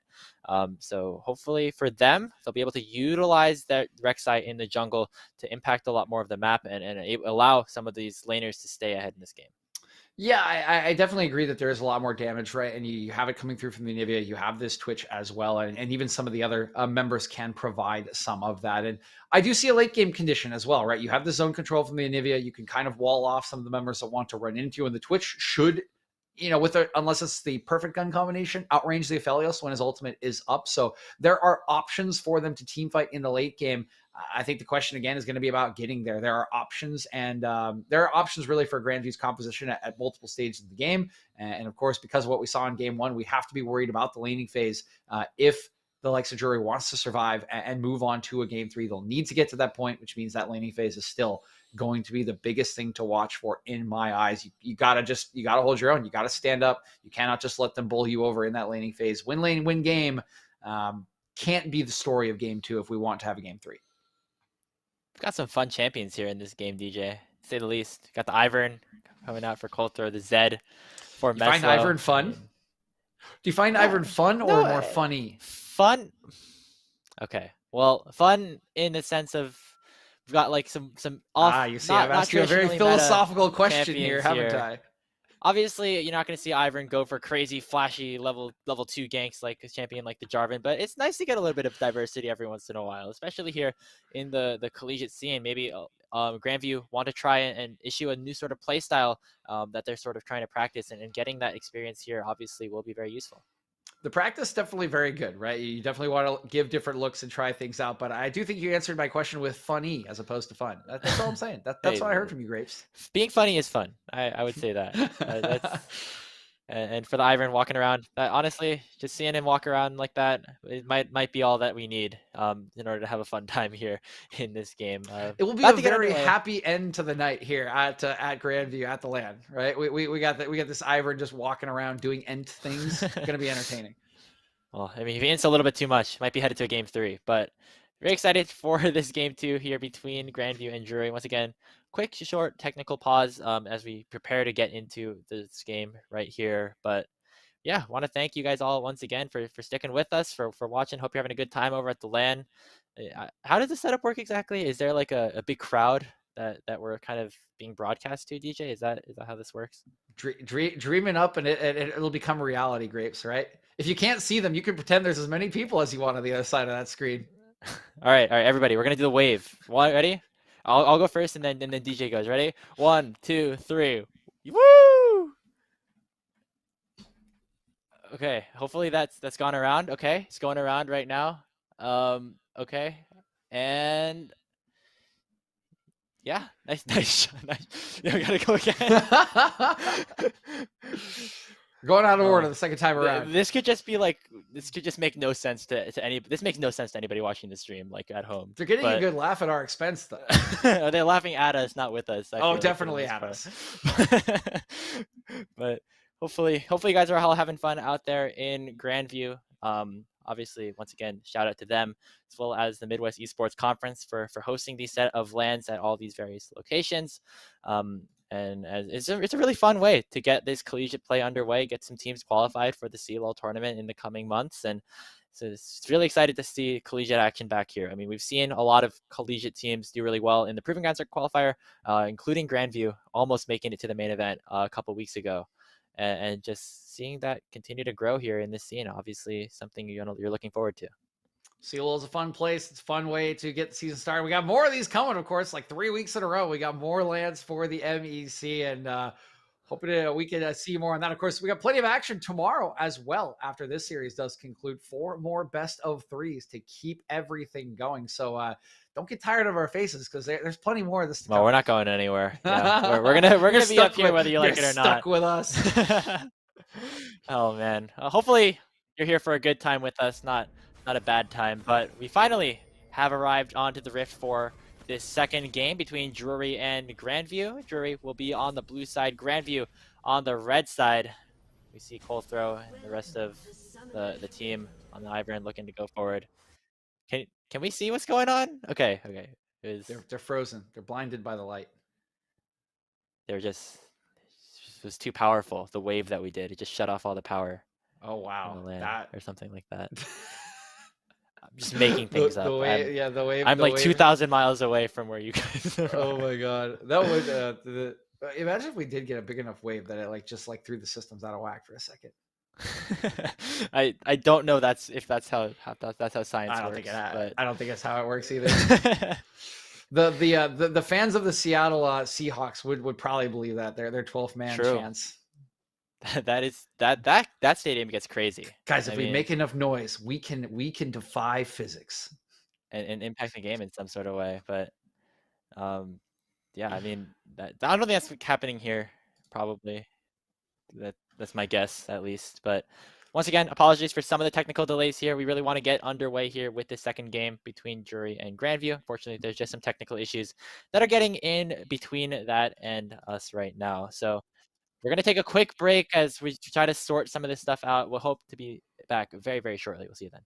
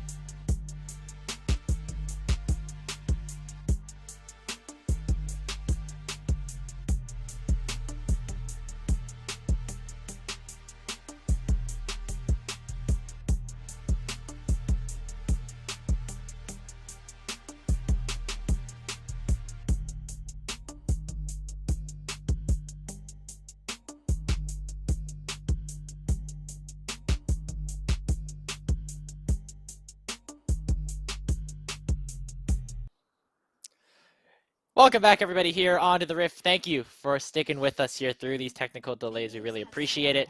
It's Grapes and DJ once again with Game 2 between Grandview and Drury. Drury looking to tie up this series at 1-1, but they have a tough task ahead of them here. Yep, they are going to have a very tough task. If Game 1 was any indication, of course, but we'll see what they can pull out here in Game 2. The drafts are very different. Some of the lanes have similar themes, but one of the big things I'll be looking at is, of course, Othkirk on this rec site. It's a very comfortable champion for him. It answers a lot of what we requested in between games 1 and 2 to give more agency and ability to fight back in the early game. And it is definitely something that could give an Ivern a lot of problems if the pathing is correct. So my eye is going to be on Othkirk to try to get some kills, to try to set up 1 or 2 of his lanes to have a better time than they did in game number 1. Taking a look at Colthrow on this Ivern. Ivern pathings are always very interesting to me, just in terms of how they work so differently than any other jungler in the game. Looks like he will still be level 1 at this point. You gotta wonder when he ends up using that smite. Likely will be on the red buff if he has enough HP and mana to do so. And this is, I mean, it's a little bit scary, potentially, for Colthrow, but I guess he just assumes that Othkirk's not gonna go for anything too aggressive on the invade side. Yeah, nothing too crazy just yet, Grapes, just pathing. It's that top side if you are Othkirk. If you can maybe take advantage of that Camille who is pushing in. Does have that teleport ignite, makes it a little troublesome to try to make an early gank. We'll see, actually, it's going to be Othkirk headed towards the mid lane early on. Shadow already used by Meslo to get away. So Othkirk doesn't burn the flash, just adding a little bit of pressure here into this mid lane. This is kind of what you want to see here out of the side of Drury. There we go, flash forward, and Meslo is down! First blood to Baymax. Absolutely gorgeous, and I'm glad I had my eyes on him because he absolutely delivers at level 2. Othkirk finds the kill, finds the timing, and there's really nothing Meslo can do about it. It's just great jungling from Othkirk, and they are out to a much better start already than we had in game 1. Right, what are you going to do? What are you going to do, Tree Man? trying to hold the wave a little bit. Prankuru's though is here as well. Baymax does have the egg, but will certainly die at least the first time here on this engage. There's the Resurrect. Othkirk is on the horizon, but we'll have to be very, very careful as Mesla will be able to finish the trade kill back on the other side. Aaron and Pluto also doing work here in this lane, landing the double root and already taking down Killer Guy with the auto attack. Fat Cat is the next target, will land that final shot and finish off the double. Oh boy, I had to ask what Tree Man was gonna do right there, Grapes, and what Tree Man did was bait the entirety of Drury into killing themselves. So no, it's a little unfortunate, right? They just don't quite comment out that Prankuru is moving down. Prankuru catches Baymax unawares as he is pushing in a well-deserved pushed-in lane from that early kill, and then the bottom lane, just that duo that we have harkened back to time and time again. Aaron and Pluto getting it done. It's a double kill for Aaron in what was already a favorable matchup, and they are looking like, I mean, they just bounce right back and they're looking in full control. And this is an offensive bot lane setup that Drury have gone for. They have the Ignite on Killer Guy as well as the Exhaust onto Fat Cat, and they just haven't been able to use it just yet. Aaron and Pluto have just been dominant throughout both of these games in the laning phase. And will look to continue to do so as they get a whole lot more gold upon this reset. Well, another gank, though, into the mid lane, but Pluto is here as well on the roam with Cold Throw. Othkirk already taken very, very low. The final Shuriken from Mesla will finish the job.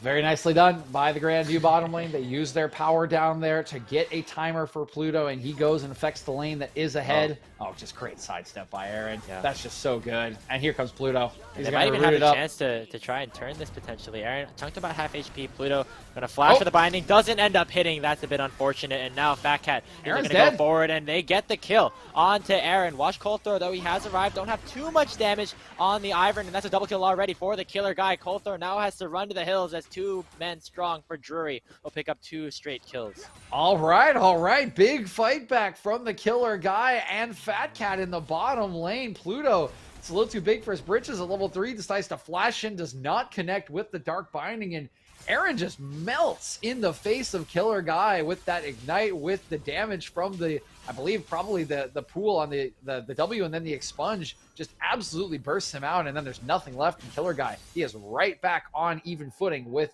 Aaron.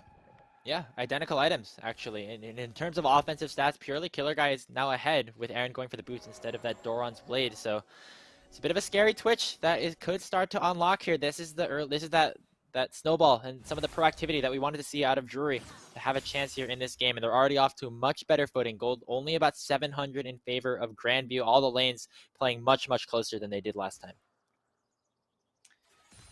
Yeah, that is just a huge fight back, right? Because this was a lane you're looking at, that double kill for Ed, and you're thinking this lane's over, right? And this is an Aphelios, just going to scale up, be a monster in team fights, but the quick snap back means we're right back on even footing, means the scaling option in this Twitch is now even closer to being online, is now still an option for Drury to play around, and it gives them places, it gives them points of power on the map. You've got a kill on your Anivia, you got a couple kills on Killer Guy. Those are the 2 members that you want to have gold, that you want to be ahead if you want to pull off this big win.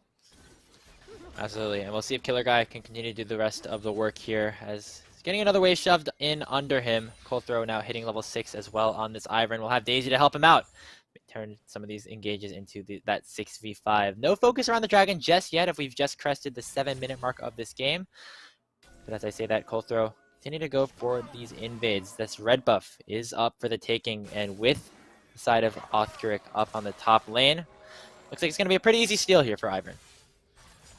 Yeah, we'll just walk in, take away this red buff, and see Othkirk. Oh, meanwhile, an engage here. Tower under the tower goes Meslo. Could be in a bit of trouble, and there it goes. Shutdown to Baymax. That's why you pick Anivia in this matchup. Meslo goes down. Yeah, just a little bit too far. Baymax plays it well, dodges enough for the damage, holds on to the burst with that E, and just takes down Meslo for his 2nd death of the game. While the Cold Throw will use some tempo to walk on in with Daisy, take away this first Drake, but actually, it's a little surprising. We know the Grandview really haven't liked the Drakes in game number 1. They kind of stayed away from them as they tried to push down the turrets. This time around, they are going for it. Okay. It was close. It was definitely close, but Cold Throw able to secure that one without the smite in hand. Othkirk still making these proactive plays. The kill participation score might not really state that right now.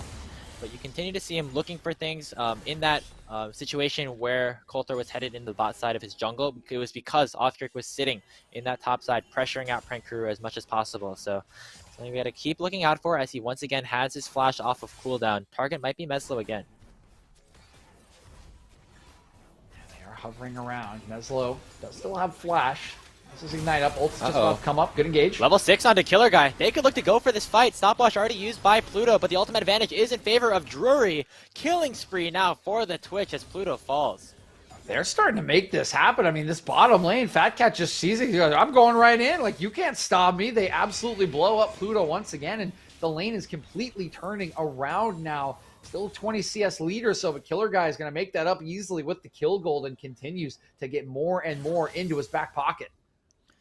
It's very scary to have a fed Twitch on the enemy team, regardless of how well you did in CLO last year, regardless of if you won your conference or not.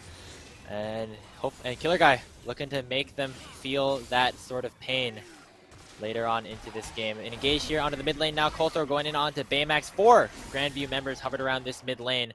Won't be able to find much other than that flash away from the Anivia, but it does give priority over to Grandview on this top side. Rift Herald has spawned, and Coulter looks like he's headed over towards it. And Coulter playing the objective game in the early going on this Ivern, and he's gotten a Drake for himself, something that was passed up by Grandview in game number 1, and now he's going to go back to what they're really looking for in those Rift Heralds.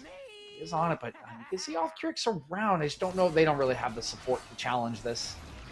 Yeah, it'll end up going down here. Looks like Baymax was not in a position to go for this fight on the 3v3, and now Frankuru's looking to go aggressive here onto Othric, already popping the Hextech ultimatum. Yoda has to make a decision on whether to go in or not, and it looks like he's going to choose neither, and might actually end up falling in return. Othric ends up going down, just a 1-for-0 trade, but the Rift Herald goes over to Grandview as well. Yeah, Rift Herald in the back pocket, and Othric punished for being around a little too long. Aaron, oh, now the shutdown. Aaron takes down Killer Guy. The shutdown going over to the Aphelios, and Fat Cat has to flash away as well. Man, that was a crazy set of events there in the bottom lane. There were literally 4 range champions all like standing on top of each other, it seemed. Yeah, I didn't see the beginning of how that kind of unfolded for Killer Guy, but he will go down. That shutdown gold now over to Aaron, and this lead just kind of ping-ponging between the 280 carries, right? The 2 kills, then the 2 kills back, then the CS lead, then an extra kill, and now Aaron will reclaim that lead with the 3rd kill into his back pocket. Will really solidify that CS lead as he goes back to base and see what he gets on the buy here. He's probably quite close to a mythic item, and he does have it. Yeah, Gale Force for even more outplay potential, for even more burst, potentially combined with that Moonlight Vigil. Definitely does a whole lot of work there. So Aaron will be very, very fed on this Aphelios for the rest of this game. And has the tools to now escape from some of the hard crowd control that Drury have set up.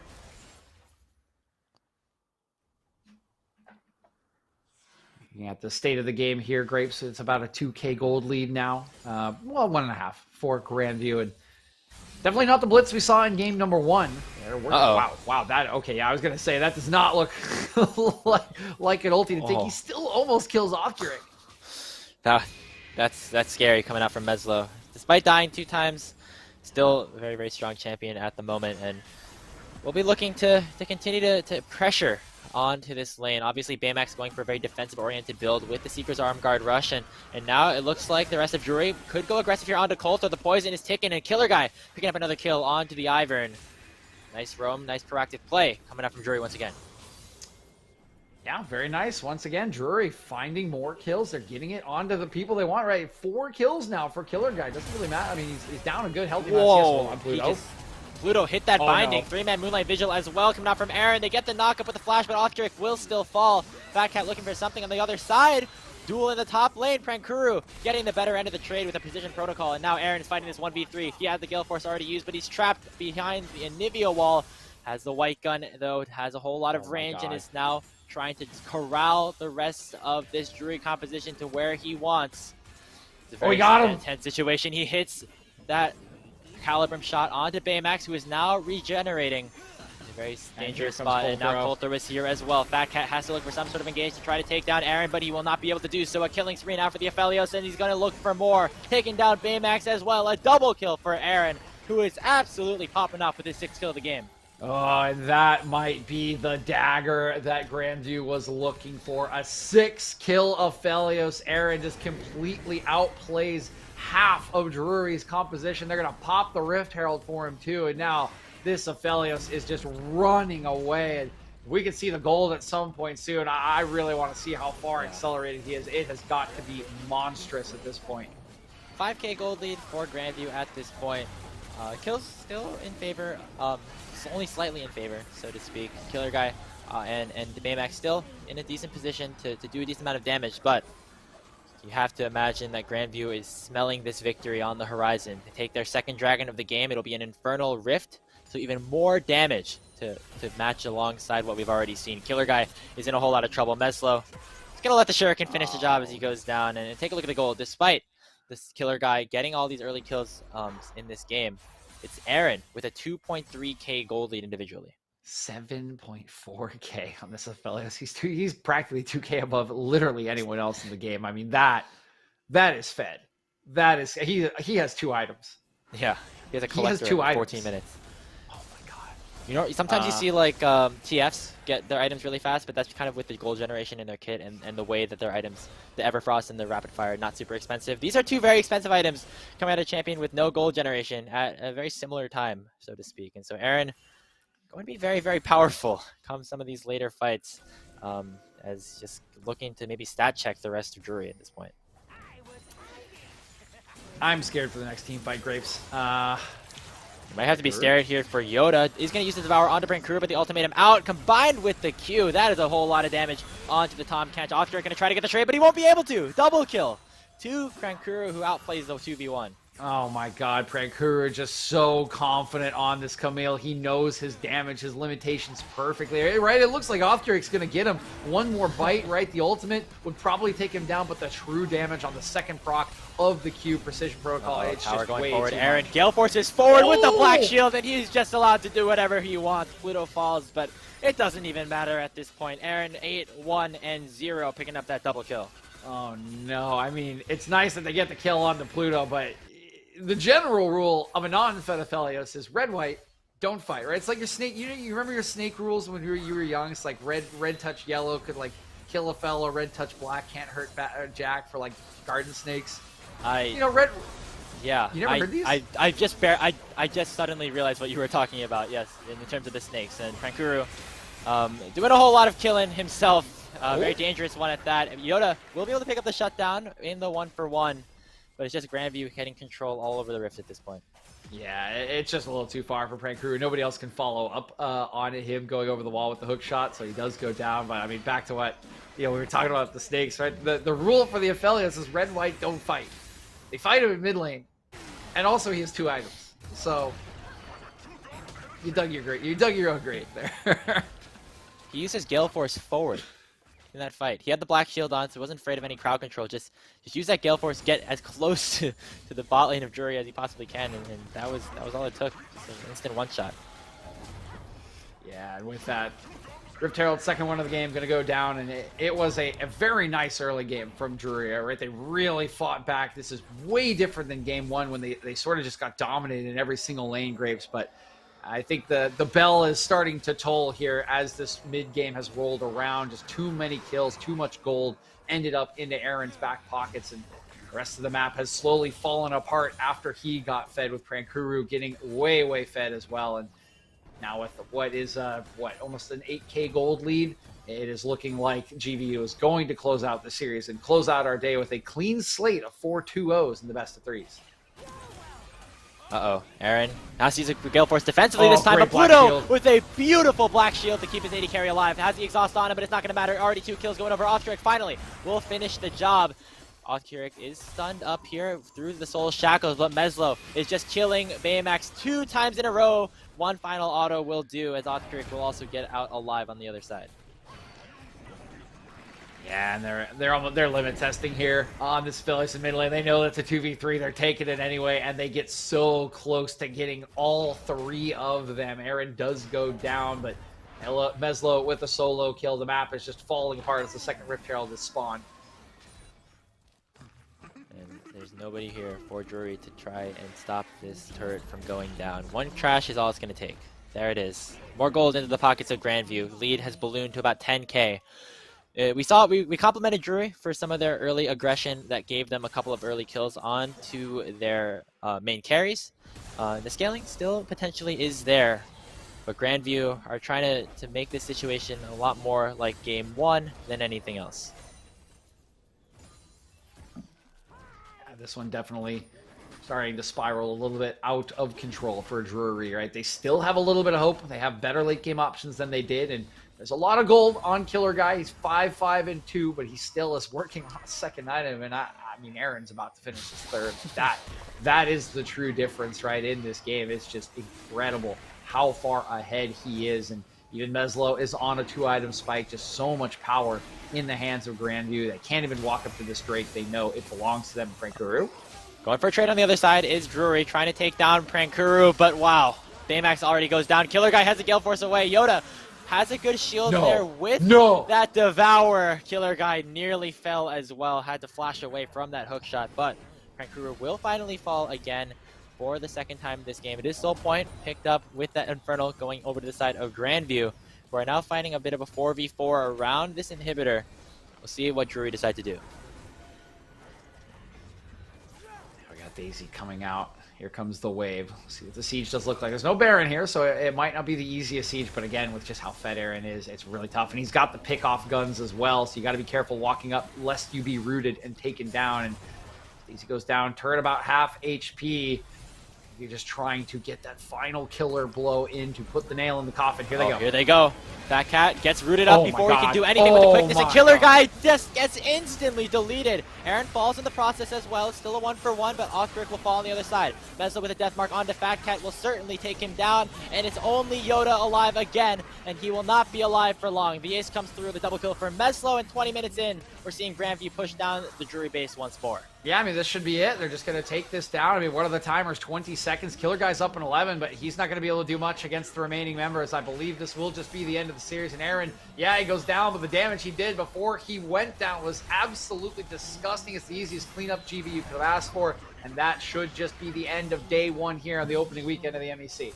Grandview University, the hosts here of this LAN, will finish day 1 undefeated with a 4-0 record, and they will look to make it more tomorrow. Nexus about to go down. Final autos go through. One more kill onto the Killer Guy to get him a positive KDA, but it won't get him this win. Grandview take it 2-0. Grandview do take it 2-0, and I have to say I really like the adjustments that Drury made. I like how hard they fought in that early game, turning a couple plays around, really kind of flexing a couple of muscles, even on some of these younger members, right? Fat Cat just really fearless in the face of Aaron and Pluto in that lane, but this is why GVU are the former champions, right? The reigning champions. This is why they are so feared coming into the season. I mean, they're just so strong, right? They're just such strong players. And by the end of that game, they're just limit testing or working on a new composition with this Ivern. It is an impressive start for them on the opening day of this two-day weekend. And obviously, this does not mean in the slightest that Drury are completely screwed for this season. Obviously, going up against an opponent like Grandview, definitely a tough challenge for literally anybody in the collegiate space. And for them to be able to make some of these proactive plays around the map definitely shows a lot of promise for this team. And I'm excited to see how they're able to adapt and use this as a bit of a learning experience as they go through the round robin. Yeah, completely agree. Right? Again, this is kind of the message we heard echoed from their coach and Coach Jones. This was a benchmarking day for them. They wanted to see in a benchmarking weekend. They wanted to see where they stacked up against the competition. Grandview's probably at the top of that list, right, to start the season. So you get a good idea of where you are and what you need to work on, and you can certainly in game 2 take some positives away with some of the play from your members. Game 1, maybe a little more of a throw that one in the bin. But that's growth in a series, and that's a good start for growth over the course of a season. Definitely some positives from Drury, and can't wait to check back in on them in the weeks to come as they continue to grow through this MEC season. Well, you don't have to wait that long, DJ, because while this is the end of the day for us here at the Midwest Esports Conference, we've got more action again tomorrow. 4 more matchups, including a very exciting one, Grandview against Ottawa. You're not going to want to miss that at the end of the day tomorrow. But with that said, that will be the end of our broadcast here tonight. Thank you once again to all of our sponsors at the Midwest Esports Conference, as well as Unified. DJ, thank you for being alongside me through this very, very long day. With that, I'm Graves once again. We'll be saying good night. See you all tomorrow.